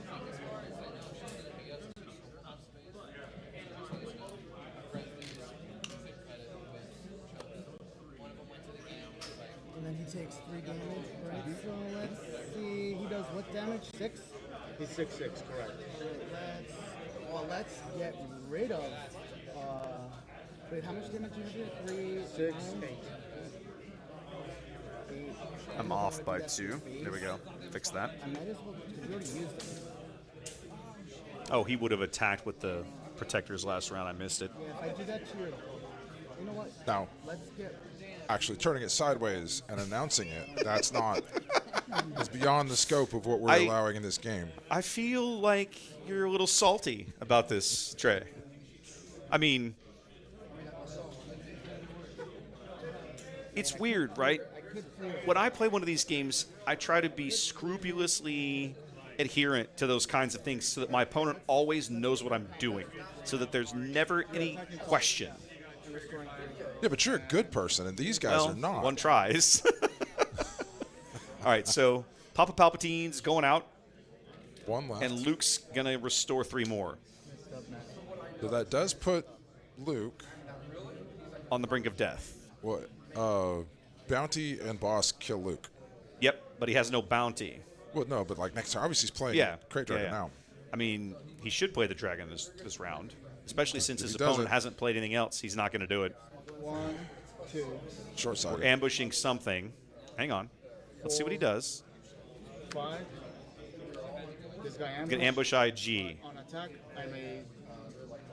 I'm gonna do the 3 damage before it hits, so I kill him without getting any damage. Okay. So he's going to ambush an IG and murder Luke. I still think he should have played the crate. Yeah, you do that next turn.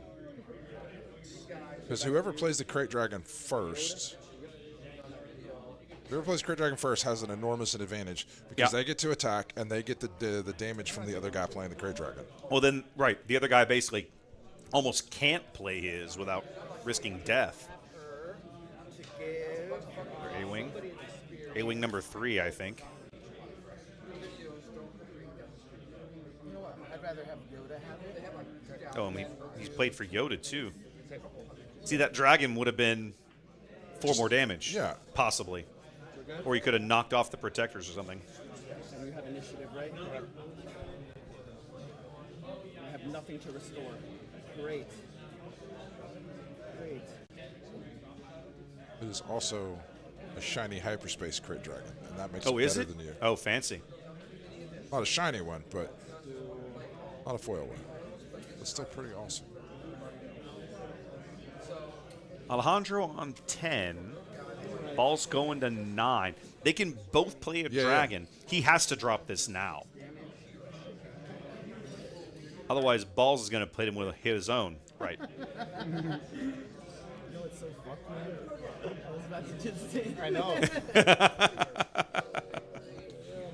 And now if I do it, Costs you 10 damage to your base, yeah. which you shouldn't do right now. I could still. I can't Well, survive you it. would give it to me because I would swing. So if he plays Crit Dragon, he's going to He can't. heal.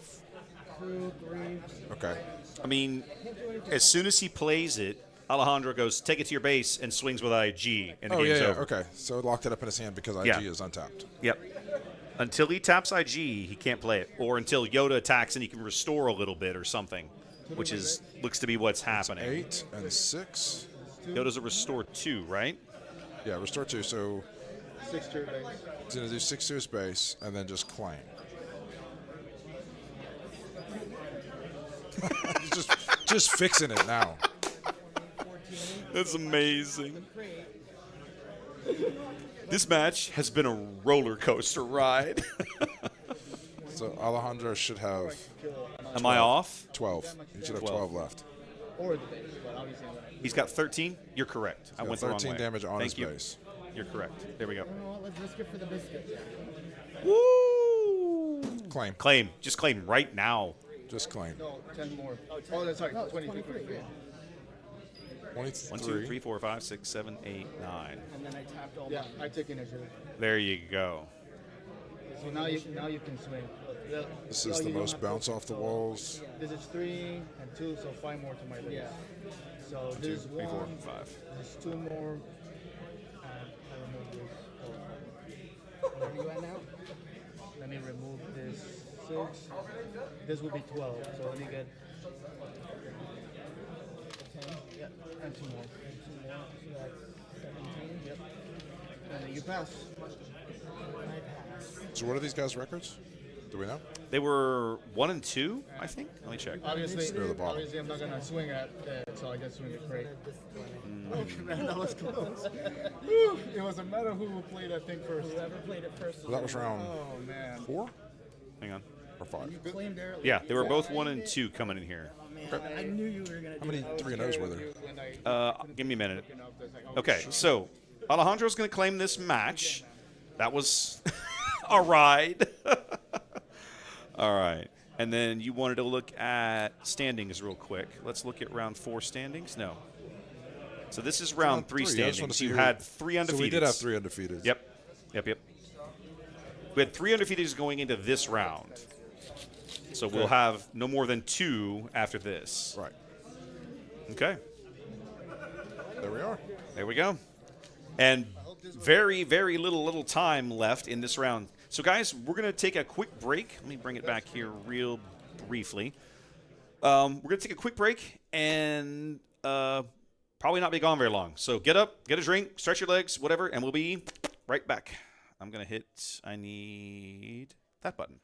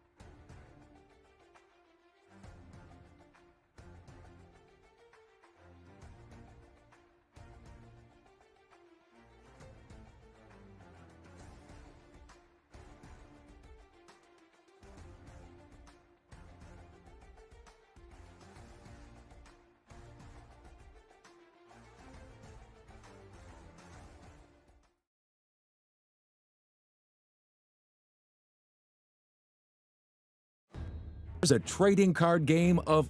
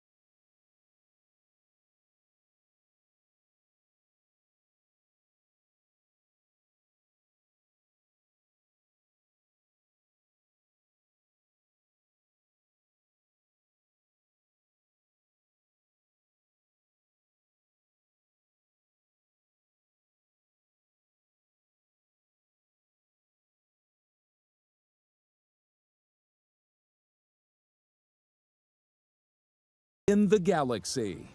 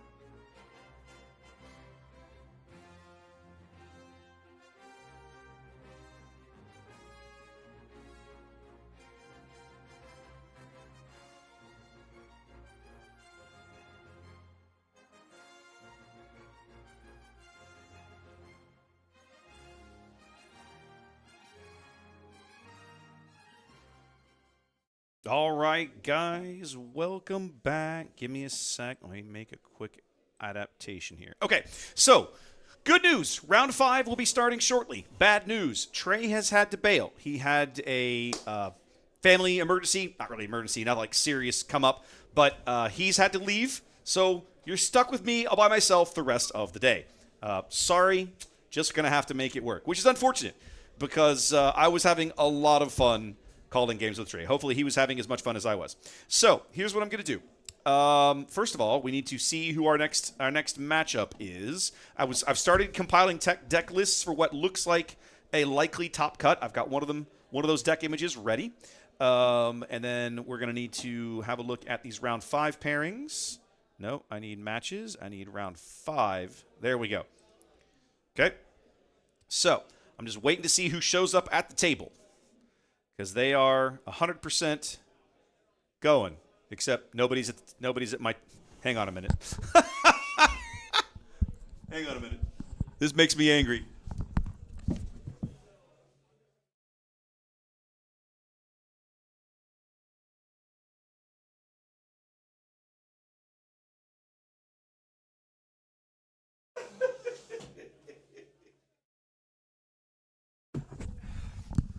So I go outside and I open the door and I look at the TO and I go, like, motioning to the table. There's nobody there. I'm like, and he goes, give me a minute. I'm like, okay.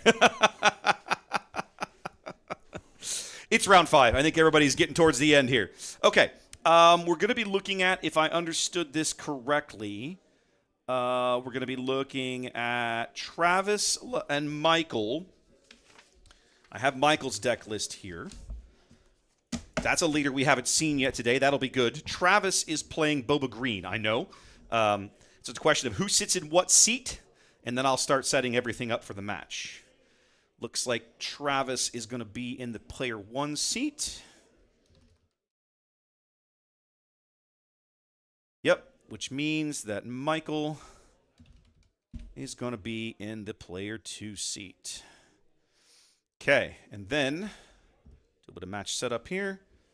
All right, so we're looking at leader 1 is, hang on a minute, let me do a little bit of, get rid of that real quick. And the whole machine froze. That's probably bad. No, there it goes. Okay. Okay, so we're looking at, yeah, Boba, okay, Boba Maz, hang on. Match setup, I got Boba. Then we got Maz Kanata. Then we've got Han Coronet. Old Han. I say old Han. Original Han.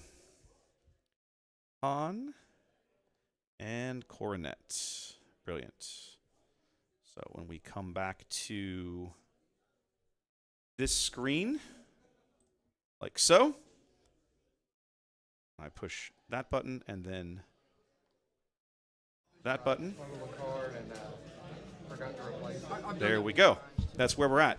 I feel like maybe I need to raise Michael's camera just a hair. We'll see how he goes. It's like I looked it up a while ago. It's a must, so it's like you must do it. Yeah. Yeah, Ginger, the machine was struggling there for a minute. I need to turn one of these pop-up windows I have off. Give me a moment. I'm going to take care of that. That'll help a little bit. I haven't played this Han Yellow yet. I love the idea. I love it. You can do annoying things. Just like you can do annoying things. DJ and Kira. Okay. It's a little bit more straightforward than mine, you know? This is going to be exciting for me because Trey was able to kind of keep up with some of the gameplay stuff while I was busy smashing buttons. Not going to be that lucky this time. I think the timer's probably already started. We'll go ahead and start the timer on the assumption that we're going to be pretty close. My timer runs faster than the official timer for the event for some reason. I don't know how that happens, but it's 100% been happening. Am I going to ball again?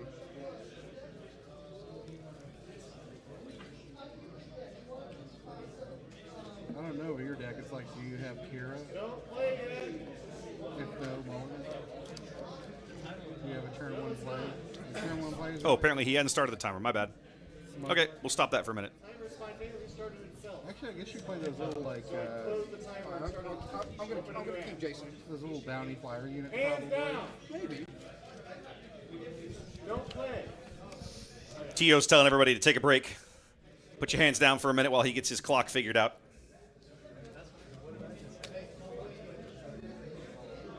All right, no resupply.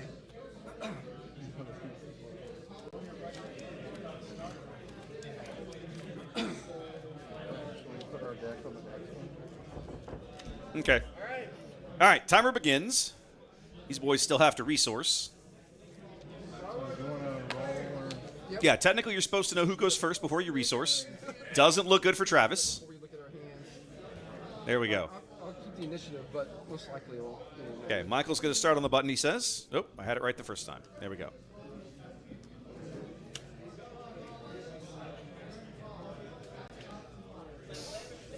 I'm interested to see Han Yellow. This is a deck that I know made a fairly large splash like at Gen Con, but it's one that I've not seen anybody locally play.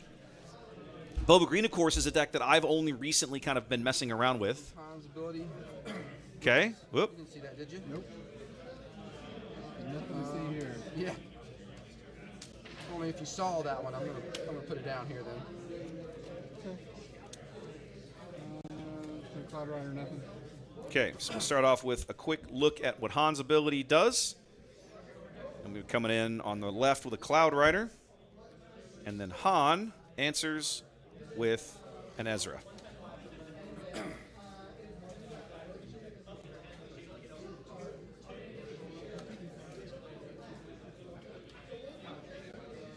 Looks like initiative changed.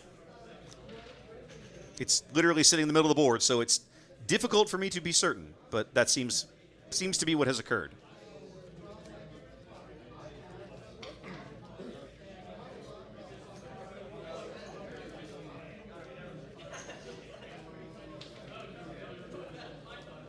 Yep, Travis on the button. 3 to base.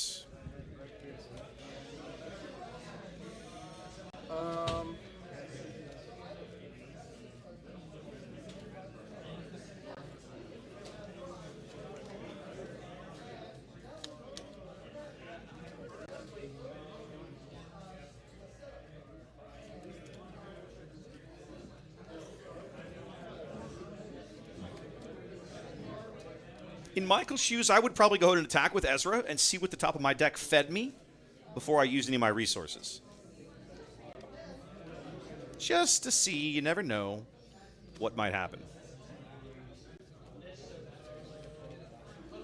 I'll go 3 to base as well. Okay, that's what he's going to do. Looked like, what was that, a tech? Couldn't make it out.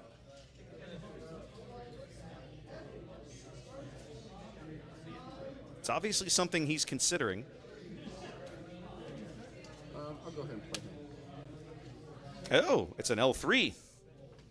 A card we have not seen much of. Comes in shielded at 2/2.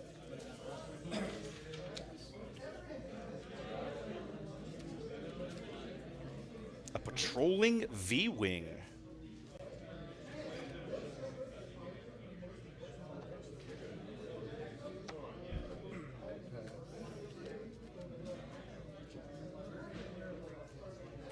All right, initiative changes back to Michael. On to the next round.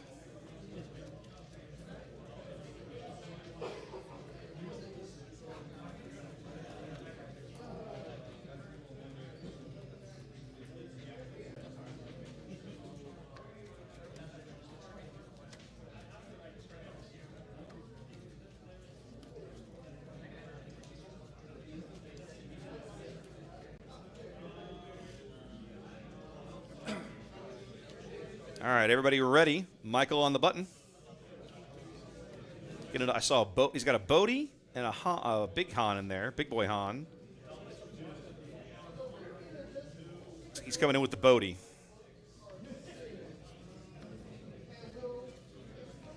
He's rethinking it. I'll kill the Cloud Rider. Okay, L3 goes in.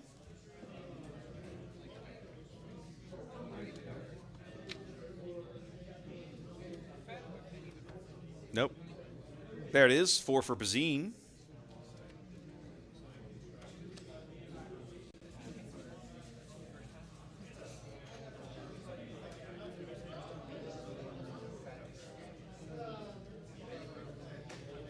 He's got a Spark of Rebellion. We know he's got a Big Boy Han and a Bodhi Rook. Bodhi's gonna go to the discard pile. But that's Travis's whole turn to get rid of that one copy of Bodhi. Michael still has all his resources. He can continue to build his board here if he wants. Or the Spark might not be a terrible play. Let's see what he decides to do. Looks like he's got a smuggle card of his own, maybe? Nope. Just having a look.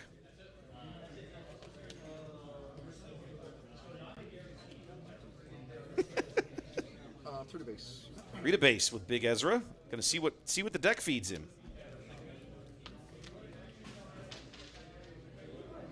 Not gonna look. Really?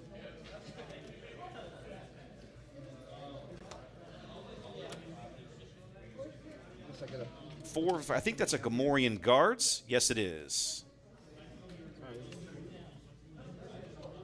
good to go. Yes, sir.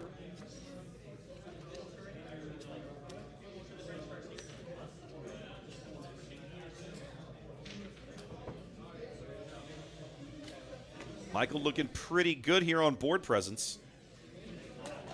But this is going to be Boba's big coming out turn. Boba can flip here this round if he wants. Michael would have to use Han's game text. He could put down a resource with Han and then bring Han out this round too if he wished.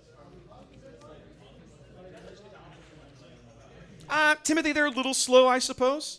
I mean, I'm not sure it's intentional. They're just trying to figure each other out right now. There's Boba. There's the Spark he's been sitting on. Ooh. Whoa, a lot of good options in there. That's going to be a tough call. Oh my God. He's going to get free reign at Travis's hand and get to throw one of these things away. He's got 2 overwhelming barrages in there already. That's brutal. Plus the fire spray, a maul, and something else I can't quite make out. It's a 3 cost. I think it's a 3 cost, whatever it is. But there's a lot of really good options in there, kids. Yeah, he's kind of hosed. Oh, it's a Fett's armor. Oh, my goodness. Just choose all of them. Yeah, I know. seriously.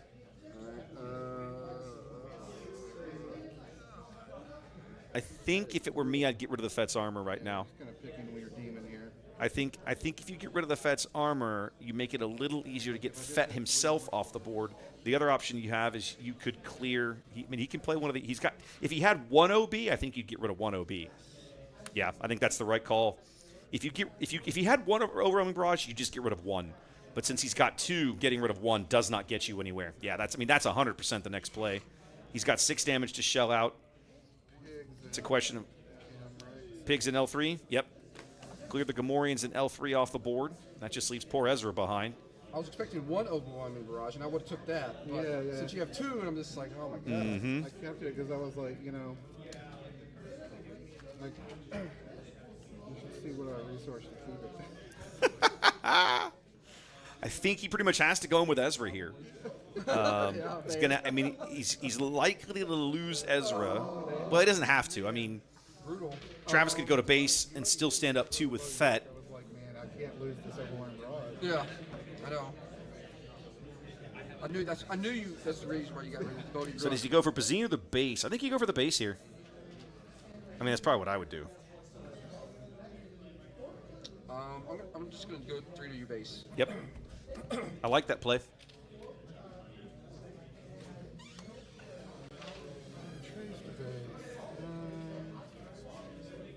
Oh, I get to do Ezra's thing. Yeah.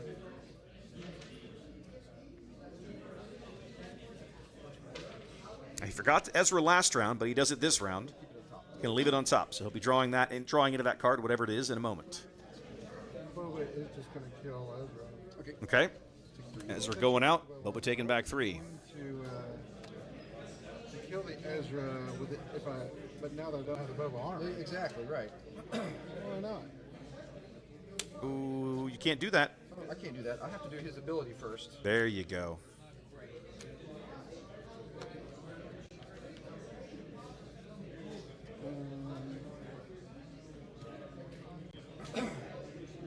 This is a situation where I'm glad that I have the mics that we can kind of hear a little what's going on the table, partly to keep up with what's going on, but also because when I want to quit talking, you can at least hear them talk. Well, you're not gonna do anything one more. Why not? Yep. So one from Bazine, one from the V-wing. Bold move, Cotton. Yeah, I'm gonna hit 4 to base. Okay. Han swings in for 4.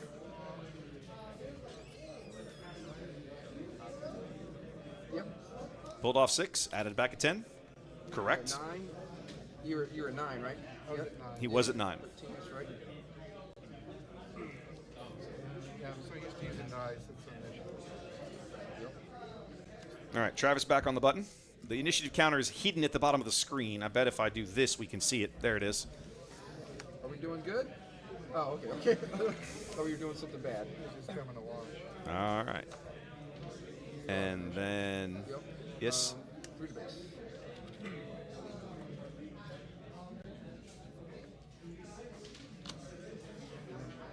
Yep. With his last few resources, we're going to look at Old Falcon, excuse me.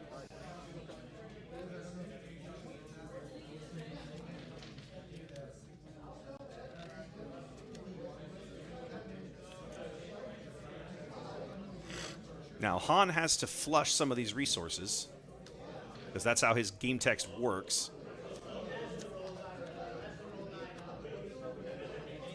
So Michael resources 1, and then he has to throw 2 away, because he would have added 1 when before he brought Han out, and he resourced another when Han attacked. He should be left with 6. I believe it's 6. Neither player has ramped permanently at all. There we go. Han and the Falcon against Boba Fett. How thematic.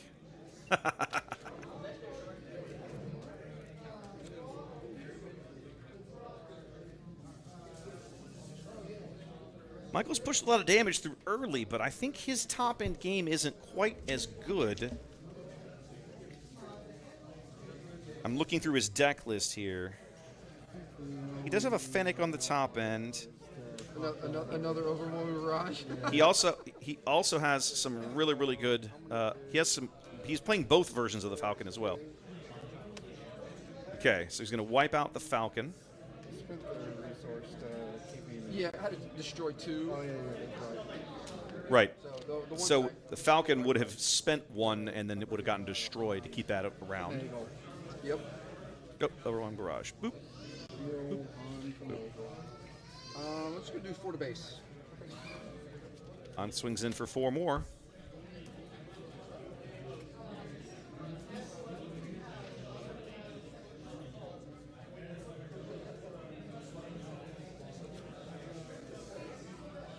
Only 1 card in Michael's hand. It's Ezra. I think he ended up having to resource or end up throwing away somewhere along the way that big boy Han. The Han unit, which would have been a really good card for him. You're going to leave it. Oh, yeah. No. He's not at 20. He's at 17. 3 threes, right? He's going to 5. So you should be at 19. I must have miscounted somewhere. All right. There we go. So we're looking at Salacious Crumb, who heals for 1 when he drops.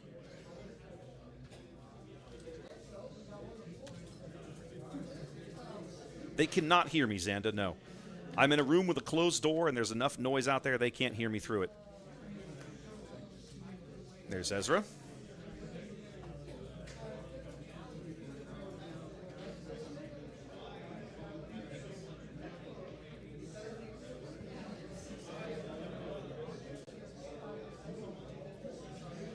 I think even if I were sitting in here screaming, they couldn't hear me, and I'm just sitting here talking into the microphone at kind of a regular level.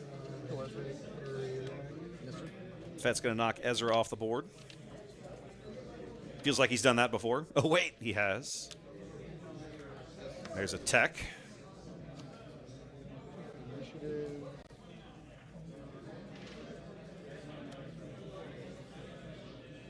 So now with tech on the board, Michael's entire resource pile opens up to him as a hand, which is good because he doesn't really have a hand right now. Now, I think he ended up resourcing that big boy Han earlier.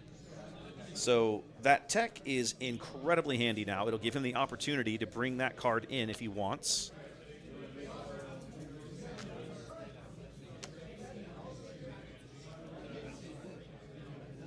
So because of the way tech is worded, every resource in front of Michael right now is essentially an extension of his hand through the smuggle mechanic. He's only got one card in his hand. There comes a Maul. That's probably going to knock Han off the board, I'm betting. Ambush, on 4 to him and 3 to the base. And Salacious Promo take the damage. So Okay. 3 to the base, right? Yeah.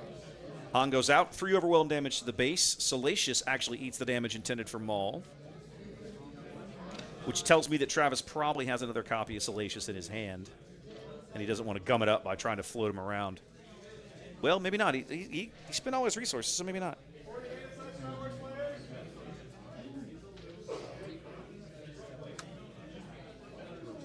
Spending 4 for a cunning. So what are we going to do with it? Going to exhaust Bazine and buff tech for the round. So for the moment, tech is I believe a 6-5. Let's double check his stats to make sure I'm giving you good information. Yes, tech is a 6-5 for the round. Swinging in for 6.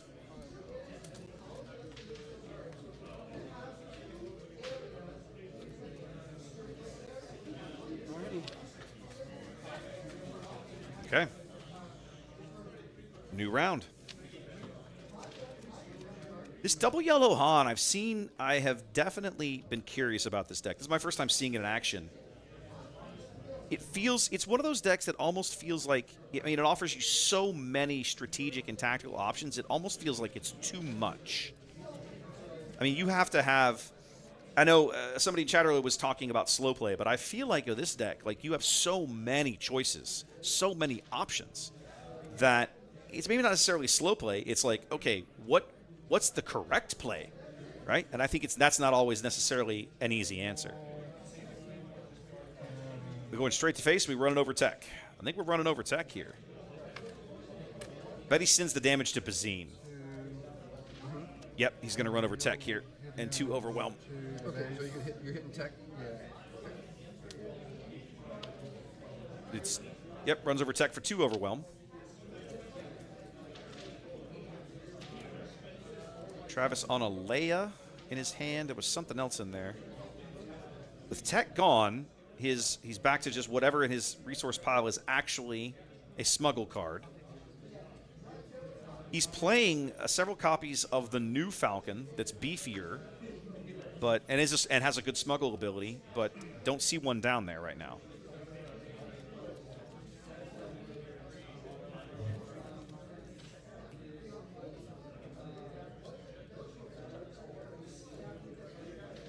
Travis is on the ropes, right? 5 HP, but Michael has no board right now. That's, of course, I won't say the joy, but the power of Boba. That's frequently how games against Boba Green go.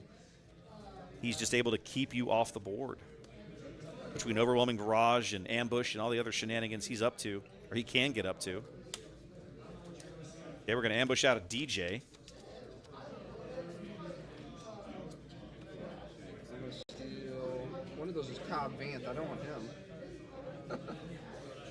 So now he's going to take control of one of Travis's resources, drop him back down to 7. Travis only has 3 resources available. Oh, no, excuse me, he has 7 unspent. He hadn't spent any this round. DJ is one of those cards that's just crazy because when you combo him with tech, you're literally stealing your opponent's resources and potentially, depending on the card, playing it against them. It's just rude when you can do shenanigans like that. We're going to spend 3. We're going to smuggle in a DL-44 Hotshot Blaster. There's actually a red card, which feels out of aspect until you read it and you realize that the smuggle cost... Oh, I played it on the wrong side of the map. Sorry. Oh, he didn't complete the attack though. Yeah, right. So he plays it on Boba, shoots DJ in the face, and which ends up killing them both.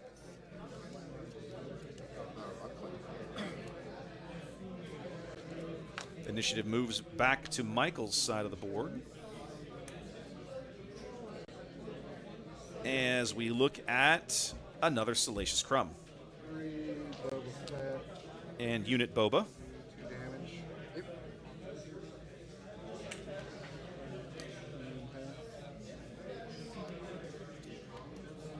And 2 more damage onto Michael's base. One from Bazine and 1 from the V-Wing, which has just been chilling in space the whole game, just plinking. Well, almost the whole game anyway. Plinking 1 damage around.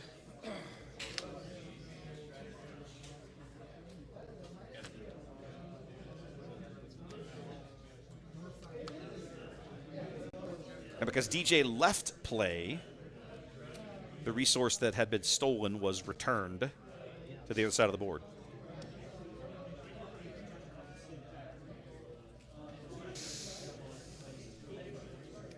I missed adding the health back to Travis. There we go. He's up to 6.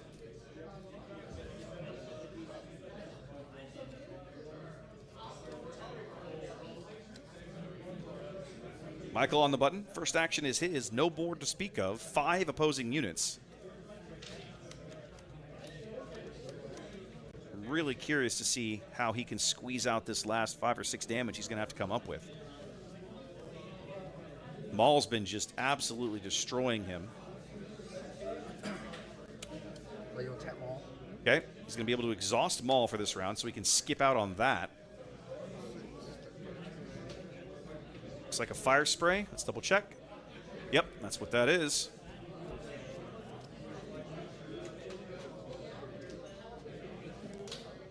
Feels like the game might get away from Michael here at the end. Really doesn't have an answer for all these big units that are starting to come out. There's our ambush Falcon. We knew he had it in there.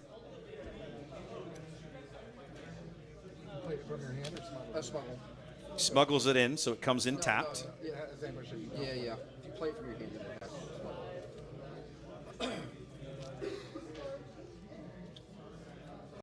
That's the reason why I played the fixed fire spray, because I knew some air unit was going to come, so I'll attack it, take 5.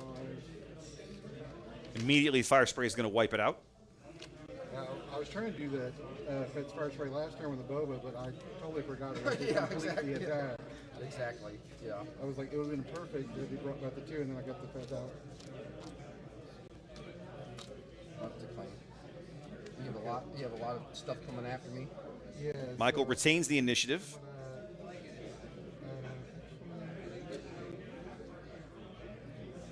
mean, I just don't want to leave anything on your board alive, you know that? So No. I have to kill her. And Boba's going to kill Leia, take some damage back. then I'll do 3. 1, 2, 3 more to base. He's just getting plink damage in, but it's adding up over time. 11, 12. So I need to be at 15. Yeah.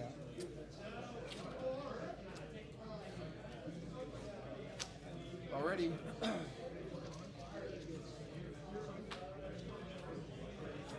Michael really having trouble getting units to stick just because Travis has got so much on the board. He's got 6 units on the board. Michael has nothing. It's too low. No sneak attacks. If he gets hosed, I mean, he's really only needs 1 good round of Maul to really push this game out of Michael's reach, I think.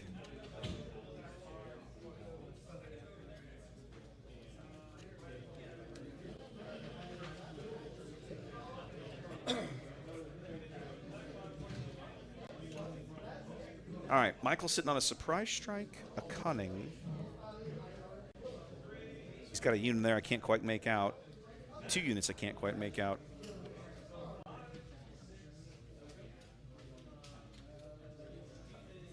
Doesn't look like he has anything he can smuggle in.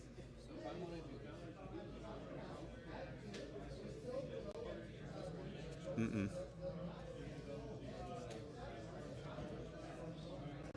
Spending all 8. Am I missing something? What's he know? He's not spending them. He's just putting them back down.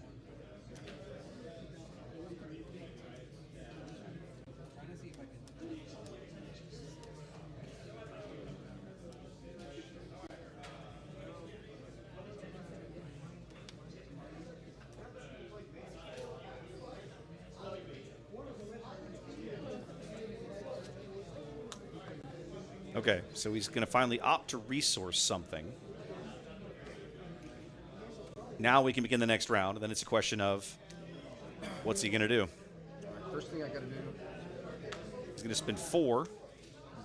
He's got to exhaust units. He's going to exhaust Maul, probably Maul.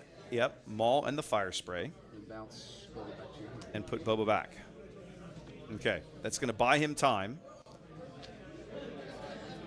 But it almost, this is going to sound awful, feels a little bit like pissing into the wind at this stage. Travis going to spend the 6 to replace 1 exhausted fire spray with another. A nice, shiny, fresh fire spray.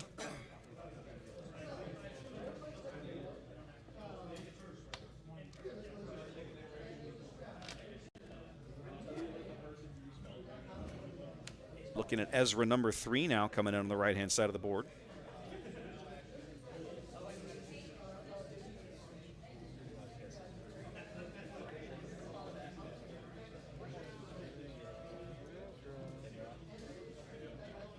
Michael's last card is a surprise strike. If Ezra can survive the round, if Ezra can survive the round, he can pull this off. But it is, if Travis has a way to kill Ezra, which it looks like he does. So 3 to Ezra. Yep. Okay, he's going to smuggle in a hotshot blaster on Bazine and then shoot Ezra for 3.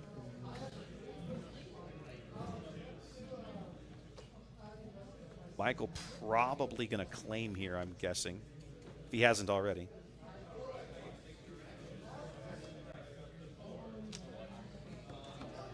He does. And then Salacious will exhaust to kill him.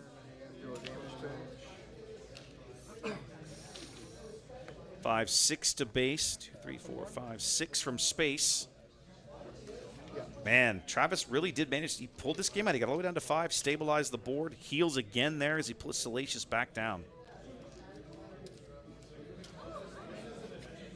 Boba Green is such a nasty deck just because it has so many amazing tools to kind of, I mean, for a match that he was definitely on the back foot most of the game, he's done a brilliant job of controlling the board, killing units, and then here we are at the end, and he's clawed his way back in. Oh, I forgot to get his health back. There we go. I don't have a 3rd hotshot blaster in here, so You don't? So I can't kill you with them all. If that makes you feel any better. Yeah.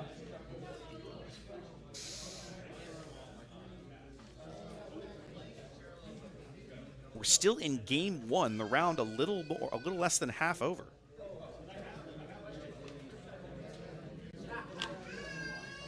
Alright, this is the best I can do.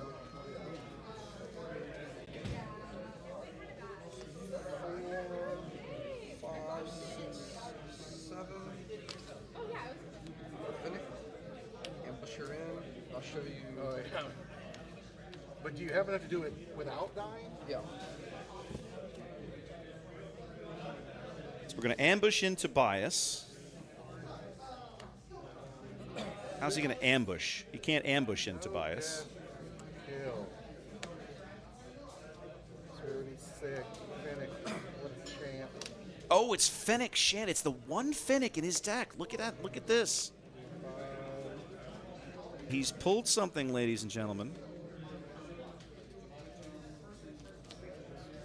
Fennec isn't a hero card. Fennec is just a neutral card. Playing. Or, 1, 2.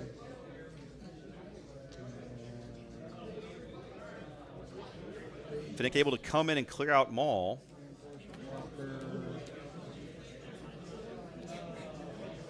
Heal for 3.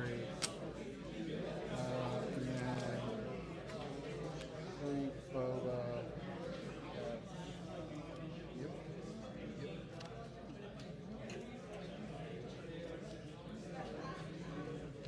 Just don't think, yeah, it's a little too late for Michael. He needed that Fennec a lot sooner to clear something off the board. Travis down at 5, able to stabilize, control the board, build his way back slowly to 10 via a combination of effects. Michael's still sitting on initiative, but he's got 1 action to deal 10 damage. before he's out of the game, and I just don't think I just don't see it here. That's right, it doesn't give that own attack for base damage. I know, right? Yeah, yeah. See, I have anything in here at all that saves me.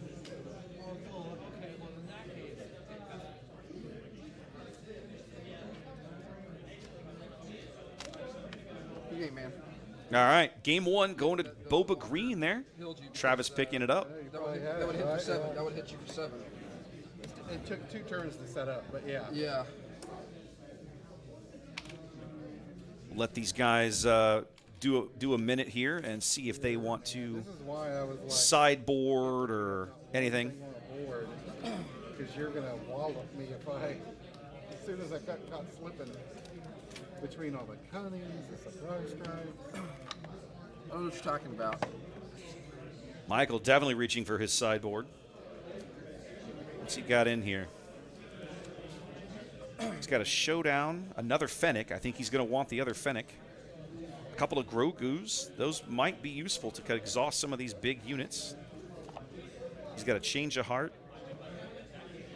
Confiscate's not going to do him much good. A couple of Bamboozles might be nice. There's definitely some things in Michael's sideboard that would be useful.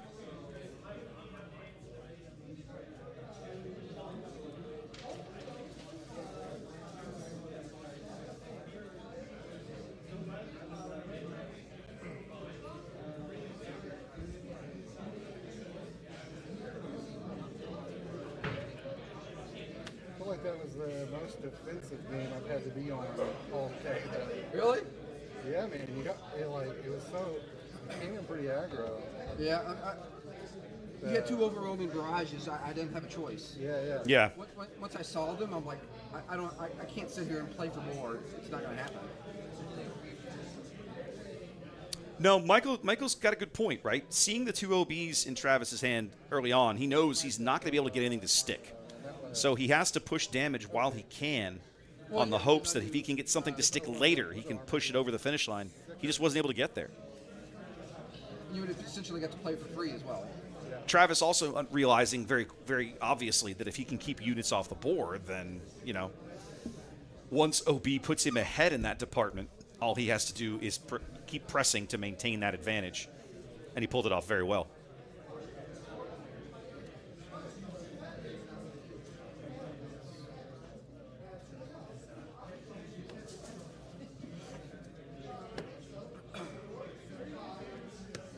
Okay, I saw the 2 Bamboozles go in and the other Fennec. I missed the last 2. Or the new cards. The new cards, yeah. Yeah. He showed them to me, guys, but you guys weren't able to see it because I was not showing the I was not showing the correct camera angle for that. But Wasting too much time. That was the closest game I've had all day so far. And that reinforcement walker saved your ass. It did. I was just like, this Fennec is gonna do what I can. the Fennec, Michael has a good point. He was sitting on that surprise strike. He drew into the Fennec. He was able to get the Fennec to stick without the reinforcement walker and the 3 health that Travis got back from it. The surprise strike into Fennec would have ended that game. That could have actually gone Michael's way had Travis not had just the right card he needed. You're not wrong. This is a good match. These decks seem very evenly matched against each other. This is nice.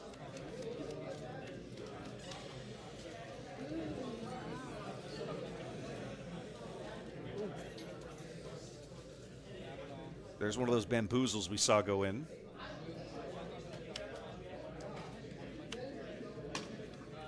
Looks like he did not resource it. So I'll show you guys one of the cards that Michael substituted into his deck. I'll use Han's ability. Real briefly as the game gets going. This is not a card that he played. This is a card that he substituted in. So he's got 2 of these floating around. Oh. In his deck now. Thinking like, well, yeah, just do what Okay. you But I'll play Bodhi, see if you do have that resupply. he's going to start off What else you got by in there? playing Han's ability. Nope, not deploying. Okay. He's going to use Han's ability and immediately go for the Bodhi Rook. Ball and Slave 1. All right. Good to go. Yep. My timer is actually just about on with the TOs. That's nice. We've seen plenty of Bodhi Rook today. In both the double yellow decks, we've seen very, very solid card for disrupting ramp or other kinds of plays. Travis coming in with a Cobb Vanth. 3 base. Bodhi smashing in for 3. 3 base. On plays a Falcon and gets in for 3 more.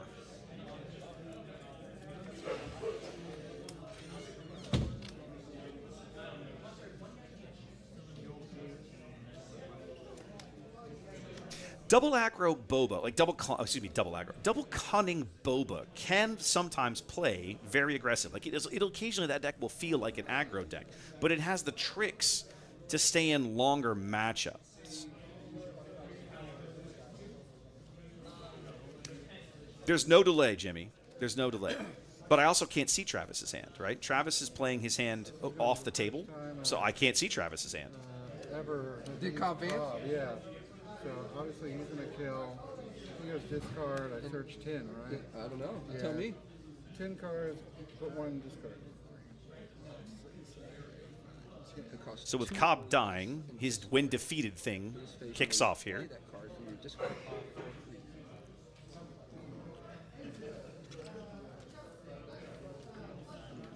Show it, right? Okay, he's going to discard a Bazine, and he'll be able to play the Bazine for free. So if Michael has something that he doesn't want to lose, now's the time to play it.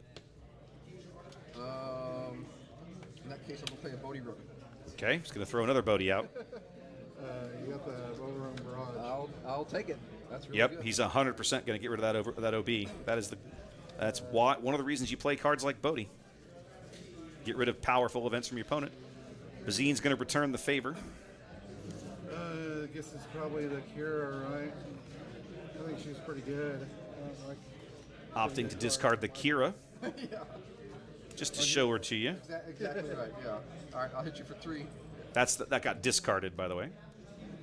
3 more coming in from the Falcon.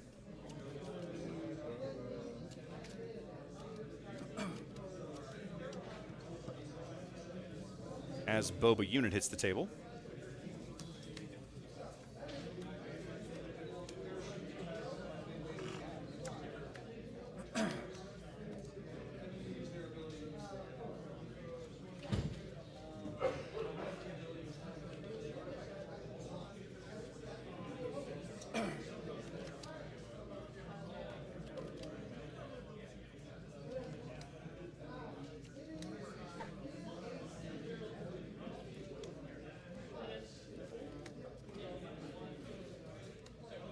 Michael's still on the button. Going into the base again with Bodhi.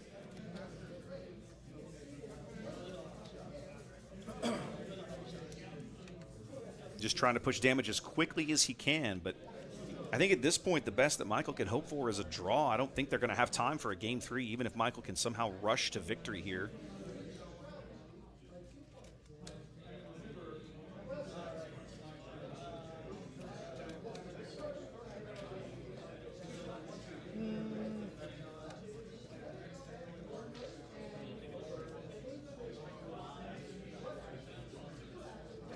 Boba coming out to play. So we've got a cunning now. Tap and +4. You got another overwhelming barrage. I guess you got another overwhelming barrage. So both Bobas get exhausted. Falcon gets a +4 for the round.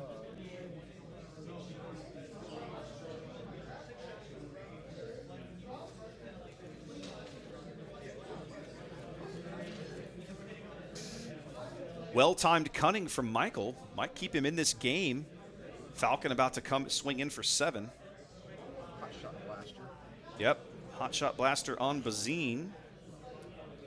So she'll be able to attack in to kill Bodhi. Kill Bodhi.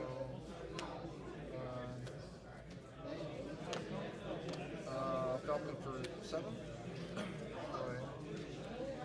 So 2, 3, 4, 5, 6, 7. 19, 3 off and out of 10, right? Yes, sir. Okay. A big old falcon. Very quickly, Travis down to barely 10 health. 2 for the armor on Leader Boba. One of the better cards out of this last set.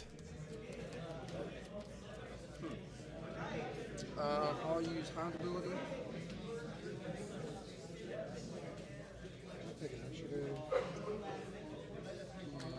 Michael being aggressive here, using Han's ability. Going to take one of the cards in his hand and resource it so he can deploy Han this round and push even more damage through. If he could push 4 through here, all he would need to do would be to draw into a surprise strike. No, he'd be a little shy of drawing into a surprise strike with the Space Falcon. But either way, I think it's the right call. He can't play the long game against Boba Green. We saw what happens, right? The longer the game goes, Boba Green is going to walk away with that matchup. He's trying to figure out what to resource here with Han's ability. He knows he's got to do it. Okay. Looks like Travis went ahead and took initiative. Okay. You took initiative, right? Okay. What's your base for 4? Smash the base for 4, resource something else. And then spend his last 2 for a crafty smuggler. And then I shall say pass. Draws into a big boy Han, and I think a surprise strike. That could be good. He might be able to claim this game, ladies and gentlemen. It's going to be all about timing now.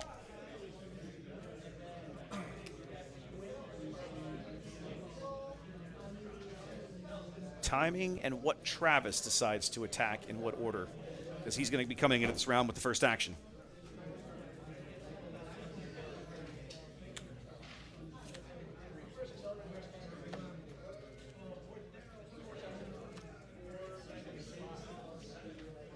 All right. Travis on 6, going to knock Han right off the board. Only take 2 in return.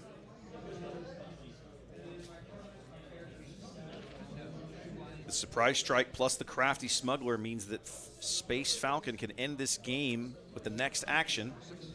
Nope, we're going to go ahead and... Okay, we're going to swing. For him? Well, no, like, he has a shield, right? Yeah, So- yeah. I didn't know if he had a waylay or something like that. Yeah. I mean, I had a... Michael's going to... Michael's going to surprise strike in the Falcon for 6. 12? And then... Travis is going to scoop, basically, sitting on 1 HP, no way to kill the smuggler. So we are on to game number 3. A little slow? Like, we're not much behind. Like, we're 6 minutes maybe. Yeah. I think that first game did take a while because you were, attacking mostly me. And Jimmy asked an interesting question earlier, though, about delay, right? Because one of the conversations that I had getting set up for this while these guys get shuffled up and ready to go, one of the conversations that I had with our TO a couple of days ago was basically, did we want to put a delay on the stream? And I think for something like this, it's not really that big a deal. I think that if I was to do an event, if I was to do coverage like this of a bigger event, a qualifier, a Gen Con event, something like this, I would 100% put a delay on it. I would probably do 5 or 8 minutes. I'd start with at least 5. We live in a world where it's theoretically possible for, a friend to be watching a live stream, to be, sending you text messages on your watch. You don't even necessarily have to have your phone at the table. You could just be looking at your watch as the text messages pop up or whatever, and that could be giving you information about what your opponent has in their hand or something. So I think you'd absolutely want to run a tournament like that on a delay. For something like this, I mean, for starters, we're sitting here watching both these guys on camera.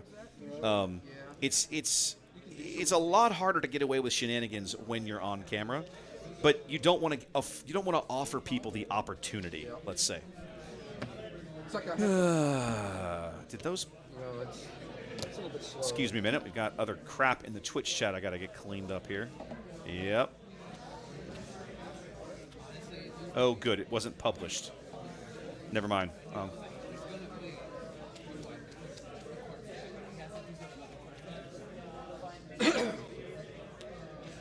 All right, game 3 begins with barely a little less than 10 minutes on the timer. These guys do not have a lot of time to see if they can come up with a definitive winner of this match before they head to a draw. Drawing in round 5 would not be ideal for either one of these particular gentlemen. I believe they're both 2-2 coming in here. Let's have a quick peek. Round 4 standings. Looking. They're both 3-1. They're both 3-1. So this could be the difference between a top cut for one of these guys or not. It depends on what we get here. Okay, we're going to use Han, like before. We're going to use Han's ability, and then come in with an Ezra.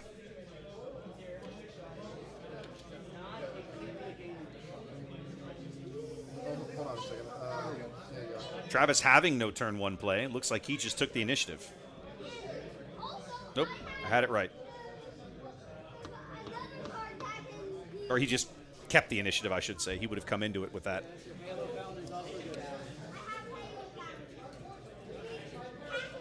Michael has to throw one of these resources into the discard pile. There he goes. Okay. There's a resupply. Nope. All right, a Death Star DJ coming in here for Travis. 3 base. No, Ezra swings in for some damage and uses his ability, which gets discarded. Looks like he threw away a Fennec. A little early for Fennec, I think. Take Han's ability again and put down the Gamorrean guards.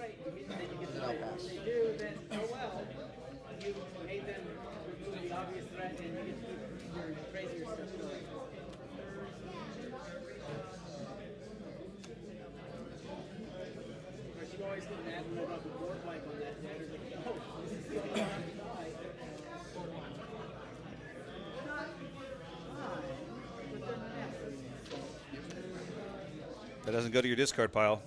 There you go. Travis's first action to smash his super laser tech into the Gamorrean guards, who were then going to swing in for 4. Travis with enough resources now to bring Boba onto the board if he wants. Michael sitting on what looks like a Bamboozle and a Falcon. Going to ambush the guard out with a Cloud Rider. Ezra to base for 3. I'll do his attack on 3. Ezra swings in for 3. Michael considering what to do with that card. Ditching it. There's Boba.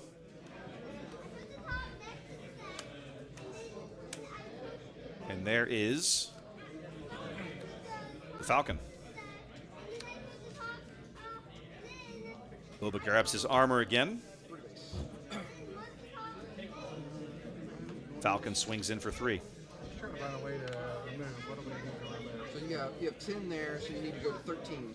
So just Swap at 10 and then there you go.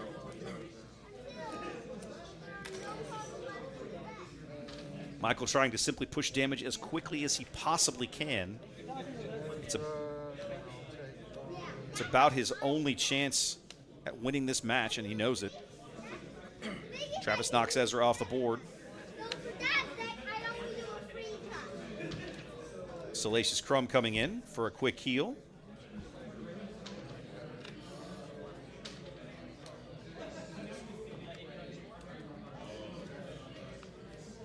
On to the next round. Big turn for Michael. He's going to have to use Boba's leader ability. Han's leader ability, I think, to go ahead and get Han on the table this turn. He's been pretty consistent about doing that.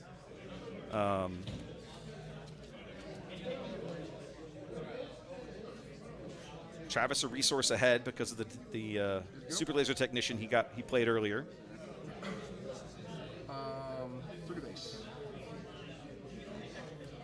Michael getting in with the Falcon while he can, halfway to a win now. Hand not great. He's got another Falcon and a Bamboozle. I'm a little surprised he might not have used the he could have possibly used the Bamboozle on Fett. I'm not sure. Fett coming in with a jetpack now. Having that shield lasts the round.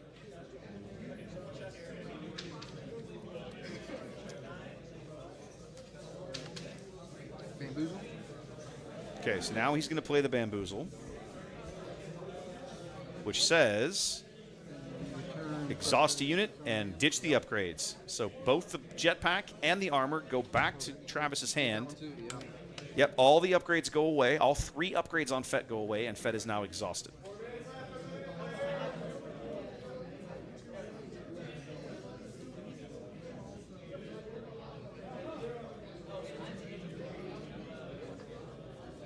Travis going to get in for 1.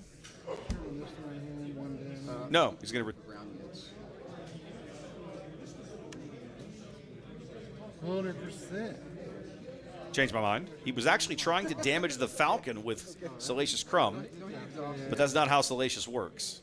Salacious can only use his free ping damage on ground units.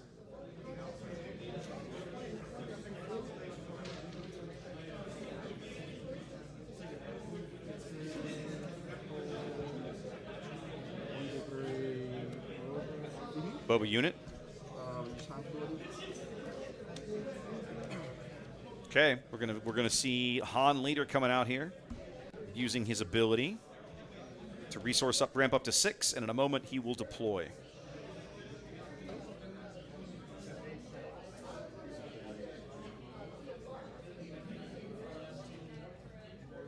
Travis only 1 resource left. Just gonna attack for. Ping Michael's base for 1. Han's going to deploy.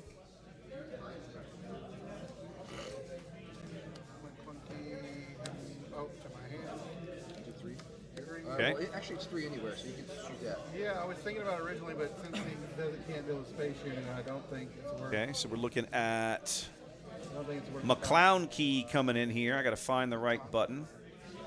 There we go. So Salacious getting returned to hand to deal 3 damage in. Now Michael going to come in with a hotshot blaster of his own, slamming into the base for 6. Less than 2 minutes now for Michael to find a way to squeeze out 9 damage. Come back from a game that in a match that he took him half an hour to lose the first game.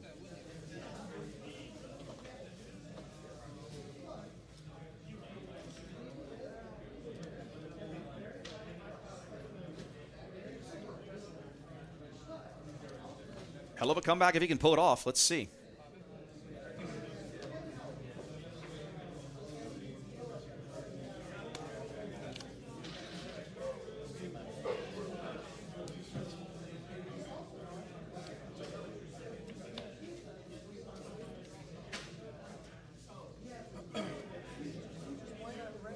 So Michael now on 6.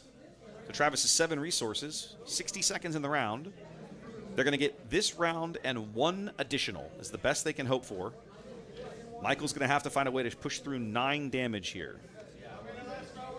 He does 6 damage, so I think I'm going to set the Boba in for the kill, right? Yeah, he only has 3 health remaining, so we both trade. Yeah. Yeah, that's a trade out. Okay, knock Leader Han off the board. Through the base. Swing in with the Falcon.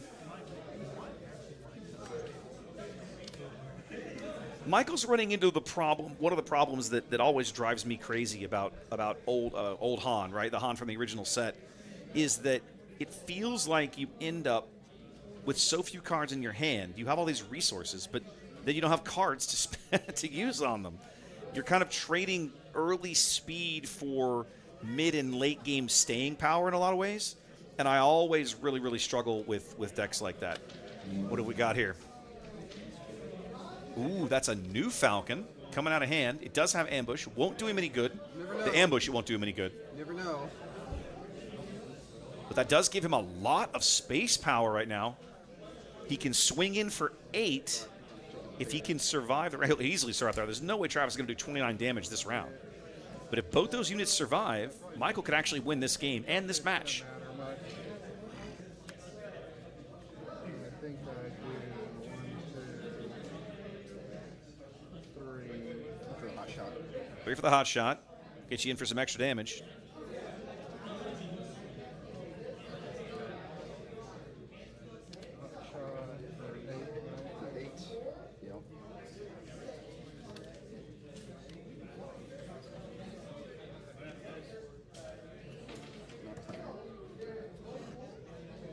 Michael claims that's not completely the game, but it very well could be, depending on what Travis's draws are between here and then. He does play Salacious for a quick heal. Of course, if Michael can draw a surprise strike here, he can immediately just wipe him out with a Falcon, but he doesn't. This should be the last round. Time's been called. This card was supposed to replace. Oh, for the smuggle? For the smuggle. Yep, you got to replace the smuggle card. One of the worst. I don't think it's going to make that much of a difference at this point. I don't think it's just got enough. There's not enough.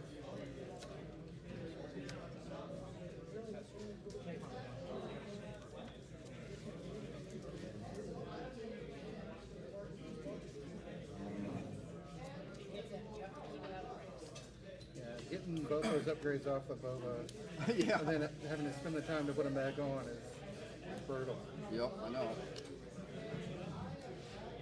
Okay, first things first is Big Falcon will hit you for 5. Yep. Travis got one action to try to kill that Falcon. Do something here. Last ditch effort. He's coming with 8. Reinforcement Walker. He's gonna be able to heal. 1, 2, 3. What it is. Yep. Back to 5. That means that Michael basically can't earn a clean kill here, which I believe means that this match is going to end in a draw. You tapped out? Yeah. Stepped out of resources.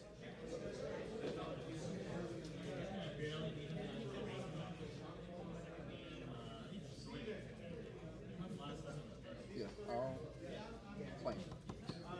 I'm surprised the TO hasn't called timing on them yet, but there we go. I think in the end they're just gonna call it for Michael, is what I'm seeing there, at least with the handshake. That's why I had to read him. It's like you can deal damage to your own guy, but then you're tapped out, and so you can't play him. And nothing left the table, so you can't. Yeah. So I just had to make sure I got it all, you know. Yep. Right, because then it's like if you initiative and then you're 1 damage short again, you're like. Yeah, yeah, exactly. Yeah. I've definitely had it happen. I mean, I'm a little impulsive with some of my plays. All right, ladies and gentlemen. Well, let's come back here for a moment. Welcome back. Round 5 is done. Regular play is done, which means we're probably going to have a slightly longer break in between rounds than usual. While TO's going to do final placings, hand out some prizes, and then we'll cut to a final 4.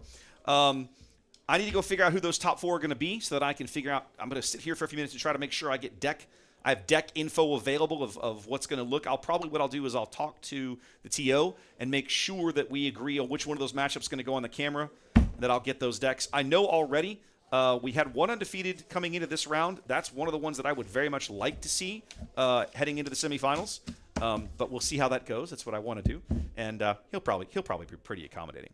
In the meantime, guys, I'm going to send you over to the hold screen for a bit. I don't have a timer countdown. I don't know when we're going to be back. Probably at least 10 minutes, maybe more like 15. We're going to see how it goes. Give us a little bit, and we'll be back with the finals, the semifinals, and the finals here in just a bit.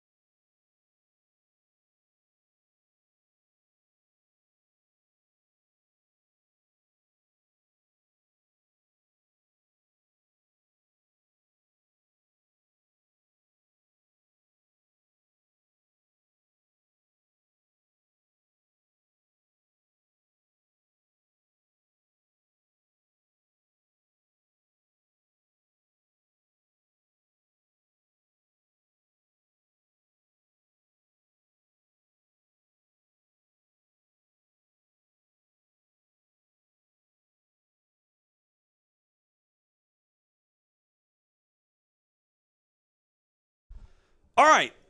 Is it working? Yeah, we're back. All right, welcome back. Now, one of the things I got to do if I'm going to have a caster again is I got to turn, and here it won't matter. You can hear me anyway, right? I'm pretty loud. Okay, good. All right. Ladies and gentlemen, we're back. We have a new co-caster. This is Desmond. Welcome in. Thanks for having me, Wes. It's a pleasure to be here. No problem. No problem. What's up? Oh, yes. You need that one. There you go. No problem. Thank you for leaving me with those. That helps. Of course, Trey had to bail, but Desmond was like, "Hey, can I do this?" I was like, "Yeah, sure. Come on in. I got an open chair. I got a headset. Let's do it." So we have a stand-in. This is gonna be good stuff.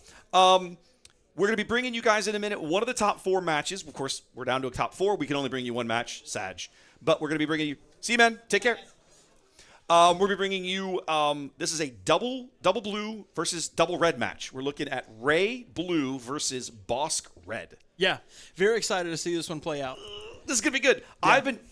Now, the Ray Blue deck was undefeated going in round 5 and lost. So I'm curious to see what's in this pile.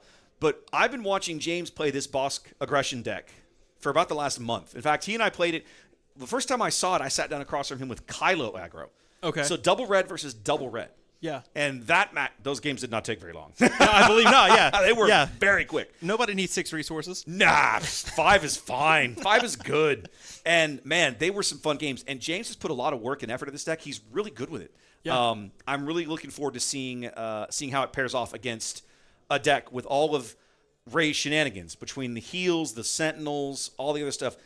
In my opinion, just kind of looking at it on paper, James got his work cut out for him, right? Ray's got a lot of tools in that deck. Yeah, definitely. And I think one of the coolest things we're going to get to see is, like, this is very thematic for me in a way, 100%. right? It's red, blue. I mean, it's here. I think it's really going to come down to vigilance, how often that gets popped off. I agree. That's going to be the biggest thing that Nick's going to have to look out for. I agree. And hope that he gets those quick because that can move through him very quickly. Absolutely. Well, and how much, and also how much restore he's able to actually get value out of. Right? Sure. James knows he's got to put priority on murdering those restore units quick as he can. Absolutely. So it's a question. You look at the deck list here. Here's Nick. Where was Nick's deck list?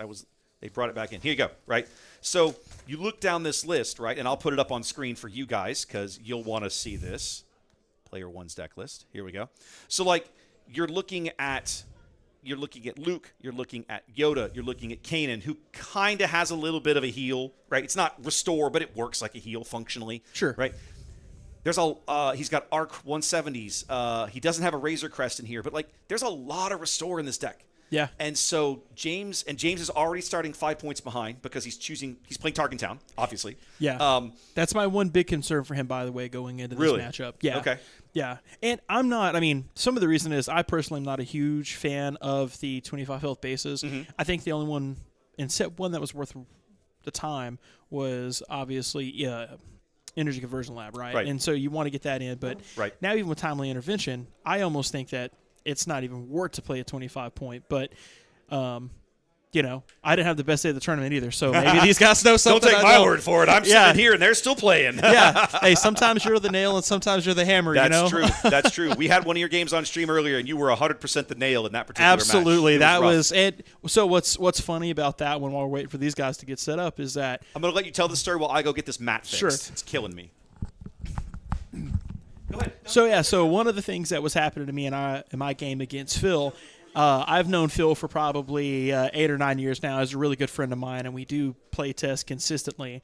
And so getting down to play with him, I knew I really had my back against the wall. And so being able to run in, looking a lot better. So having to go in and play against Phil, someone who I do a lot of reps with on a weekly basis is definitely a tough one. We almost got to a point in our match, I think, where we were almost systematic at some point. All right. We took a quick look at the Ray list. We'll take a look at the Bosk list in between rounds. These guys look like they're just about getting ready. Now, one of the things about final matches like this, they are not timed. Okay, so one other thing I'm going to do here, you're going to hear yourself in your own ear now. Oh, perfect. Yep. This is one of the best ways that you'll hear their mics. Sure. But now we can hear each other without having to worry about all the other noise. Yeah, I like this. Yeah.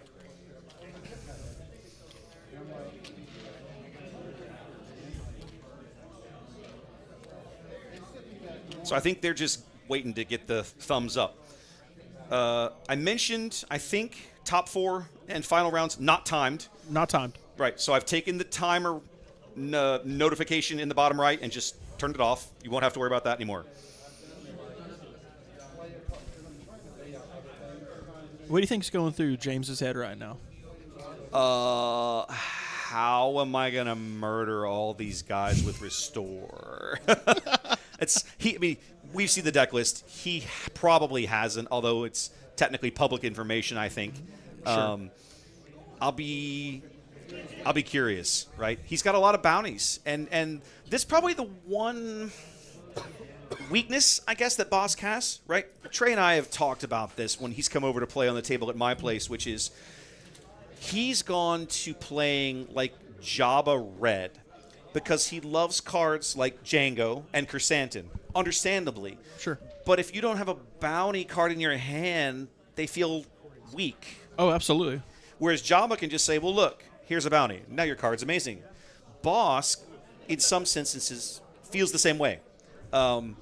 He thrives on those bounty cards. Sure. And so James obviously has maxed out what he can take. He's got 9 in there. He's got triple death mark, triple guild target, and triple rich reward. Okay. Of those, the death mark is the one that probably feels the weakest. Sure. It's just a card draw. The guild target, direct base damage. Always love that as a red player. Yeah. The rich reward, experience tokens, makes your stuff harder to kill. Can't really complain. Right. So we're just going to have to see. Really going to be fascinated to see how this all plays out for these guys.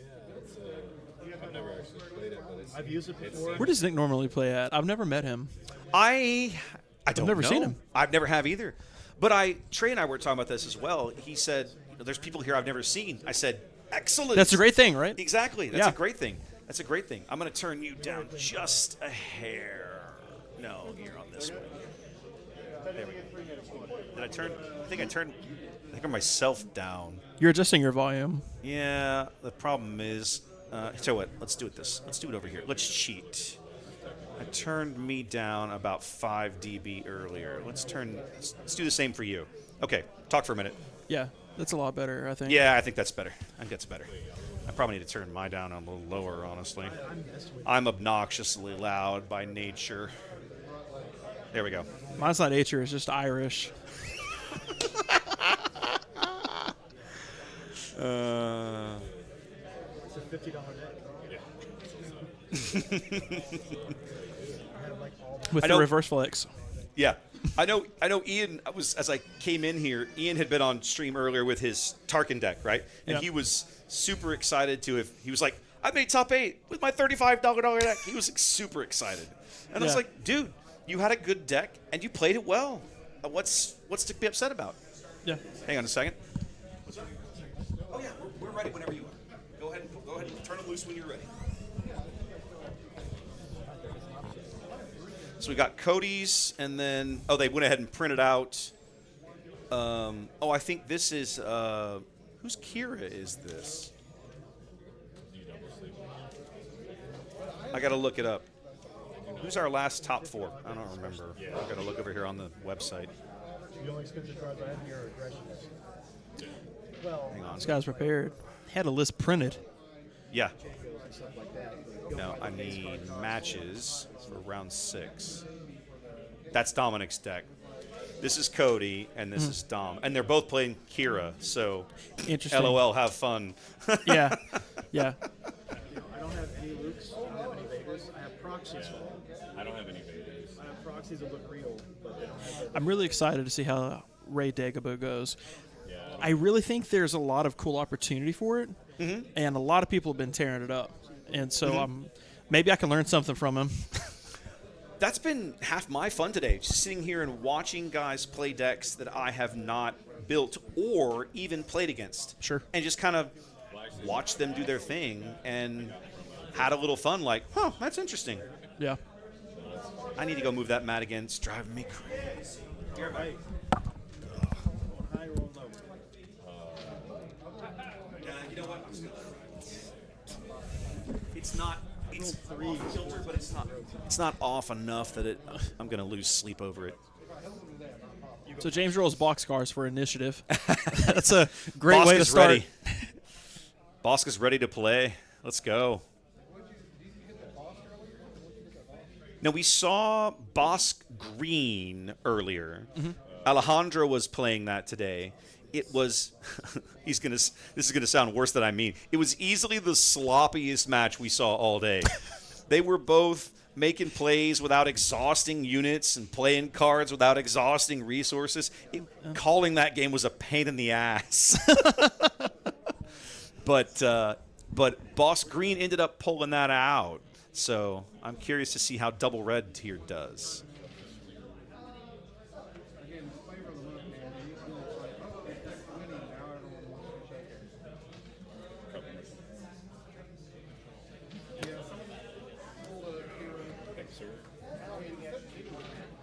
All right. Ray didn't like his hand. Flushed it. Trying again. So we'll be on our way here just as soon as he drops some resources on the table. That's a great hand for him. I'm seeing some of it now. I'm seeing a Vigilance in there already. Yeah. And a Moisture Former? No. He's got 3 of those. I mean, he's come loaded. There's a ridiculous amount of Restore in that deck. Oh, yeah. Speaking of, starting with a Queel.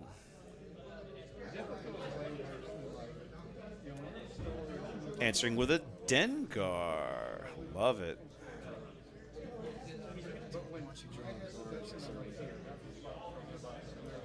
All right. So what are we gonna do? We're gonna bounty somebody up already? Yeah, he is. No, play. It's a Ruthlessness, which damages him because of Dengar, but it's not a bounty. Oh, okay. Now, wow! Look at this. Turn 1 Tarkenton? Love it. So Target Town getting used straight away on turn 1 just to keep Nick's board clean. I think James recognizes what he has to do. Yeah, well, he definitely has enough experience playing this deck that he knows. Yeah. Conquered Dawn Interceptors coming in high. James answerings with Bo-Katan down low. I will use my ruthlessness. And I will put you I threw Ruthlessness. Yep. Another Ruthlessness coming in on Dengar.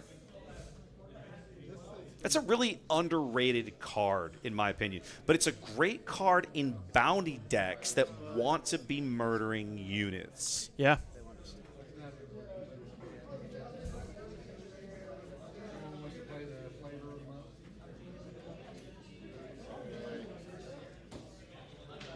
I'll pay for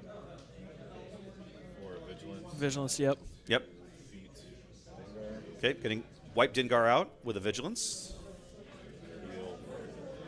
And just clean his base up. Clean his base right up.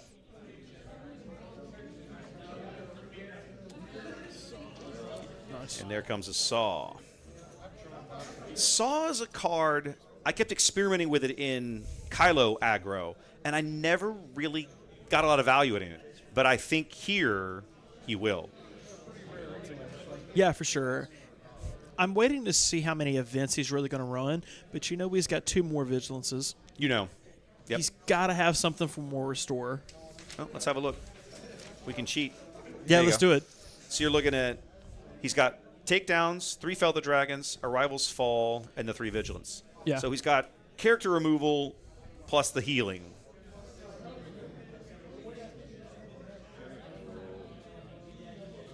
But now Saw makes all of that a little less attractive. Absolutely. I'll use Vigilance. Another one already. Damn. And then I'll heal 5. So Okay, so he's going to net healing 3, and he's going to wipe out Bo-Katan when he does it. Yeah. I think right now this game is starting as well as it can for James. I think so. He's already seen 2 of these go by. Yep. And if I'm him, I want to let Nick burn through all of them ASAP. Yeah. I don't believe he's got a way to get him back. I don't see any. That was the first thing I was looking for, too.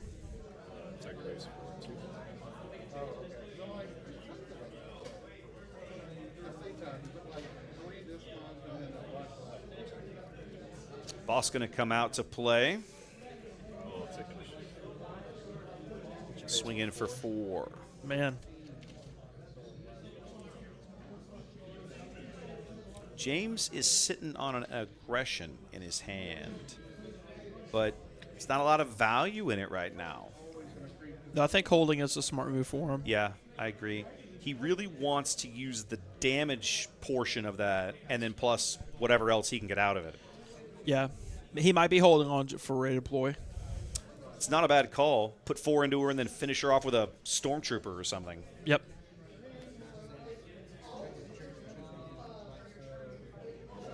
This is the return. It very well might be. It should be, right? We're there. 6 for Obi. Big Obi.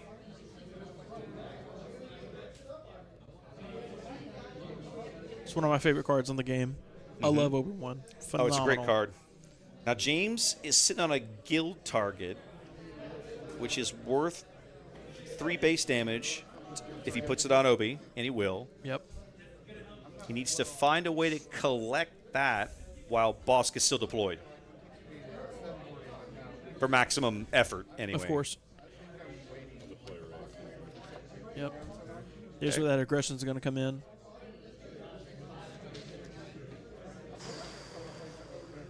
If you play it, how do you do it? It's deal 4, discarding up to 2 upgrades. He's going to put 3 into Obi with the Stormtrooper. Ray's going to go into the base and restore 3. Did they forget? He forgot the restore 3? There we go. No, he's not forgetting that. I was like, don't do that.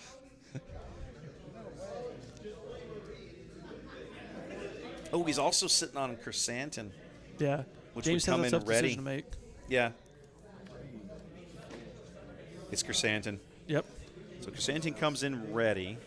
Because of bounty. So now Chrysanthemum can end Obi. Yep.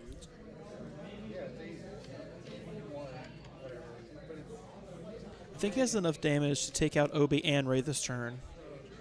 I think he does if he sequences it right. Correct. I will put 3 into Obi-Wan. Yep. You're going to make that go off twice from Bosk. Right. So Nice. 6 to base. It's a good play. 1, 2, 3, 4, 5, 6.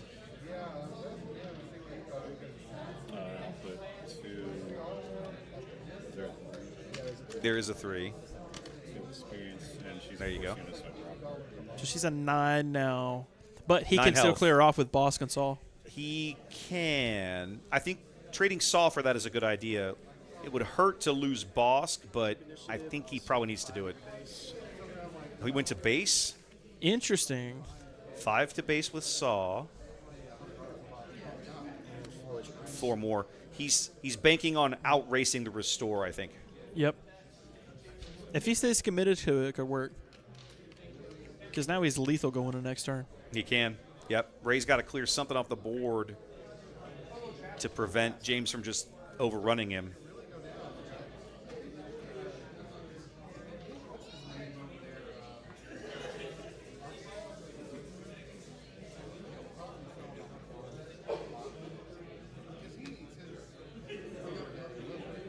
It's like, usually Boss does not hang around that long, but here he is. Yeah, I'm surprised to see him hang out like that. I went up against 2 boss today, and both times I just had to take him out. Yeah, you can't, you don't want to let him linger. No, you can't. Coming in with some weenie Sentinels. Yeah, Village Protectors are close for him right now. God, I hate that card.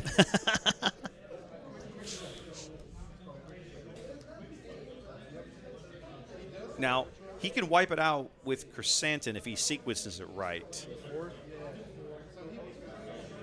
Maybe this is aggression. Ooh, now it's the aggression. He's going to, but he ditches the shield and deals 4 to something. Yeah. Play it out of turn one.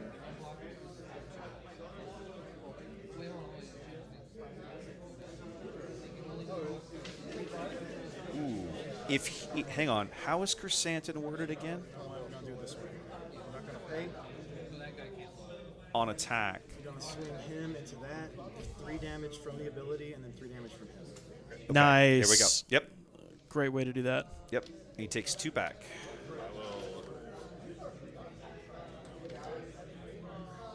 Kill Saw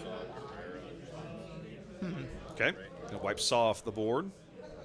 Take 5 back. And I will restore 3. Restore. Now the aggression feels really good. Yeah. Because now you can just wipe her out.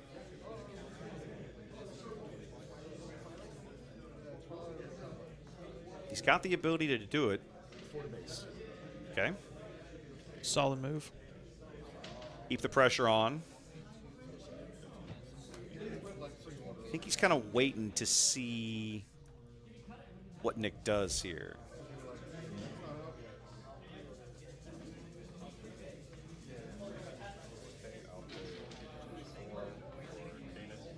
Mm-hmm.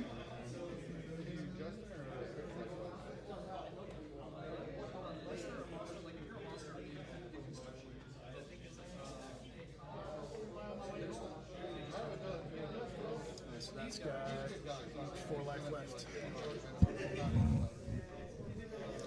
I think you play the aggression, you push Ray out, and you just draw the card. Yeah. The other option you have would be to discard the experience token on the interceptors, but that's not making or breaking the game right now. It's not going to do anything for him. Yeah. Chrysanthemum can kill Kanan as soon as he swings in anywhere with the way Yeah. his text works. I think you've got to board wipe him before he gets up to 7 real warriors. Yeah. Okay. Ready? Yep, Ooh. he readied. Oh, I love this. He's going to ready Chrysanthemum and he needs to wipe out Ray. Really? 4 damage to Kanan? Kanan? Oh, I know what he's going to do. Here's your board wipe. Watch. Oh, I think I see it too. Yep.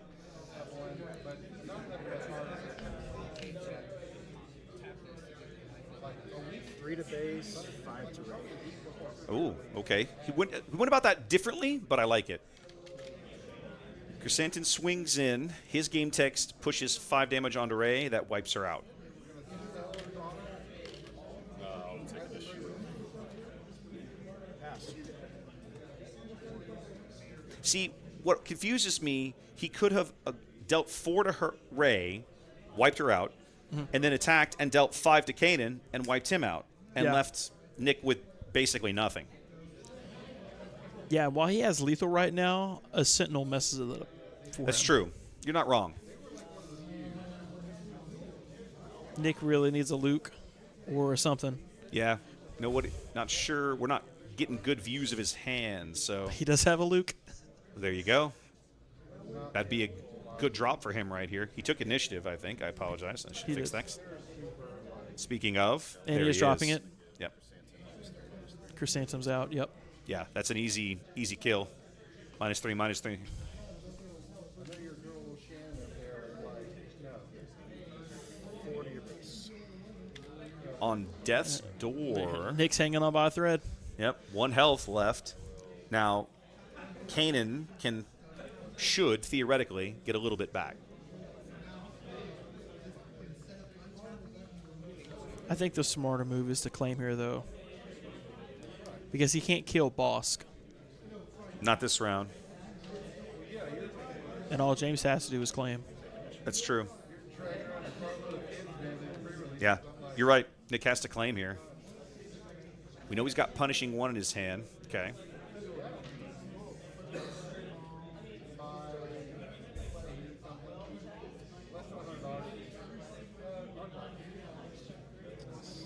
He's got to. Luke can take out box next turn, Right. and then restore 3 when he does it. Right. That's his play. Yep. Yep.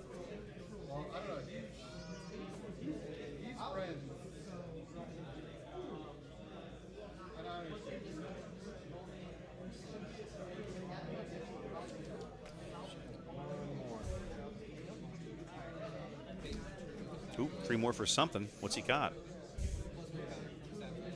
Deal 4 here. Open fire. Okay, so he's going to deal 4 to the Conquered Protectors. Pass. All right. Okay, Nick did claim. Yes. Must not have heard him. Yep.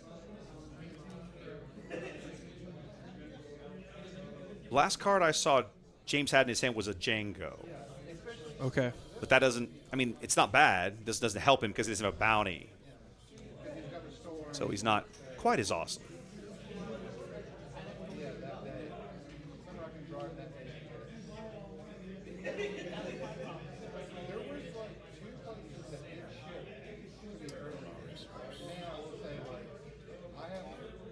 He's got to murder boss Has right to. away. Attack boss. Yep. Yep. Restore 3. He'll take 4.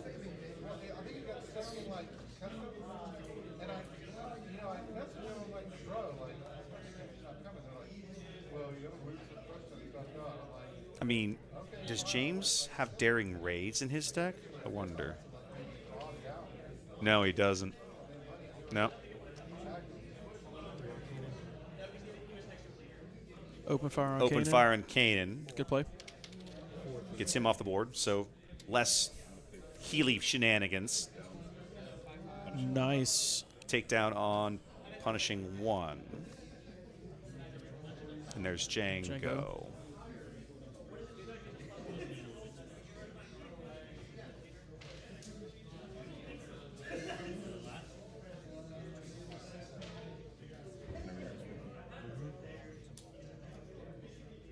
He's got another village protector.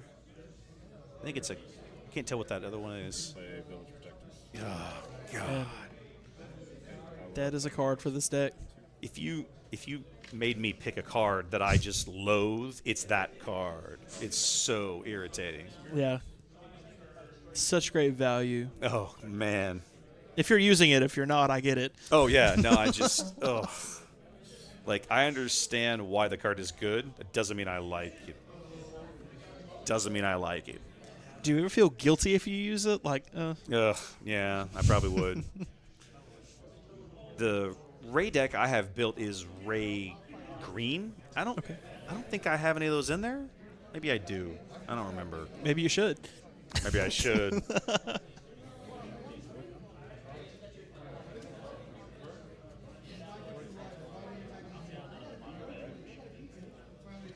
He has to murder Django here, I think. I don't think he can wait. I mean, it's a trade, but it gets him 3 more restore and clears James's only unit. Yeah, that's the move you have to do. Oh, James took initiative. James taking initiative. Okay, I missed that. Okay. A little bit of Black Sun action in space. Why? I don't get that. I don't get that either.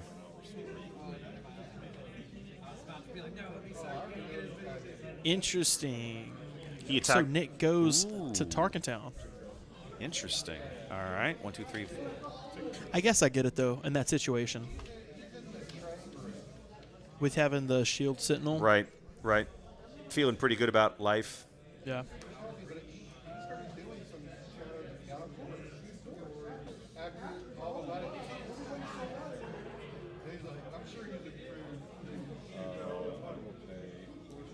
I have his health totally wrong. I was about to ask. There. And a No, Chewbacca. Ugh. Oh. Now this game is in Nick's favor. This has been such a great Oh, yeah. Yeah. Now, this is, I'm pretty sure James has no way through here. I don't think he is either. He literally had Nick at 1 HP. Oh, man, that's tough. That he can do.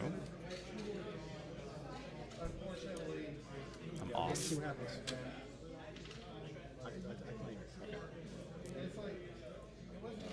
James claims. Okay.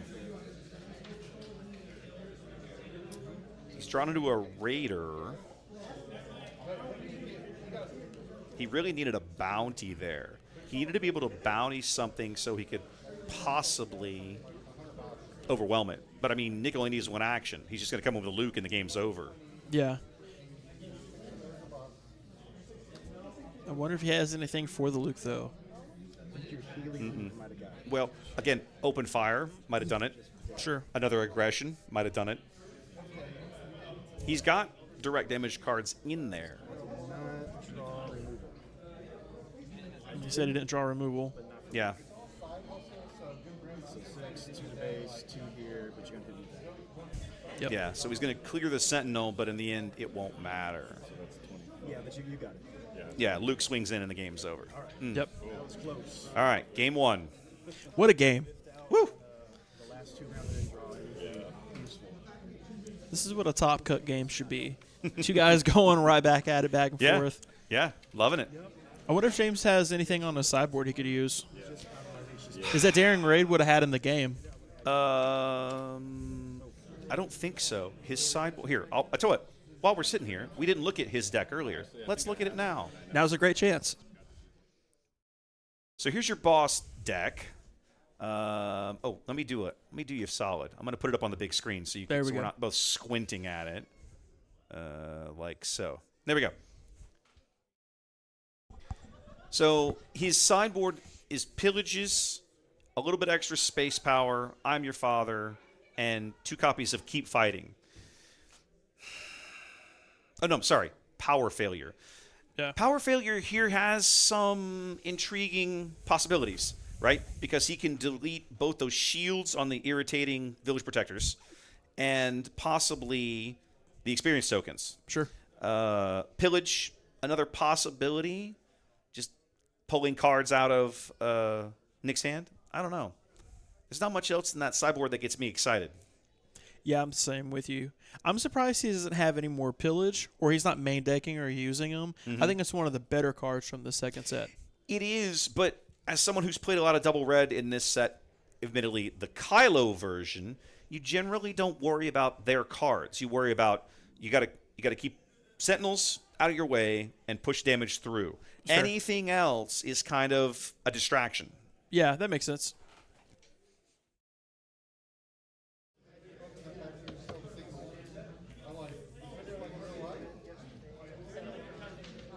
Now, let's briefly have another quick glimpse at Nick's list, because what he might be sideboarding in, right? This is an odd one.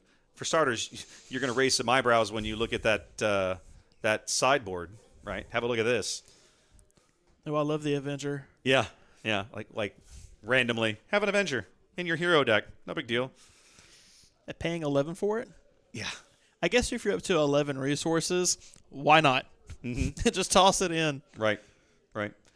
I mean, I think it's pretty safe to assume he's going to stay away from the top targets, but I don't know that. I'm not sure. Would you take the extra lightsaber and throw it in? I don't know. I think if you're playing against this deck, I don't think you need the Jedi lightsaber. I would agree. I would actually take the other 2 out and then potentially put in a Rival's Fall and a top target, or make an opening. I think it's the better play for him right now. I could see that. I could see the lightsabers being less impactful in this match, so maybe just yank them all out. Yep. Sure. Okay. I could see it.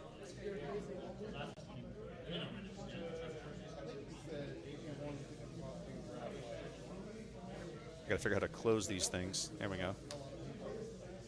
Ta-da. All right. So let's come back to here. Headed to game 2 here in the top 4. Oh, they moved my matting again. It's crooked. My OCD can't handle it. One thing we should have taken note of, or I should have, this game might have been decided by 5 health. It could have been. So that's not to say don't use the 25 health bases, but yeah. You're not wrong. James is kind of experiencing what I experience a lot of times when I play Kylo Ren, which is the first 15 minutes of your game are amazing. Yeah. And then as your opponent starts to build and build and build, you start struggling. Yep. And that's what happened to James on game 1. He just ran out of gas. Yeah. He got so close. Couldn't quite get there. Ooh. I think I honestly think I would have taken initiative right there. Okay. Well, we'll come in with an R2 over here.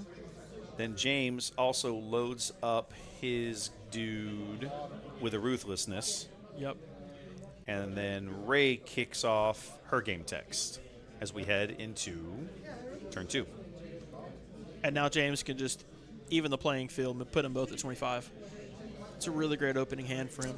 So it's a question of, is he going to murder R2? Yep. Interesting. And when he does that, 2 to the base because of Ruthlessness. Yeah. 2 to base. Smart call. R2 is so irritating if He's you don't annoying, kill him. yeah. He's a great card, but man, you want him dead. Especially if with the experience. Right. Now, another impactful card we didn't see at all in Game 1, obviously, Toro Calican.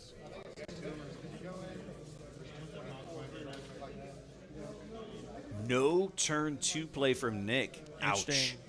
That hurts. He takes initiative and moves on. Yep. See what he comes with.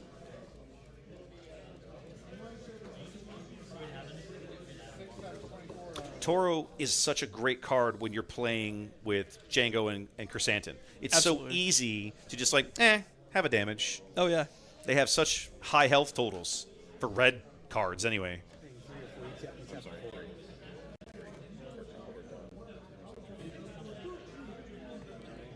I think Nick is struggling with something he doesn't want in his hand. Think so? Yeah, I mean, Korkon's a great card.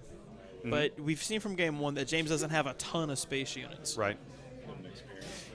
You know something else we didn't talk about, but is true? Without those early vigilances last game, Nick is out. Oh, absolutely. Like, just brutal. The 5 health I talked about a second ago would not have mattered. Wouldn't have mattered. The 2 vigilances made the difference in that game. James dropping Django, good play.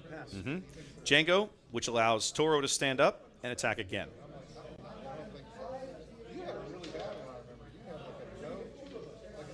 This will be Bosk's big coming out party. James sitting on a guild target, a great card you want to see when Bosk hits the board.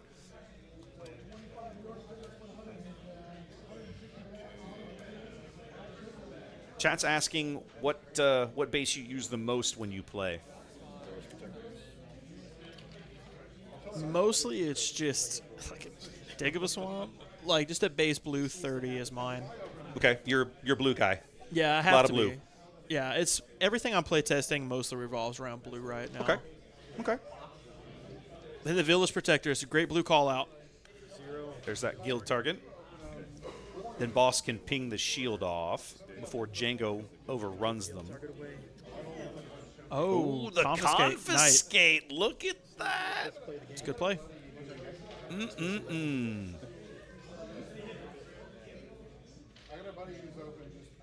That's really going to give Bosk a hard time. Well, he has a few in there. I think he's got 2. No. Okay, so he had 1 in the main and 2 in the board. So they're all 3 in the board now for sure. Yeah. Is that a death mark? I think he came in with a death mark. Yeah, he did put a death mark on the Okay. protectors. Put an experience token. Interesting. Experience token on the cock ward. Yep. Pump it up. Get rid of the shield. Now Django can do his shenanigans. Create a base. Django's about to feast. Oh, yep. Deploy Bosk first. Yes, there we go. This is going to be a really good turn for James. Yeah, absolutely. Takes initiative. Okay. It's going to be tough. To that, so you're going to take Yep. the base. I'm going to double this. I'm going to draw 4 cards. Okay, so James going to really fill up his hand here. 4 overwhelm to base. James also gets to draw 4 cards because Yes. Bosk is on the field. Yep. Claimed that bounty twice. Handful of cards now. 4 more. He still has 3 resources he hasn't spent. And now he's got all kinds of options. Another 3 to base. 3 more.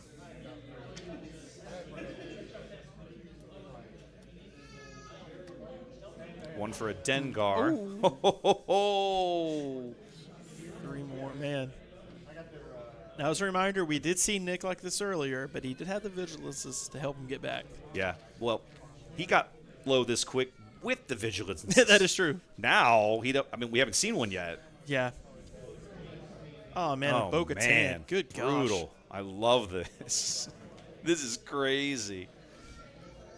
And what do you do if you're Nick at this point? Pray very hard and get ready for game 3. Yeah. I don't know what to tell you. This looks like my game earlier. You're not wrong. You're not wrong. That was brutal. Oh, yeah. But brutal for you. You were sitting back here. I was on the table. Well, it was brutal to watch. I mean, when you watch somebody lying on the street getting their teeth kicked in, it might not be you, but you still feel sorry for them. Well, I appreciate your pity, man. That's why I asked if I could come back here and talk.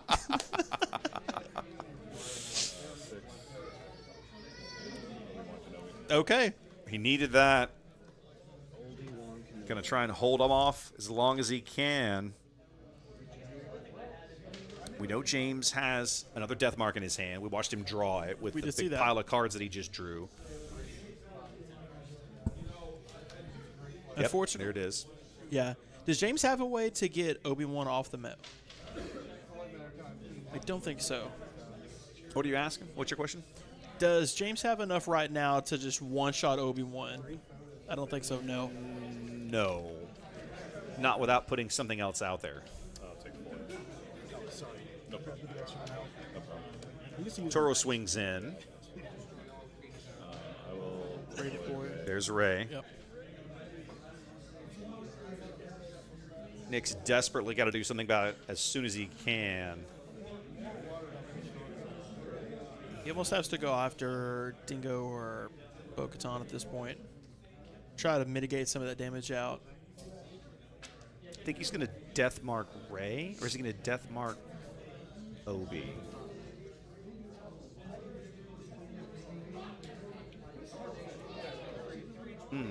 He's got a lot of options here, right? He's got a Chrysanthemum and a death mark in his hand, a punishing one, and an I am your father. He's always going to death mark. Okay. On Obi, Death yep. mark of the Obi, which deals a damage to him because of Dengar, which he missed. He missed that unfortunately. one. That might hurt him. Yep. Okay. Katan going He's going off. to wipe out Bo-Katan and restore 3. This, and then she'll take. And I'll restore 3.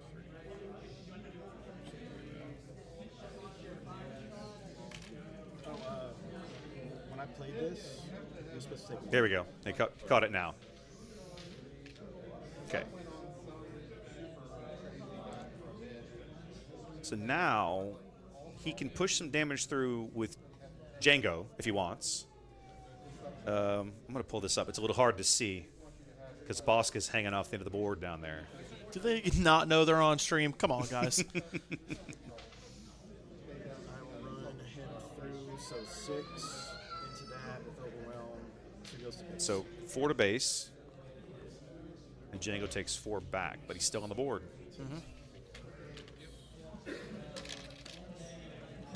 Obi-Wan Kenobi dies. I will draw 3 cards. I'll give this 2 experience right here. And I'll draw a card because she's a force. Okay. Obi dies, buffs Ray on the way out, and gifts Nick another card. It was a takedown, so I'm sure next turn he'll be able to take advantage of that too. Oh, 3 to base. Yep. Bosk untapped. James with at least 4 unspent. He's got at least one Chrysanthemum in his hand.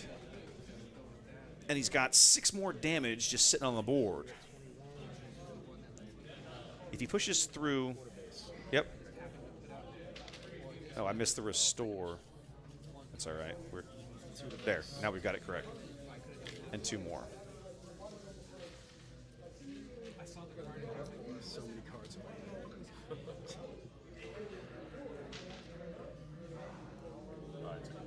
I know. I'm trying to say I'm gonna play one more thing here. Yeah. Choices. James got 4 resources. Let's see what he does with it. He's got 2 Chrysanthemums and I think 2 Raiders. I'm your father. Okay. So either James draws more cards. Yep. Good move. Or Nick takes, or Ray goes out. So, yeah, the obvious answer. James draws more cards. I think he drew a rich reward in there. He did, and an aggression. He is fully set up. So he's going to go ahead and play the bounty. Yep. Yep. Smart. Okay. So we come back to that. That's all I can do. He was out on rank. So I'm going to pass. There we go. Yeah, keeping initiative is huge. He also has a Luke in hand. James has such a wide board with so many threats.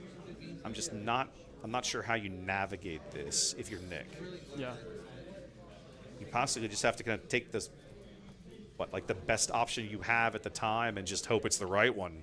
Yeah, you got to play your out, get Ray off the board, get her to take somebody else out, restore 3. So let's see. She is currently a 5/9 with 4 damage. She's a 5/5 right now. Yep. Okay. I'm going to kill Toro. Okay. She's going to murder Toro, take 3 back. And restore 3. So much life is left on me. 3, 6, 7. 2. 2. So, like, literally, Dengar could take her out. Yeah. Which I think is the best play for James in this situation. It really is, honestly. I'd trade Dengar for Ray.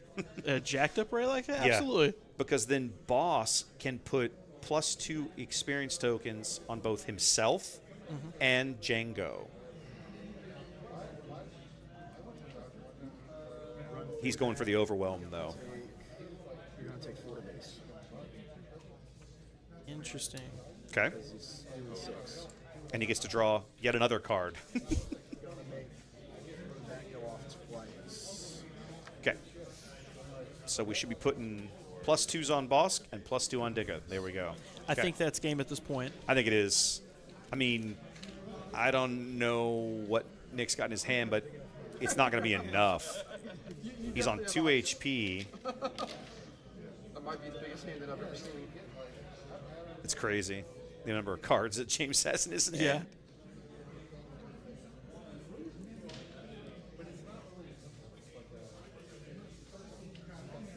Luke can come in, but again, he still has another character out there. Luke can come in and shrink, like, somebody. He could shrink Bosk, but Bosk would then still swing for, well, he'd swing for 0, but then Dengar does it. Yeah, Nick's just going to scoop. It's over. All right. Going to game 3. That's right. The best kind, baby. Let's go.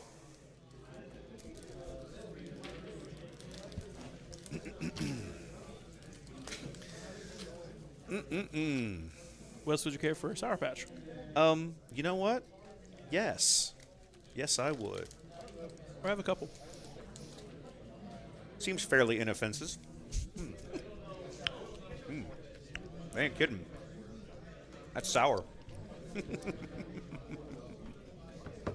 I'm hoping we get a long enough break after this match that I can fix this mat before it kills me and then go order some dinner. 6s, that's why I did I'm your father, so I can probably get something else. Yeah, that will trigger something. For sure. Let's have a look and see if the other match is reported in or is still going. Nope, the other match is still being played. given that it's Kira versus Kira, I'm not really surprised. I'm not either. Both of those players are really good at playing that deck. Well, they are, but also just the nature of those, like, blue-green villain plays a long game. Yeah. Right?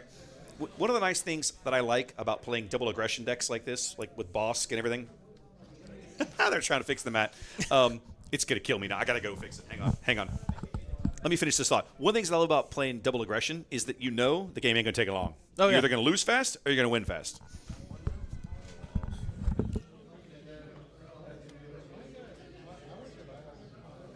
It's killing me. Move again. It's all right. It's my fault. We got it. Craziest thing we've seen from the game 2 is that we did not see a single vigilance from Nick. And that might have made the difference. Yeah. Well, and I mean, we talked about it, right? I really do feel like the 2 that he played in game 1 were the difference.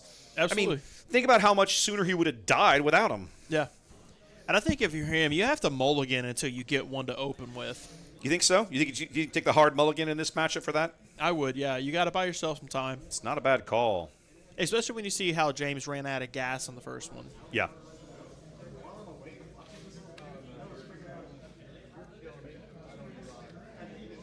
James has an aggression already. Maybe like 2. Yeah, he's sitting on 2 in there. It's going to be tough. This is the first time we also haven't seen him play 2 quick, like 1-cost cards early in a game. My early. That's going to help most him too. hated card ever. But they look so innocent, man. They just want to help. They just want to protect. Put a guild target on him. Arc 7 is another great card for Nick right now. So amazing. It's just a great card in general. How did Bo get exhausted? He came into play this turn. No. Oh, no, she forgot to. Yeah, she he forgot already. to. Yeah. There it is. Okay.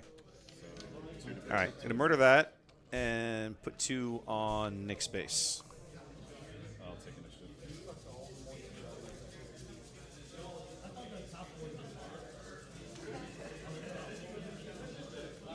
Is he going to open fire the arc?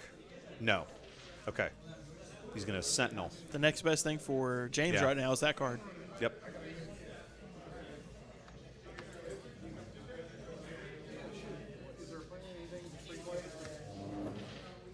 I think he resourced one of the aggressions.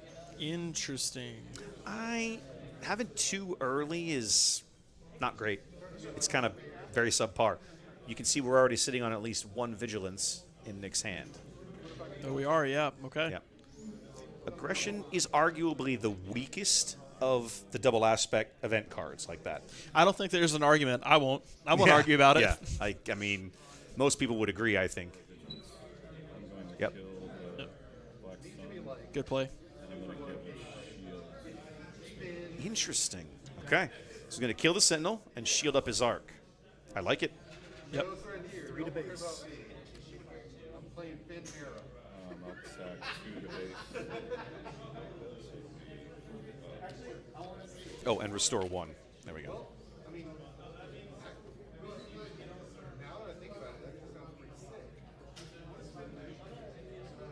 Yeah, James's hand is kind of garbage.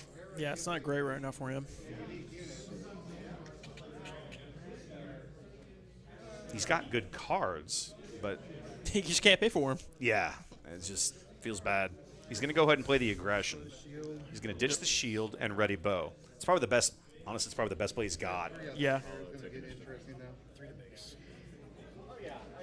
It feels terrible, but I don't think Nick got full value out of his vigilance when he played it either. he didn't. Both players definitely got subpar value out of their fancy aspect cards that round. Droids look kind of overpowered, but maybe it's cool. I do feel it. I mean, Clone Troopers being 2-2 is cool, but like. Pay 3 for village protectors. My favorite card. Oh, man. Raider, open fire, and Chrysanthemum on a boss turn. Boss coming out. Just getting it over with. All right, man. We'll see you Tuesday. All right, take care, guys. 2 win, restore 1. Should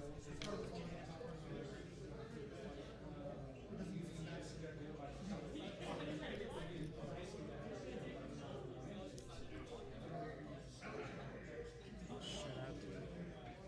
It's hard to say. How much do you have up? 2. 2. 2 unspent. No bounty for Chrysanthemum. Not enough for the Raider. No, Boss that's can tough. knock the shield off. And then I think he's going to trade Bow for the Protectors, I'm guessing. Or, no, yeah, because he can't use Tarkin. They have not damaged. Experience on arc. Yep. Nice. Use raise action. Oh. Now he's going to open fire it. Nice. Max value out of that at least.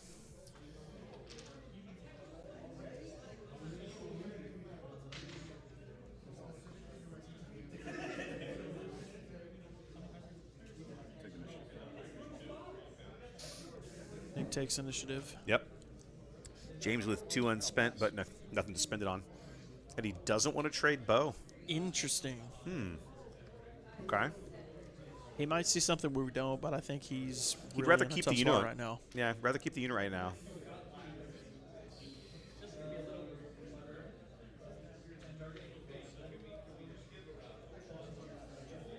He does have Ruthless Raider, so maybe that's his plan.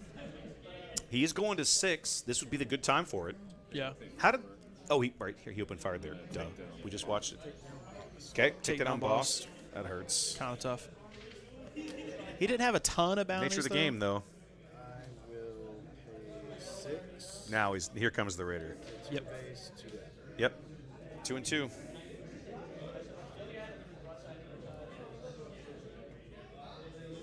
Ray's coming out this round. He doesn't have anything for. And he's ignoring Ray? And Well, going straight to base. If you go straight to the base like this, now Ray's restore, it just counteract. It's a wash. Sure. It's the best he can do.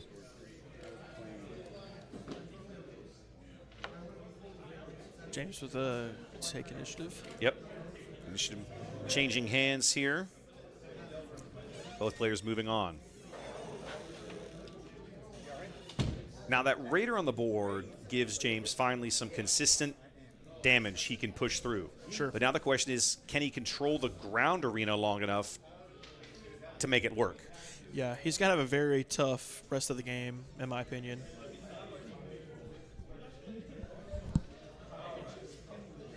Oh, no, I think we're okay.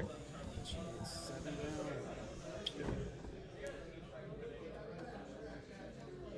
Yeah. Ready? 4 to base. Straight into the base with the Raider.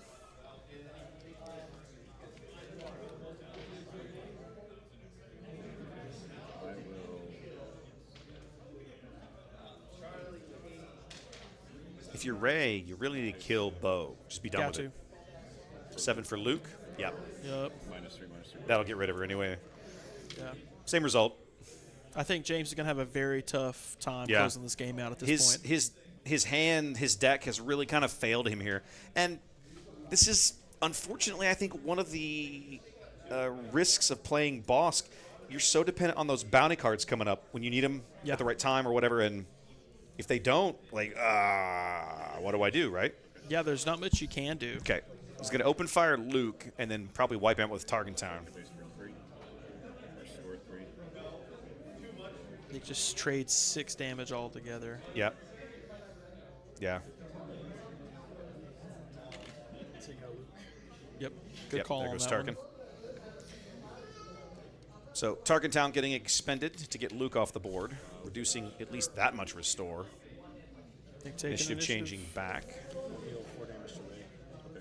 Another open fire. Yeah, he's seen them all. Yep. Pass. Like he's just, like I said, his deck has just failed him in terms of what it's drawn. Yeah. He's had good cards in completely the wrong order. Absolutely.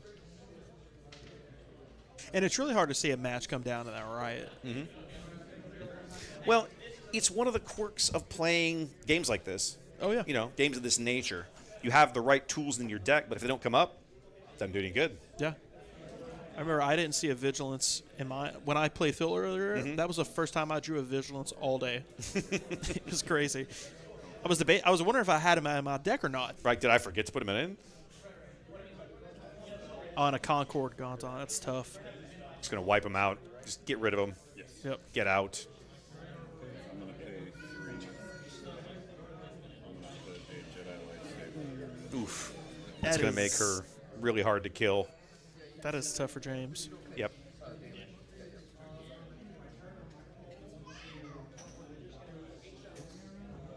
So Ray's going to be swinging for 6 and restoring 3. And restoring 3.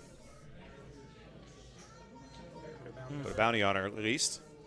I will attack your base for 6. And restoring. I mean, that's a 9 damage swing. Yeah, it's insane. So you got it 18. There's a reason she's basically considered one of the strongest leaders in the set. Yeah. Is the flip side. That restore 3 is just crazy.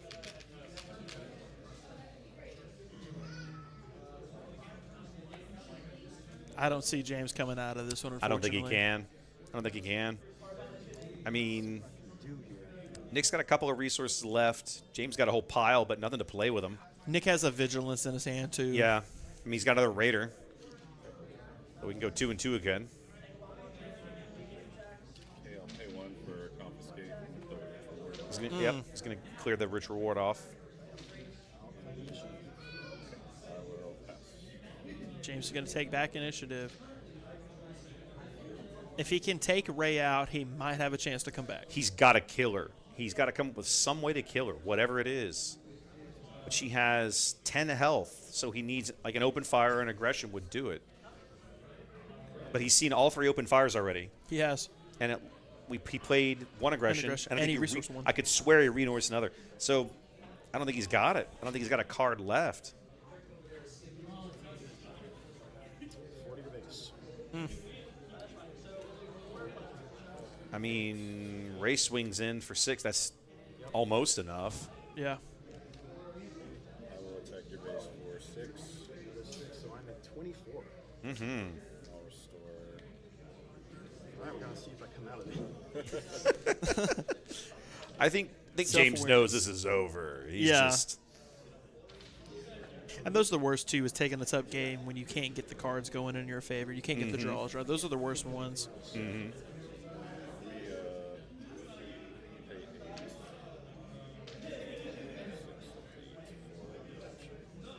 Oh, God. That's it. We're just pouring lemon juice in the wound now. Yeah. But I can't kill him. Yep. Man, that is tough. That's rough. There was. Oh, there There's was. the aggression. Man. There's aggression number 3. Oh, dude. But he's still, again, no bounties. Yeah. So Nick's sideboarding, he comes in with the confiscates that turn out to be hugely impactful in game 3. Yeah. And then James just, that shuffle, that draw, terrible. Tough, man. Terrible. Terrible. Well, still, it's a top 4 finish for Bosk Red. And James is a great player who knows how this deck, like, I can't argue with this. Nick's going to the finals, though, with Ray Blue. Out of spite, he's taking Ray out of here. I love would. it. I love it. I would. Yeah, good finish, though. Goodness. Oh, his rematch with Cody. Oh, man. All right. Well, let's get set for that. Guys, give us a couple of minutes. I'm going to throw you. Let's come back to here real briefly, and we'll say hi. Obviously, this is not Trey. Not Trey. A Not little Trey. shorter. It might pop up. No, it's not going to pop up. That's fine. So, Desmond, you're going to hang around? Yeah, I'll be Cool. here for the last one. All right. Let me see if they'll take a few minutes break while I order some food, and then I'll be right back. So give us a minute, okay?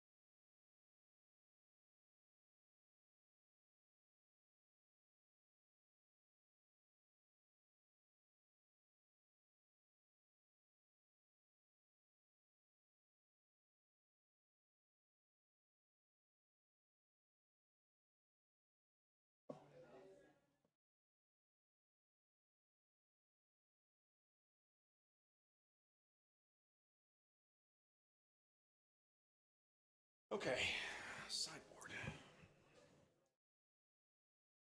No problem. My friend, good games. It was fun to watch. Yeah. You had a great showing today. I love that deck. You play it well. Yeah, I just didn't get the draw on you. That third game, your deck just fucked you. Like I was drawing cards. we were talking about it too. We're sitting here going, my God, you were drawing. You had that ridiculous hand in game 2, and then in game 3 you had like nothing, and the cards you did have were garbage. And it was like, oh my God, this is terrible. Yep. That was rough. That was hard to watch. Bad shuffle. Harder even to play, I'm sure, but it was definitely hard to watch. I drew that aggression. Oh, yes, I know. We were talking about, we're like, he's already seen 2 aggressions and 3 open fires. He's only got 1 left, and you drew it, but you drew it a turn too late. I was like, no. It was rough. It was rough. All right, man. I'll see you around. Yes, indeed, absolutely. Well done. One of those Mondays you go to, I might come by. Okay, sure. I'll keep you on the list. I've got a list running. I don't do it every Monday, but I'm usually looking for people, so I will definitely keep you in mind. We'll see. Awesome. That's fine. Where away are you? I live from here. I live in Cyprus. I basically live at Barker, Cyprus, in 290. Yeah, that's not too far. Where are you at? Champion Forest in 99. It's not terrible. You could be to my house probably in 20, 25 minutes. It's not bad. Okay, We'll cool. see about it one day if I'm Yes. crazy busy like I am during the week. I know that feeling. I know that feeling all too well. All right, I'll see you then. All right, take care.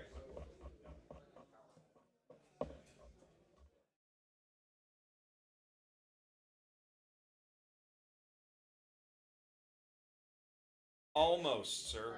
I'm on the verge of having this deck list done. That's all I wanted to get done was Cody's deck list. What? Huh? What are you looking at?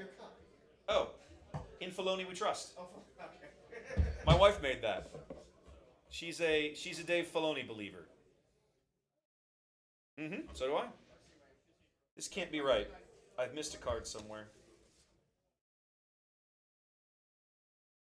Cody.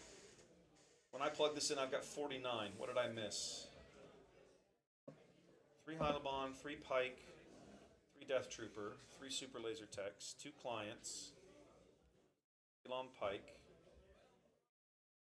Did I move something to the sideboard that I shouldn't have? No, got 10 in the sideboard. 3, 4, 7, 8, 14, 15,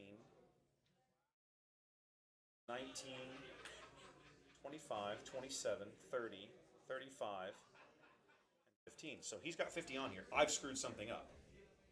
Gotta figure out what it is. 3 Gideon? No. Units look right. It's something else. 3 Inferno, 4 Avenger. Make an opening. 3 Power of the Dark Side. 3 Resupply. 2 Fell the Dragon. 3 Vigilance. 3 Obese. No, because it's 3 of each. 1 Super Laser Blast. What is happening? Why does this... Okay, it's not in the space units, and it's not in the base events. It's somewhere else. Or I've missed a one-off. 1 Rook, 1 Maul. Maul. It missed the Maul. I clicked the Maul, and it missed the Maul. That's what it is. I missed them all? I missed the Maul. I missed them all once. Doesn't everybody miss the Maul? Sandjack Mall. There it is. That got it. Okay, we're good. So I can save that, and then pull up this. You have 2. You're a woman. You have 2. Okay, and then I need to come back to. Oh, they can. Oh, somehow this got turned off. I thought we were on the other thing. Oh well, whatever. I'm close. Let me come to here. You know what, guys? I'm going to put you back on the AFK screen for a minute. All right. I need to fix. Cody's now going to be in the player 2 slot, so let's fix this.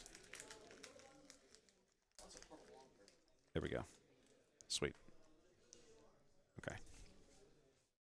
Okay, we're back here. You're good. We're good. I can turn this off. Okay.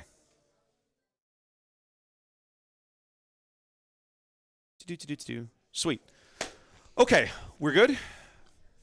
Oh, they're sitting right waiting on us. All Congratulations, Dick. Winner. Get out of here. Get out of here, you bum. Okay, I got to do a little bit of setup.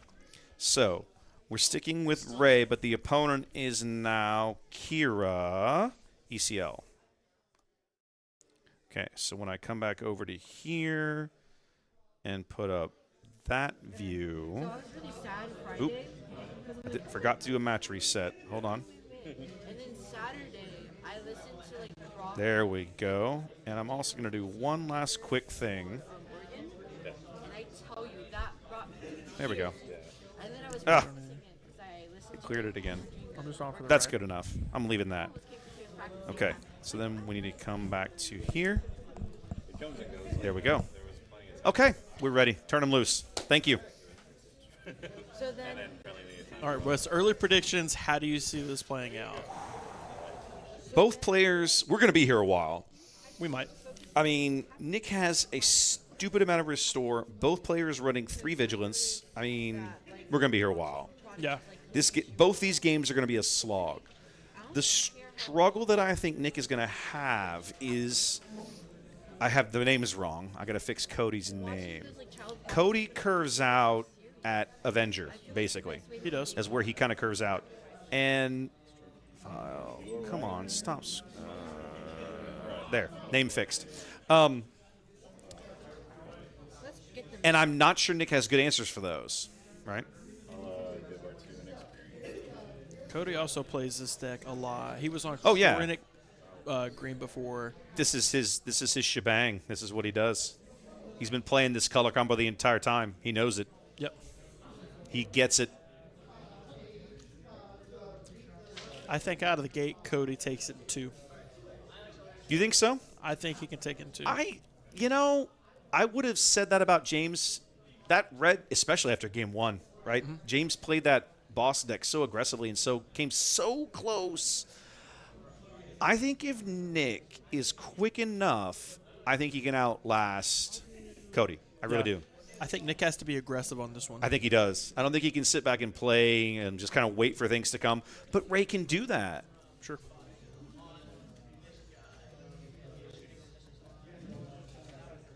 Buff him first. Buff him first. Okay. What's the question? Oh, yep, I got to fix that. Thank you.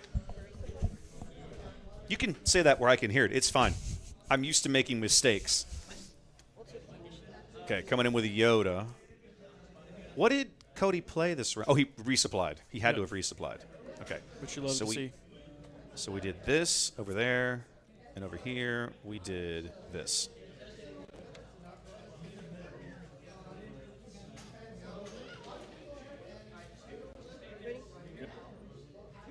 Chat's asking about the Pike Sentinel on Cody's side of the table. Every set, Fantasy Flight puts out open play packs. We're ambushing in a Rook with ECL.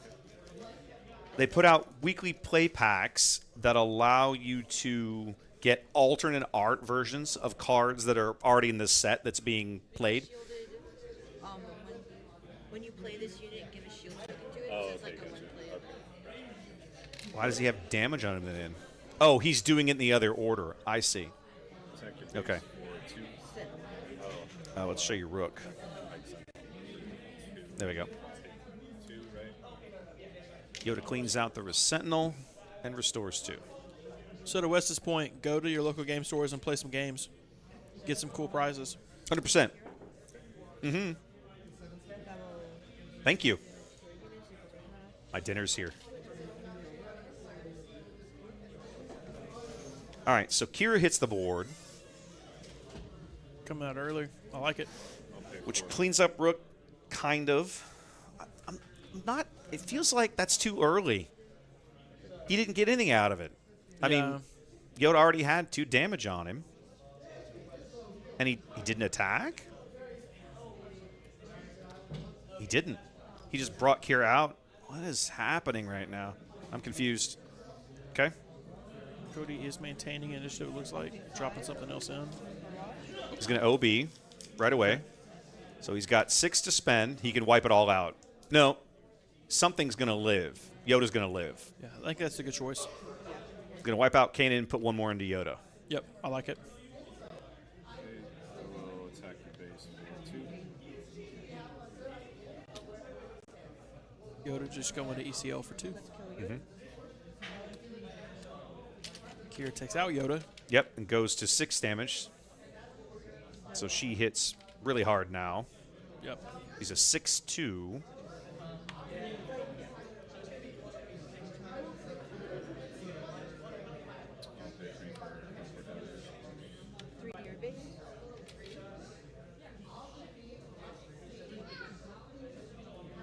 There we go. So, Flaming, the tile you're seeing on Cody's base, we're using to mark the epic action, which is a once per game action that he gets to use for taking that base. Let me show it to you real quick. That most bases don't have game text, but a handful of them do, and usually you can only use it once per game, whatever it is.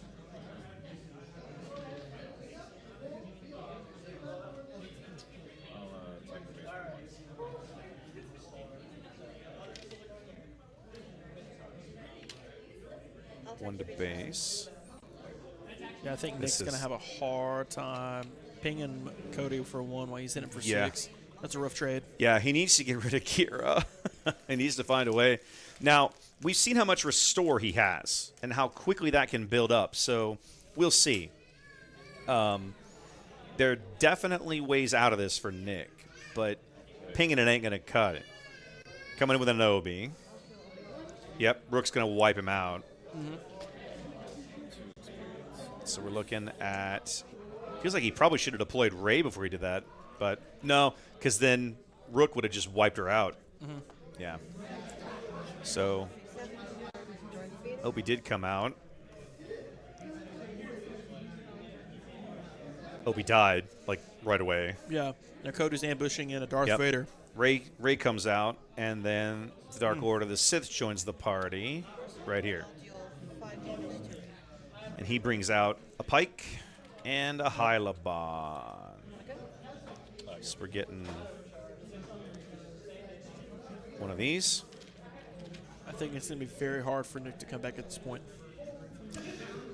It's going to depend a little on what he draws. He needs a Vigilance as soon as he can get one. Yep. And one of these. Ray's gonna trade out and just get the restore he can.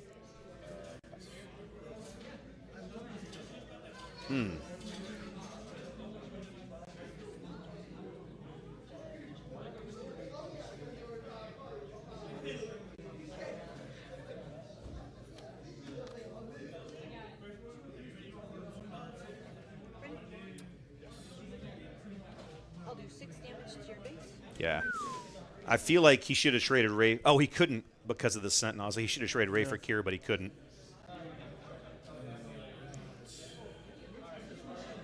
What's he sitting on up there?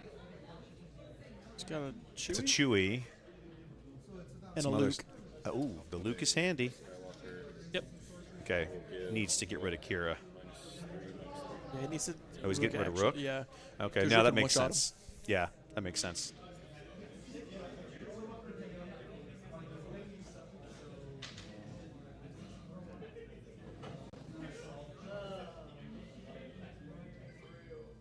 No, it's a foil, Flaming. There are plenty of foils in this game. What do we do? Rivals Fall? Fell the Dragon. Fail the Dragon on Luke.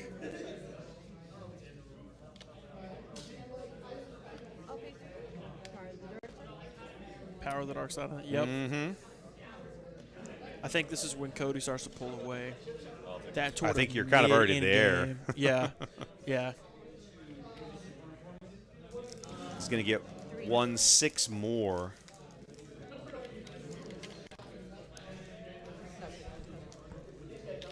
Nick has nothing, no board.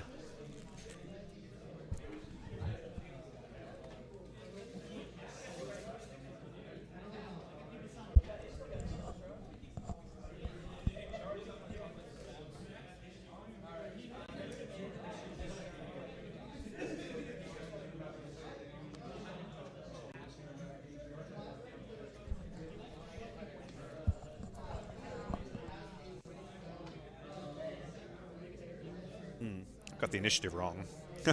Nick's 100% on the button. It's got to be redemption. No. Chewie.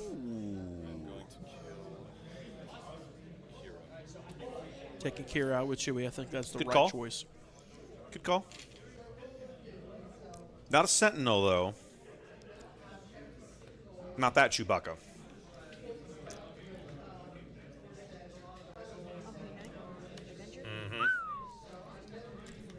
I think at this point you scoop and go to game 2. Yeah, I think you have to. If it was timed, I would have scooped Yeah. at that point.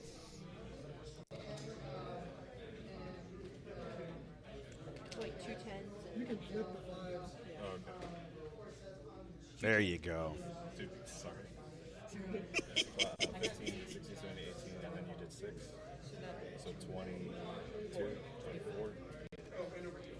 At 24 damage, nothing on the board. Yeah. He's staring at the Dark Lord of the Sith and a Star Destroyer. Yeah. Doesn't look good.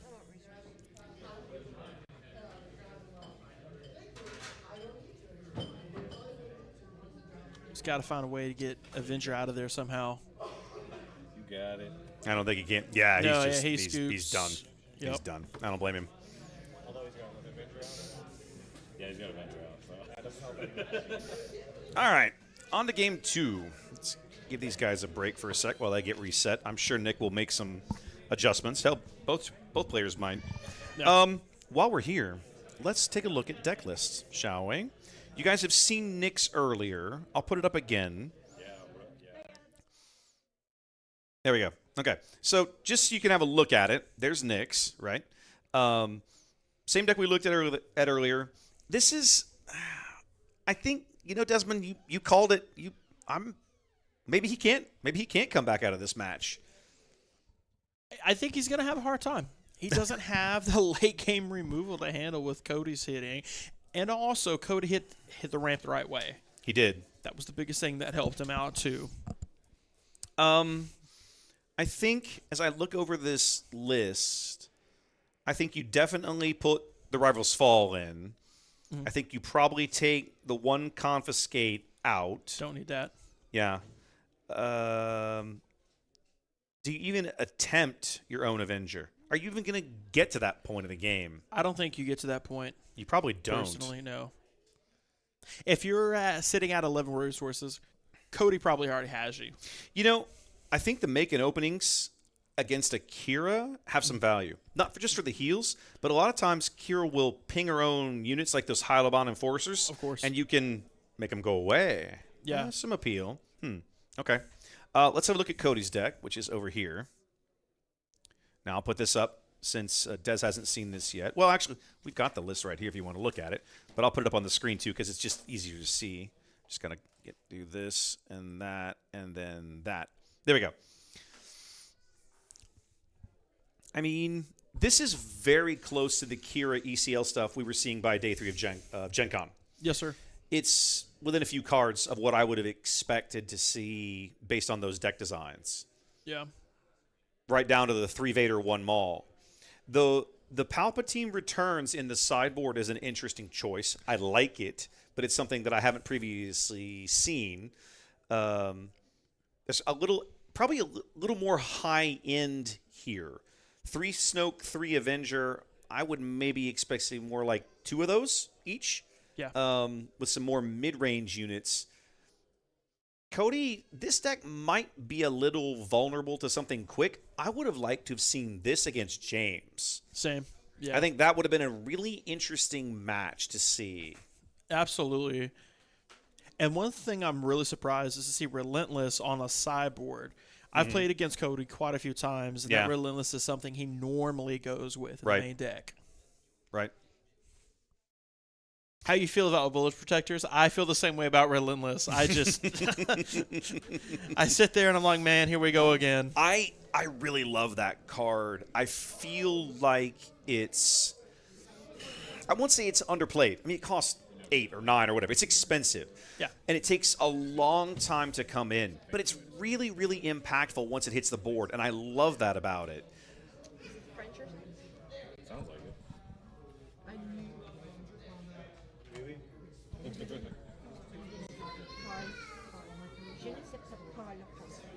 Also, Cody last game just hit everything he needed. He really did. Pretty much hit it all. Right in the order he needed it. And this opening hand from Nick, I don't think is going to do him a ton of favors in this matchup particularly. He's going to keep it, though. What does that mean? 6 years.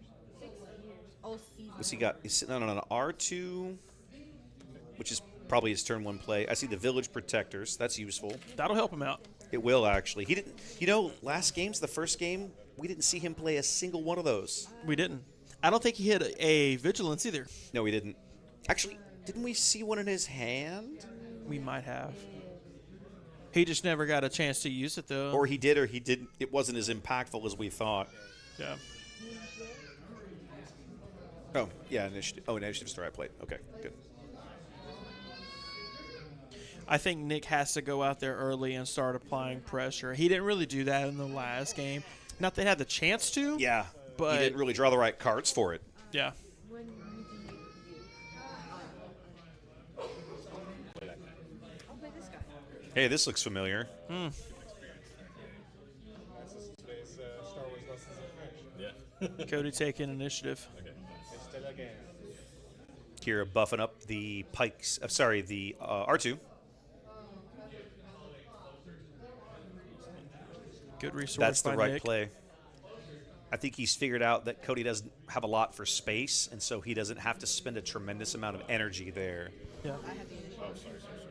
Oh, Cody took an ish. Okay. 2 to RTD2. It's going R2 for 2. Attack into R2. Interesting.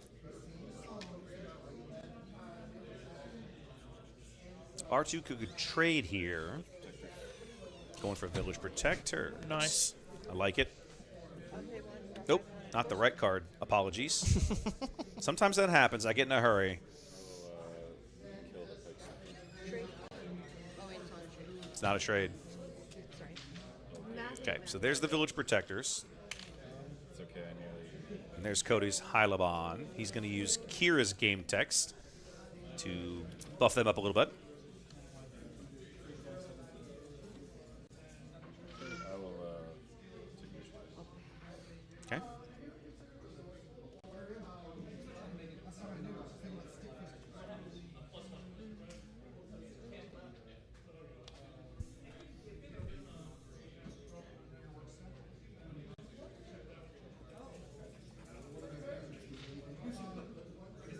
Whole lot of blue at the final table.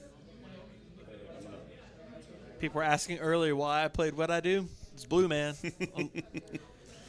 Vigilance is my favorite aspect. Truth be told, makes me a little sad. Okay. Vigilance, here we go. We're going to Vigilance early.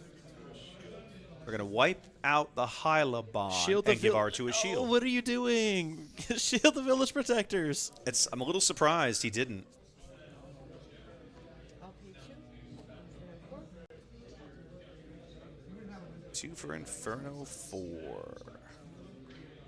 That shield on R2 is interesting. Interesting. Now, he doesn't have the resources, but either one of those units is eligible for raise game text once he has some resources to suspend. Yeah. In the meantime, going to put some damage into the base. Sorry. Oh. That part's required. Going to use Kira on Inferno. I'll attack your base for 2. 2 more into Cody's base. Cody taking initiative now. Finish swap. And that's the round. Definitely starting off better for Nick in the fact that he has some ground units that have stuck around. Yeah. And I like the fact that he has the protectors around shielded as well. Right. You know what? You know why he did it? This right here. Because the way Kira's game text works is everybody fully heals, and then when they take the damage, the shields eat it. Oh. So her okay. deploying fully heals R2. Nice. Okay. I figured there was something up with that. There had to be. Either that or he didn't, it was a misplay. That's possible. Or another village protector. Okay. Another village protector. That's going to get old if you're Cody. Yeah. He's at the top table. We'll assume it was strategic. Mm-hmm. I'll kill the first village protector. Okay. Takes 2 back. Knocks out one of them.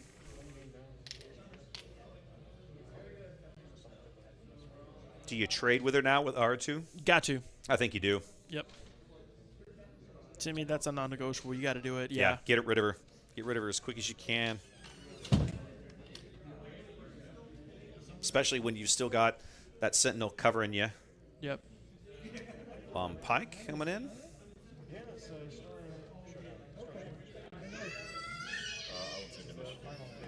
Nish swapping again. Cody pinging for 2. Ah, yes, Inferno 4. I think Nick knows his deck well enough to know that he'll be okay with that. Yeah. Yep.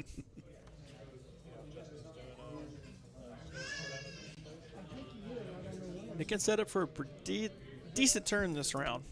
Shield, Sentinel. He's got 6 resources. And, Ray flip. And Ray's ready to come in. Yep. He's got the Sentinel. He's sitting on more Restore in his hand, plus Redemption.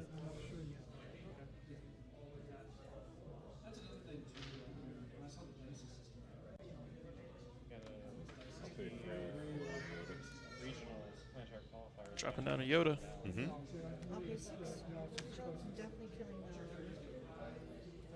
Okay, Vigilance coming in. Putting a shield on Long Pike. Mm-hmm.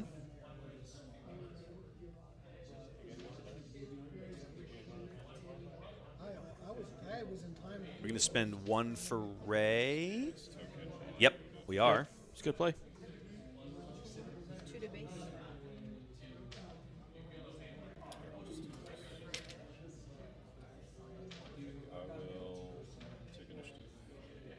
No Ray. Interesting. He wants to have the Sentinel out there, I guess. Let's go into Yoda for 4. Okay. Smack Yoda around a little bit. That's a tough hand right now for Nick. Doesn't have a ton that can help him. Well, he has the Concord that'll help a little bit, but nothing that's going to stabilize the ground for him. It would be, now's a good time for one of those, I think. Yeah.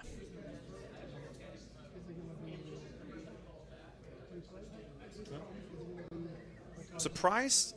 I mean, I'm still a little surprised he didn't bring out Ray. Yeah, me too.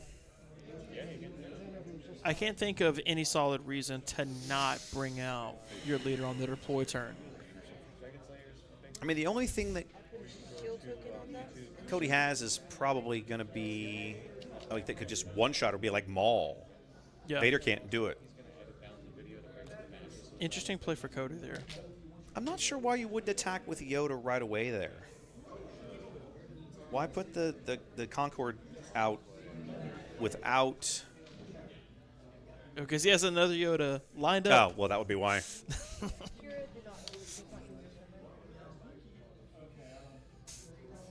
He's People ready gotta with remember their another own one. Cards. Yep, ready to go.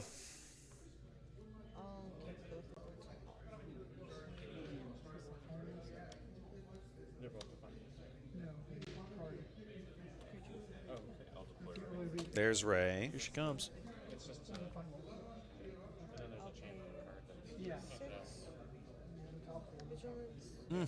Okay, another Vigilance. Healing up with his Vigilance. And then you can put a shield token on Mike. Interesting move. Let's take your base for 3. I'll take the initiative. Cody taking initiative. After taking 3 from Ray.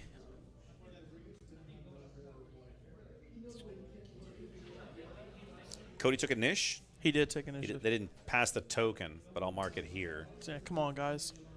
You're on the stream. I left you a giant initiative token. It was massive. It was It is. big as my hand almost. Exactly. Almost the size of a card. It's going to be an Avenger. No? Maul. No, Maul. Okay. The one Just as Maul in good. his deck. We're ambushing something. It's Ray. Yeah. Mm-hmm. He's got exactly the one card that he can do that with. It's the only Yep. Maul in his deck. I think this is the turning point for Cody in this game. Yeah. I mean, it's not like Nick has any damage on his base, right? I mean, he's literally back to full health. Mm-hmm. He's up by 10, in a way. In a way, he is. That's going to start changing very quickly now, though. Very quickly. Cody taking initiative again. redemption. Nice. Now that is a big play for Nick. Very He doesn't big. have to. He doesn't have to move anything to it. It's just got a ton of HP. Yeah. Oh yeah. And it keeps him out of a range of a Power of the Dark Side or anything like that, too. Mm-hmm. It's also got enough hitting power. It's actually a threat that Cody has to respect. He's got to do something with it. Yeah, he's got to respond to that one pretty quick. Laser beam. They make a, like, this is the token set that I have personally, but they make a streamer set that's a big thing. You have to believe that Cody's got an Avenger in there somewhere. Like, it's got to be coming soon. It has to be. That wasn't it. Fail the Dragon on Redemption. Mhm. Yep. Oh, yeah. Yep. One of my favorite new cards. There's a reason I hate playing against blue decks. Because they're just like, oh, you want to play the game? No.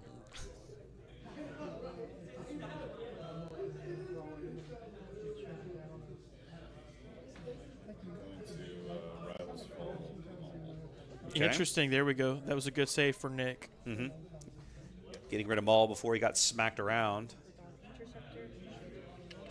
Then Cody going for the base. For the base with Lom. That's what it looks like. Could be wrong. Nick has not taken any damage.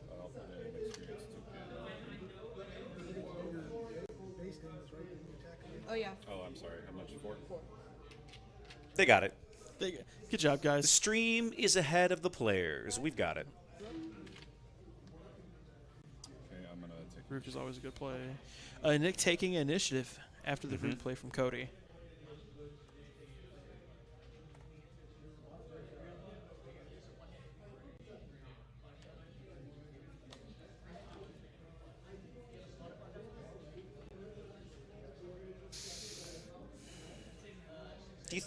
Do you think Nick sideboarded in that Avenger?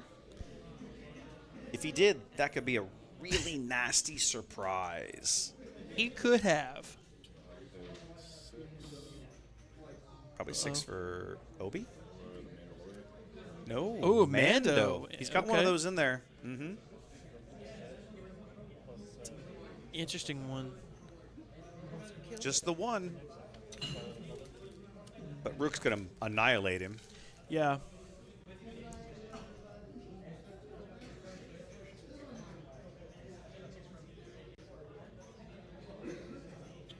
take a base for 2. Sorry, I'll put an experience token on. No. Okay, he's doing things in a different order. There you go. Buff the protector as far as it could go. There's knew that was coming. Yep. It's only a matter of time. I'll take this. For the base.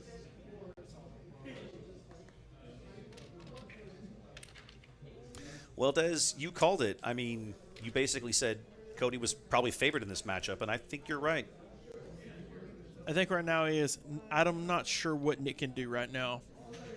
He's got a Rook, Long Pike, and Avenger. Well, not only on top of that, Kira can keep shielding Rook up. Like, so you put 2 damage on him, you shield him, he assassinates somebody. You put 2 damage on him, you shield him, he assassinates. Like, you can do that 2 or 3 times before he's finally dead. Yeah. So, like, and they're at a point in the game, too, where any big thing Nick wants to drop down is just going to get annihilated by Avenger. Yeah. Yeah. Fail the dragon on Avenger. Okay. Got to get rid of that. For the base. Cody doing 4 more to base with Long Pike.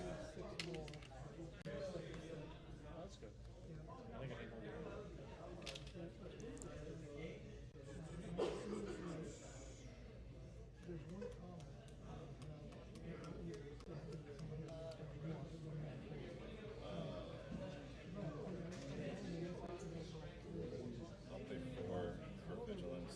I'll heal 6 and heal 5. That's weird. Interesting choice. He's going to heal 5 and mill Cody for 6. Yeah. I'm not sure quite what he's hoping to get there. Let's see what he gets.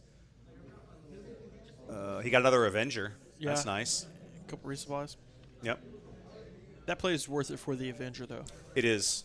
It really is. How many? Cody does have 3, though. He's running the max. Gideon. Ask is tough. There's 3 more to Nick's base via Rook.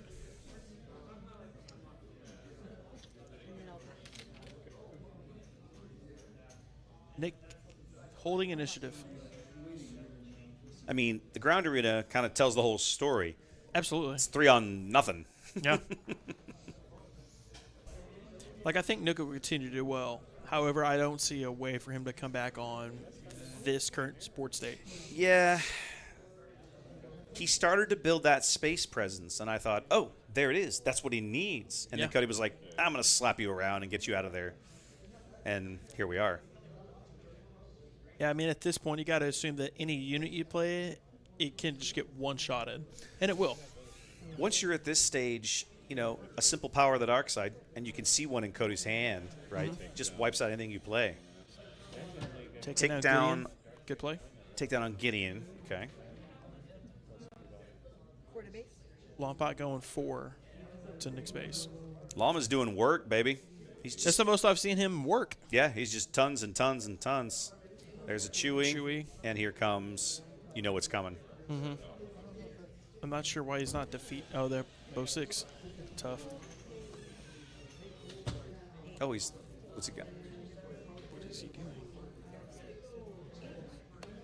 Another Avenger? No, not for 8. Snoke. Tough. Interesting.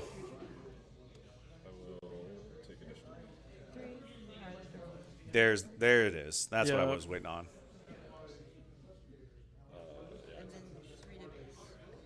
Yep.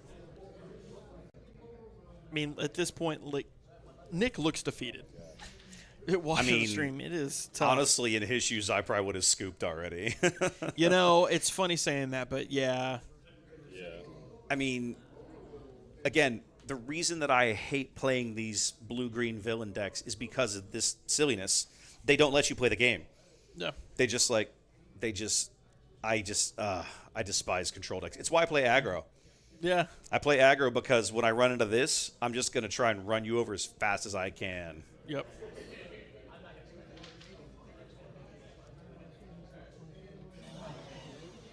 Does it always work? No. Go. One of the things I love about this deck in particular when Cody's playing is that, and I've explained this to people I play test with and things of that nature as well, but when you get to a point where we've been playing for almost 8 hours, not it. You really want something that's almost autopilot when you're at the top table. Right. Attrition will set in at some point. Do you know that's an error in the stream deck? I'll have to fix that.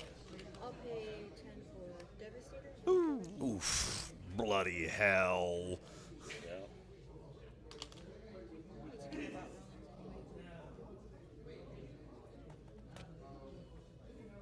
Yeah. Oh, man. That's tough for Nick. Now, if he was playing villain, he could have Super Laser Blast. The other thing is this. I'm not even sure Cody needed to do that. He's got lethal on the board already.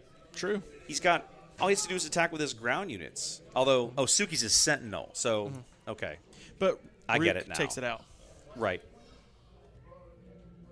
But Rook then that damage wouldn't go through to the base. So Cody's trying to make the play that will end the game this turn. Yeah. I'll take initiative. I'll do 10 to base. Cody going for 10 to base. Yeah, you never like hearing those words. Yeah. Yep, that was That's an error it. in the stream deck. There it is. And Nick scoops. Yep. There we go. All right. Cody comes out 2-0. Cody's your winner. There it is. All right. Player 2, the victor, Cody Keene, walking away with the win here in our store championship. Doesn't get me early, or doesn't get decks early. Yeah. That was an interesting game to watch. I mean, Cody did a really great job with pacing and having everything. I mean, he had an answer for pretty much everything Nick was trying to do. Yeah. I don't think my deck's fast enough. I don't have anything that's like enough pressure. Nick basically saying he doesn't really have a way to put any early pressure on Cody at all. And I think that's kind of the downfall of this matchup for him. For sure. Is, you know, Not being the one thing that I like doing when I play these blue-green control things, any way you can put pressure on them early, anything you can do is a big help. For sure.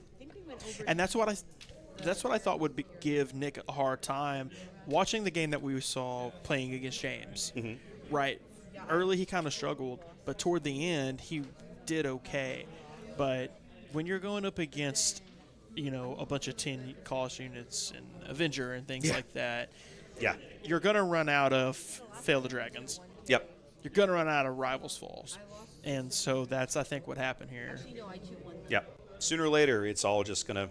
And then I defeated them 2-0. This is kind of something that they designed into the first set that I liked, right? The Rebel units curve out lower than the Imperial ones. Sure. And that's, for the moment, that's still held. The hero units don't go as high as some of those big Star Destroyers and stuff. Sure. There's no equivalent for that in the hero arsenal. So when you're playing these villain control decks, you know where they're going. You're eventually going to be staring down the barrel of a Star Destroyer. It's coming. Yeah. And if you're on the hero side of that, you don't have an answer. There's nothing in the card pool that you can use as an answer for that. Yeah, not right now. Maybe that'll change in the next set. I hope so. Yeah. But I think right now, and I've had conversations about this before, is that when you start looking at the whole both sets right now, right, and you see everything, Rebels are much better in a draft format than Imperials are. I but agree. I think right now, you flip it around, I think villains are better and constructed than Rebels are right now. I agree. I mean, I think Sabine is the most consistent Rebel hero leader you see. Yes. Because why? Speed, right? Like we're talking about. A Sabine matchup here against something like this, it's not an auto win for Sabine, but it's a much more challenging match for the Kira player to have to navigate, however he does it. Yeah. If he doesn't have the right sentinels in the right places, he's having a hard time. Yeah. One thing I was surprised to not see in Cody's list was Chilton. I think it's one of the better cards for blue villain, especially knowing you're going up against Sabine. I was running him in mine. Yeah, it 100% is. And you see versions of this deck, right? I'm pointing at the deck list, right? You see versions of this deck that do that because they lean more blue, right? Sure. The green is the splash. The green is the ramp. The green is how you get where you want to be. But it's the blue cards that do all the heavy lifting. It's the Snoke. It's the Avenger. It's like the blue is where the oomph is. Sure. And the green gets you there faster, like you said. And the green gets you there faster. Exactly. All right. Well, listen, it's been a long day. It's 9 o'clock. I got to tear all of this down and load it in the car and still get home. So I believe in you. Yeah. Let's hang it up. Let's hang it up, guys. I've had a blast. I hope you guys. I'm sorry. This is driving me crazy. I don't like hearing myself. It's been throwing me off all day. There we go. It's been a blast. Guys, thanks for tuning in. If you've come in from one of the raids, thank you. Hopefully you're still here. We've been doing this. This is now the second time I've taken this setup on the road. We've had a blast doing it. I hope to be doing more of this in the future. I want to be taking this farther afield. I had some possible opportunities. I was going to get to do that in October. Didn't happen. So now I'm kind of looking into next year. There'll be another round of store championships probably in about February or March. Yep. And then beyond that, looking at possibly planetary qualifiers and all that sort of thing as it possibly expands. So most of these videos are going to go up on YouTube over the course of the next week or two. If you guys watching this on the replay on the VOD over on YouTube or Twitch, well, probably on the VOD, really on YouTube, leave me some comments. Let me know what you liked, what you didn't like. Right? I'm still trying to refine this setup from an audio-visual perspective. If there's things that are working, let me know. If there's things that aren't working, also let me know. I can't fix it if you don't tell me it's not working or you don't like it or it's a problem or whatever. Yeah, that's it. Let's call it. Cool. Always a pleasure, sir. Always. Appreciate And Desmond, thanks for filling in when Trey had to leave early. I mean, this was awesome. I'll happily do it again. Absolutely. Well, I'll keep you on the short list. Awesome, guys. Let me find the right button, and then we're going to get out of here, and I'll find somebody to rate. All right?